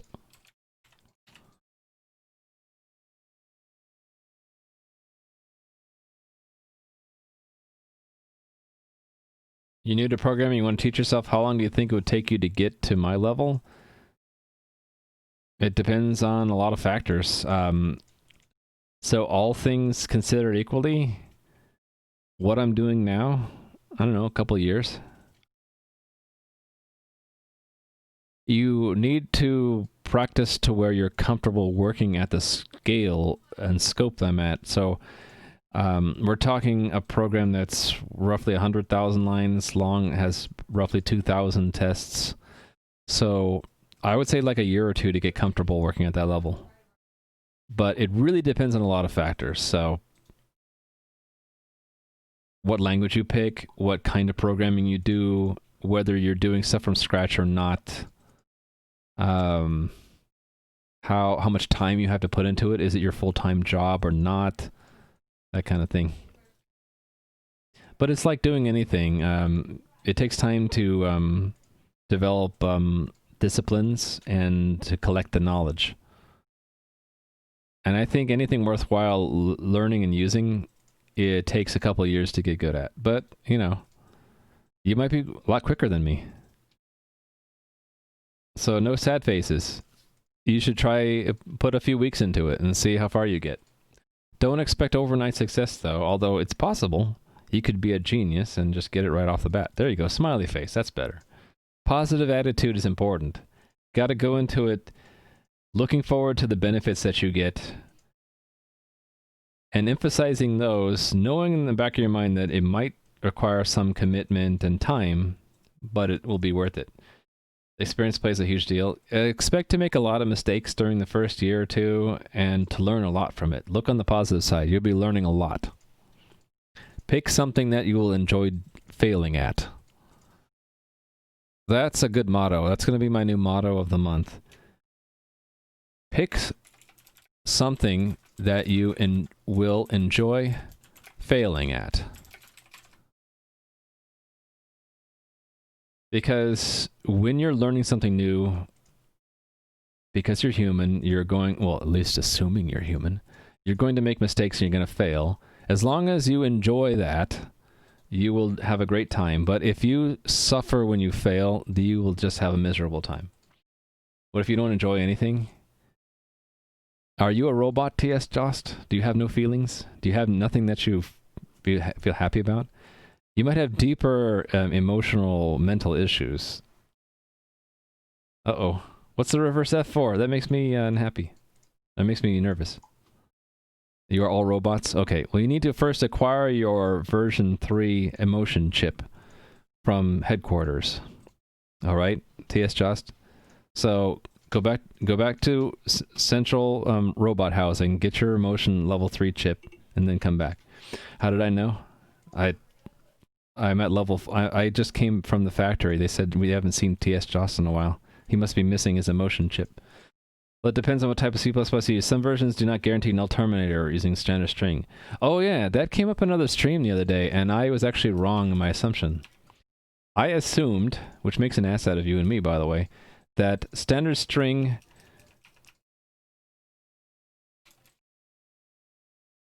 data returns a pointer to the raw string without null character. That's what I assumed. It turns out that that depends on the version of the language.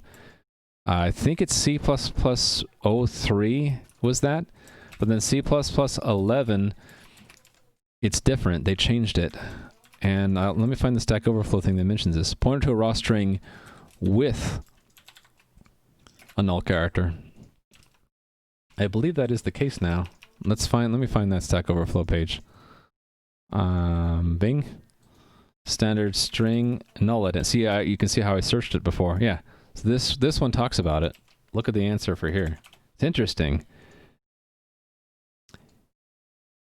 So string is very much a vector. It has a length attribute and is not 0 terminated in C++ 03. In C++ 11, it does seem to be null terminated, but you think it's easier to think of it as vector as the same. I agree with whoever, with Arno Duvenhag. I agree with this sentiment. Don't assume that it is null terminated.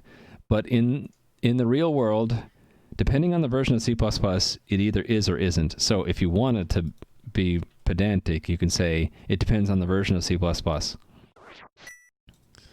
So there you go. Why do I use Bing? I have a command for that, and TS Jost ran it. Yeah, Google Docs is my location. I don't like it. I tried to suppress that with adblock, the adblock thing that you can use to block elements, but then Google changed it on me, and I got it got leaked at some point. All right, we don't need that as a stream note. Let me, I'm going to start a new file. I feel like starting a new file here. I'm going to call it stream notes, mottos, quotes. How about advice? Pick something that you will enjoy failing at. There we go. Why not DuckDuckGo? I actually don't even know anything about DuckDuckGo. Maybe I should start looking into it. Doesn't CM Griffin use DuckDuckGo? Huh. Okay, I want to finish this refactoring. So I don't want to use column specifications anymore. I want to use component field names. Is it that easy? I think so. And then here too. And this column, we have to do a first on it, because we only need the name of it. Should I put a date and a name? Okay. Thank you for the idea, Death Run. Let me do that.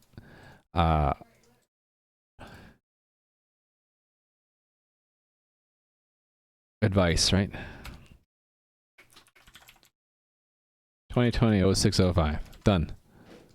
So we can collect all of our words of wisdom there. Search engine that does not track nor sell your data, so they claim at least one can never be completely sure.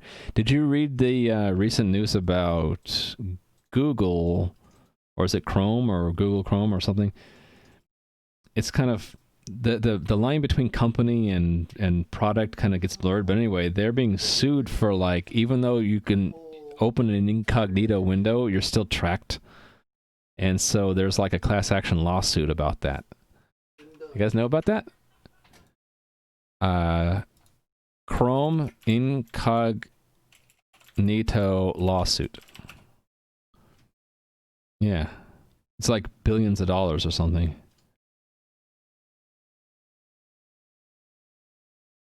$5 billion in damages.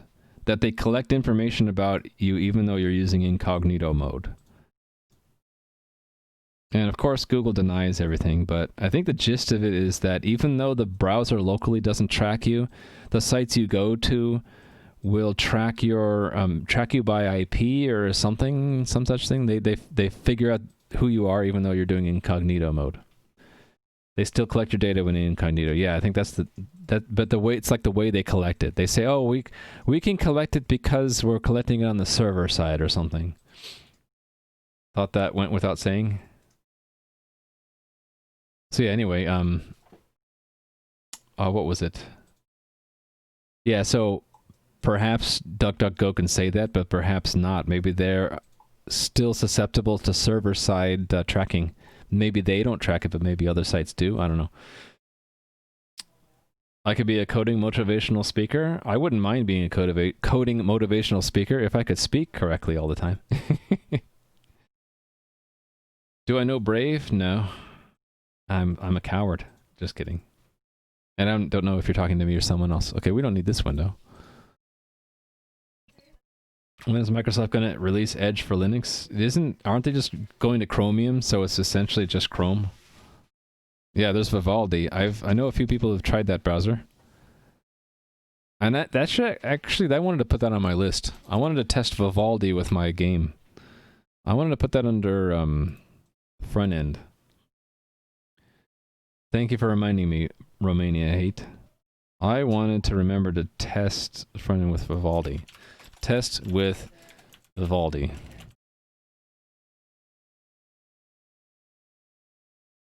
All right. Okay, so there's only a few more references to it. Component field names. So it's that dot first. Yeah, I can totally just use the other table. I didn't need a second table here, so I can just drop that, and everything should still pass now. We'll call that a small refactoring step, except for I messed up somewhere. Where did I mess up this time? 37:15. Right, that's the dot first. You get a surprisingly large amount of error output for some of the smallest little things. Mozzarella with tomato. You know, one of my kids hates tomatoes. It's sort of sad. All right. They heard me say that too. All right. One day we'll convince them the tomatoes are worthy of being eaten. Okay, I'm running my unit test now.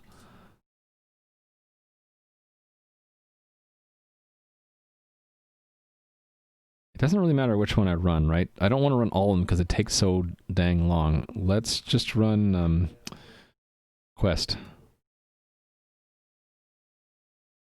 Rendering.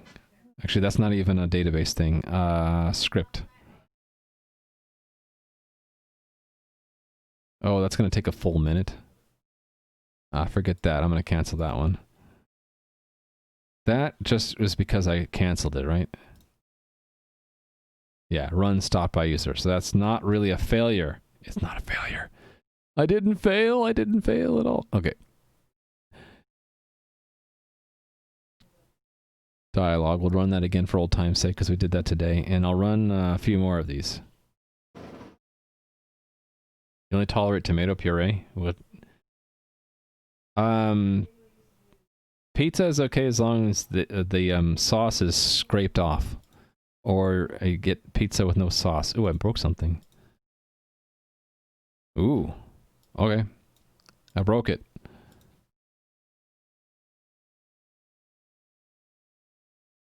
What did I break? Let me review the changes. I thought I did everything fine, but obviously I messed up.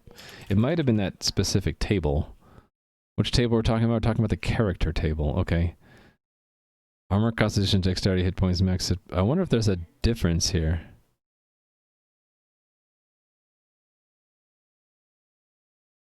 Let me see if there's maybe a difference in the table definition. Character.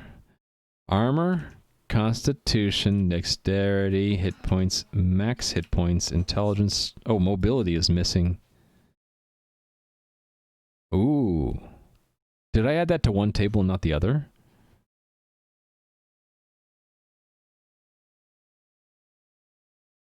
Does this go here? I think this is an error. Yeah, I think that's an error. Well, there we go. Now, not only did I refactor, but I fixed an error. Okay, that makes me want to run all these tests then. Yeah, let's run them all. Running them all, it's going to take 10 minutes, but that's okay. Well, if it's a different kind of sauce that's not got tomatoes in it, then it's fine, right? Anyone here know the browser testing thing Cypress? No, sorry, TS Jost.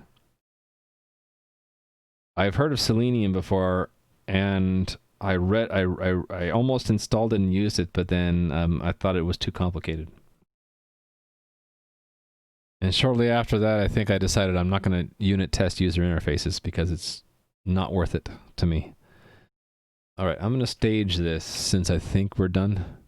Oh, we can add this extra stream note. Add stream note about advice. Okay, update to do.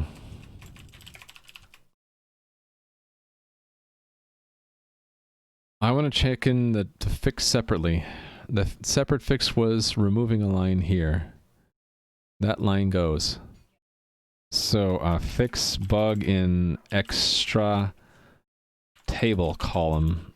This is a copy paste bug, obviously. Okay, and this is a refactoring step. It's removing a redundant table. Refactoring. Remove redundant table. I'll just leave it at that. It should be self-explanatory. I'll just assume it's going to pass and push it. React testing library is pretty neat, and you can test from a user perspective. But is it really you testing the user interface? Because within a React app, you have non-user interface components, right? I would argue that probably what that's testing is not the user interface, but it is the model the user interface is using to render the user interface. So then it's fine. I'm all for testing components that go into like data modeling and like control, like input output and state management. But if it has to do with what font do you use and where it shows up on the screen and the spacing and all that, and the sequence of clicking buttons, yeah, it's a little bit too complicated. I'm actually a real good fan of MVVM, model view model. So you separate the app into what parts are the data and its model, and then you have the view, which is the user interface, and then in between is you actually have a you represent the user interface of a model with its own kind of model, which is why they use the word model again. And both the model and the view model can be independently tested, and they can exist without a user interface. And I totally like that. Yeah, you can test that it's gonna render something and just not care exactly what it looks like, right? So I prefer for user interface, like pure UI, that someone just looks at it and says, does it look good? Does it have the buttons in the right places, you know? Now, what the buttons do, if they execute the function correctly or not, we can unit test that just by, instead of having a button you have to click with the mouse, you just have a function that simulates a button click, and it's like, okay, call that function. Now, does it do the right thing? That can be unit tested. Okay, see you, Gadam. I'm probably near the end of my stream, too. I'm just needing to wind down with a little bit of refactoring. Thank you for being here, Gadam. Stream MVP. And gift leader and founder. All these badges. Click the button with this ID, then assert that you are now logged in and displayed this. Yeah, but the part about assert that you are now logged in is displayed, I'm okay with it if, I think where I would draw the line is invoke the method that would have been invoked if you clicked a button and assert that the state of the app reflects that you're now logged in. And that's where I would draw the line, I think. Okay. Do I want to do more or do I want to eat lunch? My stomach would like to eat lunch. But maybe there's an easy refactoring I can do here before I go. If you have an object, let's say a config that you need to access from many places in your program, how would you share it? By making it globally available or by passing it to all the places that need it? I vacillate between those two ways actually a lot. That's a tough one because the singleton pattern can have problems, right? You lock yourself into having only one instance. So let's say you have a singleton and its configuration, and then sometime later you're like, hey, wouldn't it be great to run two of this thing with different configurations at the same time? And you'd be like, can't do it because we have a singleton. But on the other hand, if you don't use a singleton and you pass it to all the places that need it, if you do it wrong, you'll find yourself every function has a config object in it, and you're like, this is just a weight that's pulling down on every single one of my functions that I have this extra thing. So what I'll do sometimes is a compromise between singleton and passing it to all the places that'll need it. I'll set up a context object, and like Mudribbit is saying, that becomes a dependency you inject in, and then it becomes part of the state of the object. And if you use like object compositions correctly, you can have it locally share the config with the things it needs it without it being global and without having to pass it around everywhere. You can just make it available through like, there's a method you can call to get it if you need it, or it's a member variable that you can get to if you need it, but you don't have to pass it around. It's a bad design to have passing the same thing around like in every single function, and I think it's also not a bad design, but a more limiting design to use singletons, because by definition you can't have more than one of it. So you can't expand or extend the concept of your design to include the notion of having multiples of whatever it is. Like if you had a web server in your program, and then someday you said, hey, we need to have 3 web servers because there's one for the private network, there's one for the public network, and then maybe there's one that is for some other reason. Now, if your web server had a singleton config object, you're screwed, because now you can't do it. You'd probably end up either redesigning it or have some bizarre situation where you have run 3 programs, one for each web server, and you have them inter-process communication or whatnot. So yeah, beware of being locked into a design with singletons, and try to avoid passing things everywhere. A compromise would be, like I said, take the information that needs to be shared and make it accessible, whether it's a common state like a member variable or a context object that you can inject into the places where it's needed, and then locally it's shared, something like that. That's what I try to do, but I don't get it right myself. There's lots of places where you'll see in my code I'm just passing the same thing a lot, and then I realize I should have just made an object which represents the set of functions that work together using the common stuff, and that common stuff is just the state of that object, and then I don't need to pass it around anywhere. Let me see if I can find an example of just that thing. Here we go. I found one right away. Look at this. Oh, no, it's not. Never mind. I was going to say position index, but there's no other functions that take position index here. Let me scroll through. Oh, here we go. Here's another function that takes position index. Here's another function that takes position index. Do you see the problem with that?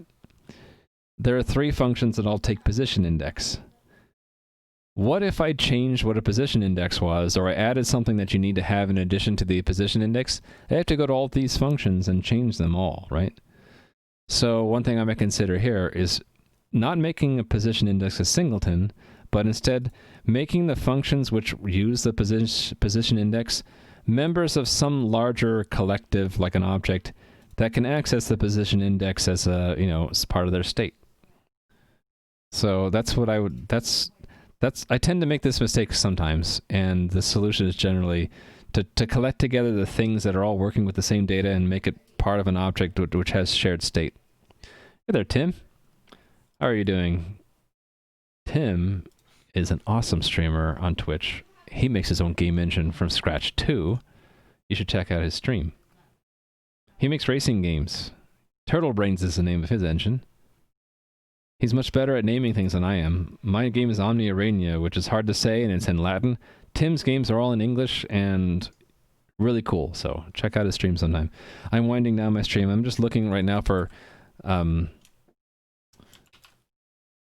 quick refactoring opportunities. I just realized, though, I didn't check off that I'm actually done with the migration. Boom! I'm done. I'm done. So we have code to migrate data as it's changed. I still need to do the initial migration. And yeah, we forgot about this. When installing a snapshot, we have to drop all the prepare statements. Yeah, I'm glad I had this to-do list so I don't forget to do some of these things. Oh, aren't I missing stuff from one of the tables too? Yeah, the items table. Maybe I can add that while I'm here. Yeah, that's probably a good thing to do. So let's work on that. I'll do that and then I'll rate someone else. So current task is adding missing properties to items when stored in the database. So the problem is I forgot that some items have extra attributes like weapon attributes, armor attributes, that kind of thing. I totally forgot to do that when I did the item unit test. So I need to go back and add that. Right, I remember despawn time and note, but I forgot like weapon attributes. So even though it's going to be silly, let's make the gold be a weapon and an armor all at the same time for science. So let's do it. So let's add key. Do this properly. Key item. Oh, they're not keys. That's why I didn't see them before. So we saw them in like the give sword script though, right? You're right. These extra fields. Actually, this one, oh, that one's needed too. That's right. Weapons have cooldowns. I forgot about that. I had a weird lag there. Yeah, weapons have cooldowns. I would have forgotten that too if I didn't look here. So weapons have attack bonus, cooldown, damage bonus, damage number of rolls, and damage die. And that's just 5 things just for weapons, and then there's 1 for armor. So these ones have to be hard-coded, right? Attack bonus, 2. In fact, what if I just copy this as is, right? There's no harm in doing that. I'll just hit Alt-L, go to the beginning of the line. That's a string, go 1 word over. That's a comma, go to the end. Done. Easy peasy. Do I need to hydrate? Yes, I do. My throat is getting dry. Thank you, Master Agent Miyazaki. Cheers. I've been trying to stick to water lately. I think it's a lot healthier. I was drinking soda for a while, but the acidity is like bad for me. I have acid reflux, and so I found that drinking soda was not good for that. Okay, so that's weapon attributes. Let me see. These elements are used in game systems for weapons. These elements are common to all items. And let's make these proper statements, actually, sentences. Do you know how many people die to water? I know. There's a substance you need to be aware of, Strathjay. It's a substance that's all around us. It's a deadly substance. It's dihydrogen monoxide. It is dangerous. Don't just ignore what Snopes says. You have to go to the facts. DHMO.org has the facts. It is a colorless, odorless chemical compound. Hydric acid. Did you know? Where does it say? Death due to accidental inhalation, even in small quantities, is a peril. Also, it's a major component of acid rain. It contributes to soil erosion. It's used everywhere. It's used all around us. You made some surprising facts. It's an additive added to all food projects, including baby food. Is there a link between dihydrogen monoxide and gun violence? Who knows? This is sort of an old site, though. In case you're wondering, this is a total joke site. Dihydrogen monoxide is water. Yep, water is dangerous. People die from floods all the time. Drowning? Yep. This click is working perfectly fine right before it, and when it gets there, immediately resume the test browser. Oh, do you have a race condition in your code? Wait 1000 something or something, it doesn't work. Yeah, it sounds like you got a race condition. Long-term acidity in the body is probably not a good thing. Nice that you switched to water. Yeah. I suffer from acid reflux. I have to take acid reducer because I don't want throat cancer from the acid reflux. And what makes it worse is eating some kinds of foods and also drinking soda. And I think caffeinated stuff in general is kind of bad for me. But I don't know. I have had a friend who's just been drinking water forever, and like now I'd like to go back in time and shake his hand again and say, you know, I should have just done what you did all along. And then in the long term, it's just better just stick to water. These elements are used in the game system for armor.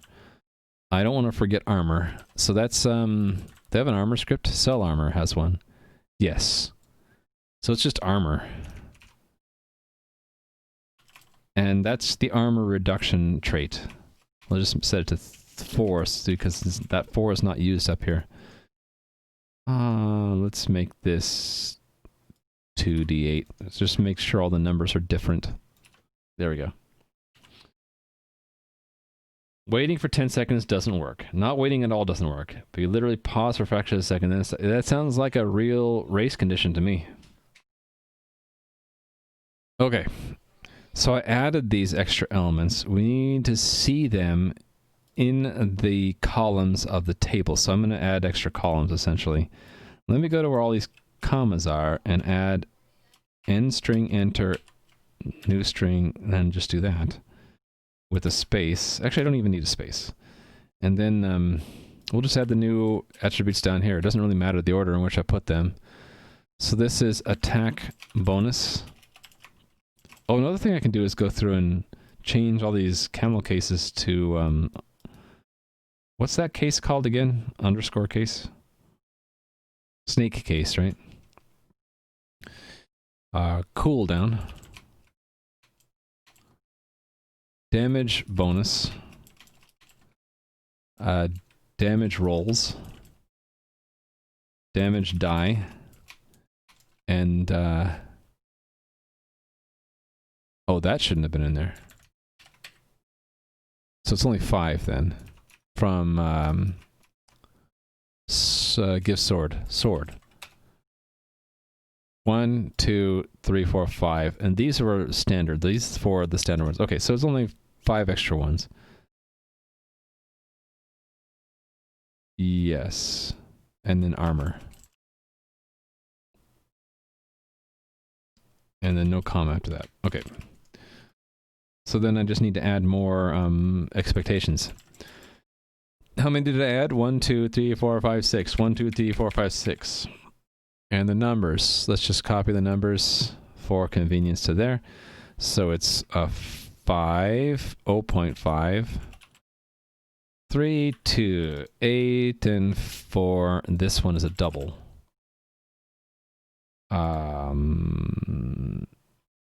Just delete these lines, right? Oh, actually, what did I do here? Is that what it was? Yeah, okay. With an extra new line. Was there not a new line there before? Oh, there was, but there was space in it. Okay, never mind. So then these column numbers need to be 6, 7... One refactoring step I'd like to do is all these fetches ought to be in just one line with a lookup table. Okay, this needs to be a real, not an integer. Sweet. So I don't really care about update, do I? Well, maybe I do.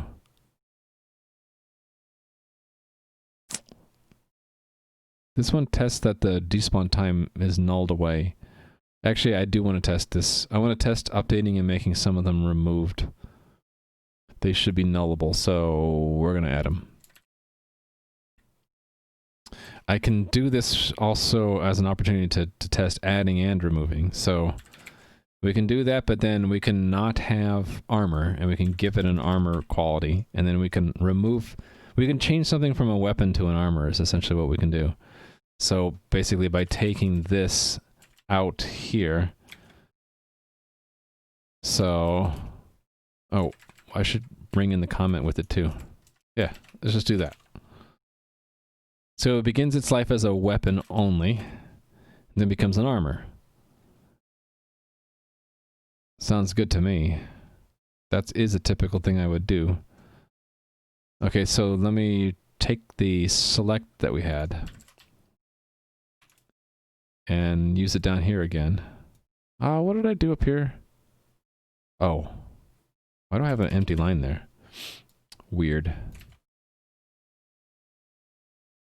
There. Right. And then I'll copy the other expectation, the other six lines. Only some of these become null, right? Actually all of these become null. 1, 2,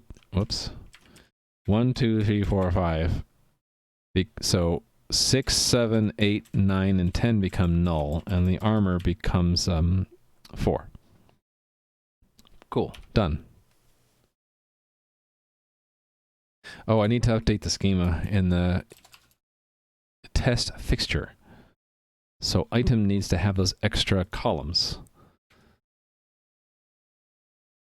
And what I can do is take the select and these lines from the select and copy and paste them there.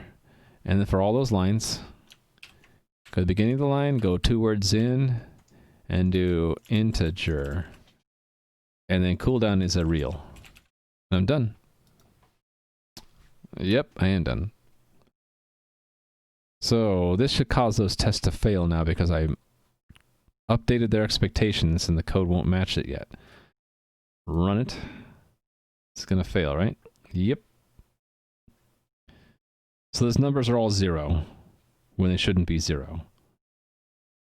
Yeah, okay. So then I need to go to the code that backs this and add them.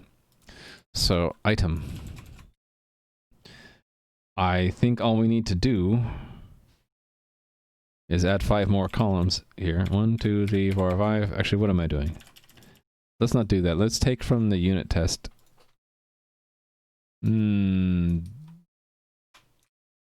This one. The selects here, I'll just take those strings, bring them in here, add that, go 1 word over, comma, key, item, something. Actually, no, we know that there's no keys for them. There's just strings, right?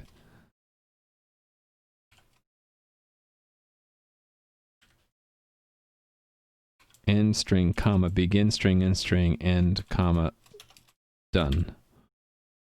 Okay, so this was AB, that's CD, that's DB, that's DN, DD, and armor. Okay, now to make it nullable, that's a different story, right? Hydrate. It is time to hydrate. Yep. Cheers, Epic Unknown.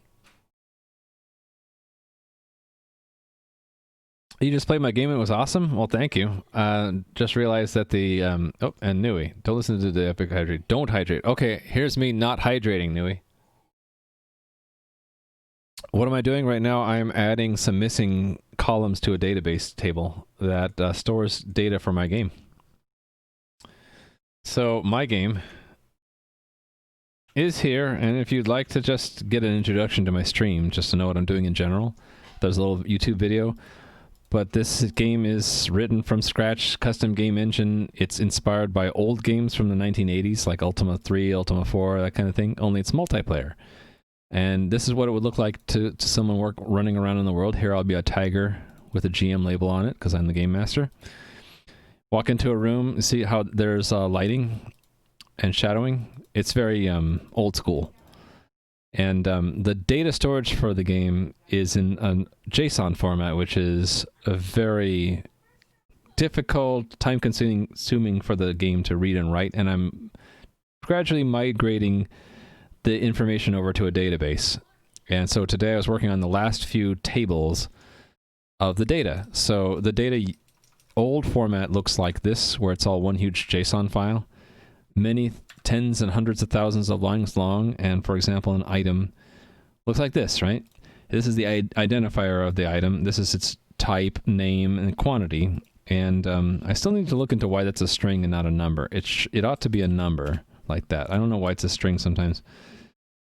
This is the old storage format. The new storage format would be that item is a table in the new database. This is the primary key of the table, which is the entity number, and then each of these is a column of the table. So the corresponding schema is this. And but now I realize some columns I forgot to include because some items don't have them. So a pile of gold doesn't act as a weapon, so it's not going to have all the weapon-centric attributes. So I just forgot to add them, and I'm going back and I'm adding them now. So yeah, this is a multi-year effort. We're a little bit into the second year now. So I've been working on this for a bit over a year. The game's been live since, was it February? Well, last year? No, May. Yeah, we recently passed 1 year of the game being live. But again, game is not complete yet. There's no content to the game yet. It's really just the engine that I'm still developing. So part of the game engine is how the game engine stores the data about the game, and that's what I'm working on today. All right, so these we add the mapping between database column and JSON key, and the nullishness, I need to handle that separately, don't I? Where do I handle that? Is it here? No, that's quest reward. Oh, no, I think that's handled automatically. I don't think I need to worry about that. Yeah. So this should just pass. Yeah, look at that. Green lights mean green lights good. Red lights bad. Green lights good. Ugh. Me programmer. Green light mean good. Okay, so we added missing item attributes to the database. Simple and straightforward. So I will, okay, that is separate. Let me stage a check mark done for what I just did, which is this one down here, right? Yeah, done. Stage that line, please. Stage that. Okay, so add missing item attributes to corresponding database table. Commit. This one was updating the overall to-do list, so update to-dos. Done. All right, so I need to go eat lunch soon, so I need to call it a day at some point. But I don't mind answering a few more questions. Let me go through chat and see if I missed anything. What am I doing? I think I explained that. You played my game, it was awesome. Yeah, thank you again. And then you guys were talking about garbage collecting. Knew you mentioned snake case. Yes, that's what I would like to do. Oh, I should make a note about that. I need to do that too, yeah. Refactor database column names to use snake case. That should just be a simple, like, but tedious process of global search and replace in those files. Okay, what else did I missing? What else am I missing? I don't think so. I'm not missing anything else. Okay, we all learned about the dangers of dihydrogen monoxide, right? Okay, I think it's time for me to go. So let me find someone to raid, and I'll wish you guys all a great weekend. So I'm going to go to my following list and see who all is streaming right now. You have a great one, TS Just. Let's see who's streaming right now. Is Tim streaming? Can we rate Tim? Tim isn't streaming. He's probably still in chat, or he's working. He's gonna be soon. We can hold off and raid Tim. Do you know how long it'll be before Tim starts his stream? Do you have an idea for a person to raid? Okay. Okay, in 5 minutes you would be? I can BS for 5 minutes. Who is the person that would be nice to raid? I was also gonna review a couple other viewer suggestions for who to raid, right?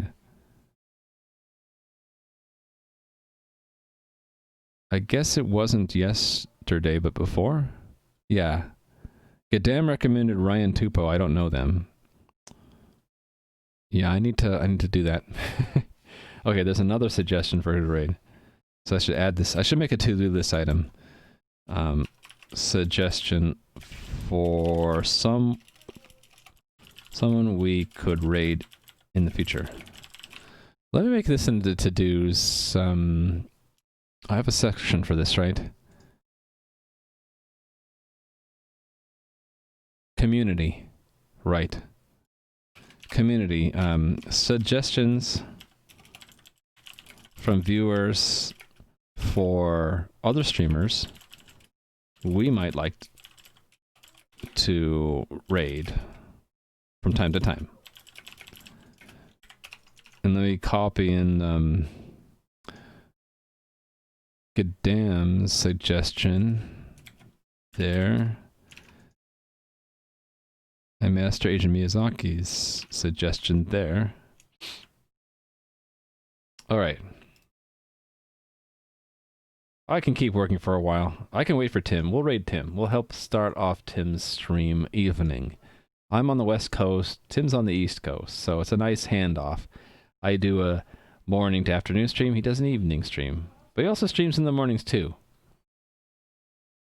You're up and now gone? Okay. See you in a bit, Tim. We're totally not going to raid you.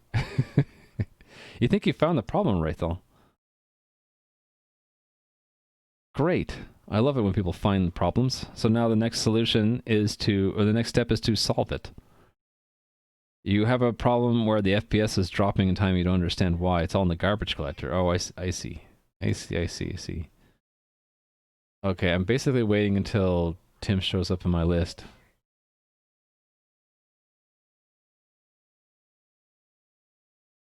Is there a delay in it showing up? If I just go to his channel, will it show up as live even? Yeah, okay, it is. So, mute. Alright, just started. Perfect timing. We're gonna raid Tim. So, you guys all have a great weekend. I'm gonna press the raid button right now to set it up. Tim Bodette is an awesome streamer. He's making his own games and his own game engines. It's all racing themed. He also demonstrates, how come I can't find him right now in the list? Oh, because I'm misspelling it. He also demonstrates the process of doing independent game development, like business side, marketing side, and all that. I'm just, you know, I can't get the raid thing to work. I'm just going to type it here in chat. Raid Tim Bodette. Okay, that worked. So, everybody, I hope you have an awesome weekend. Thank you for being here. I hope you enjoyed the stream. I'll be back on Monday, 9:15 a.m. or 16:15 UTC. And please enjoy Tim's channel. I'm going to hang out there while I grab some lunch. I'll see you guys later. Take care. Bye.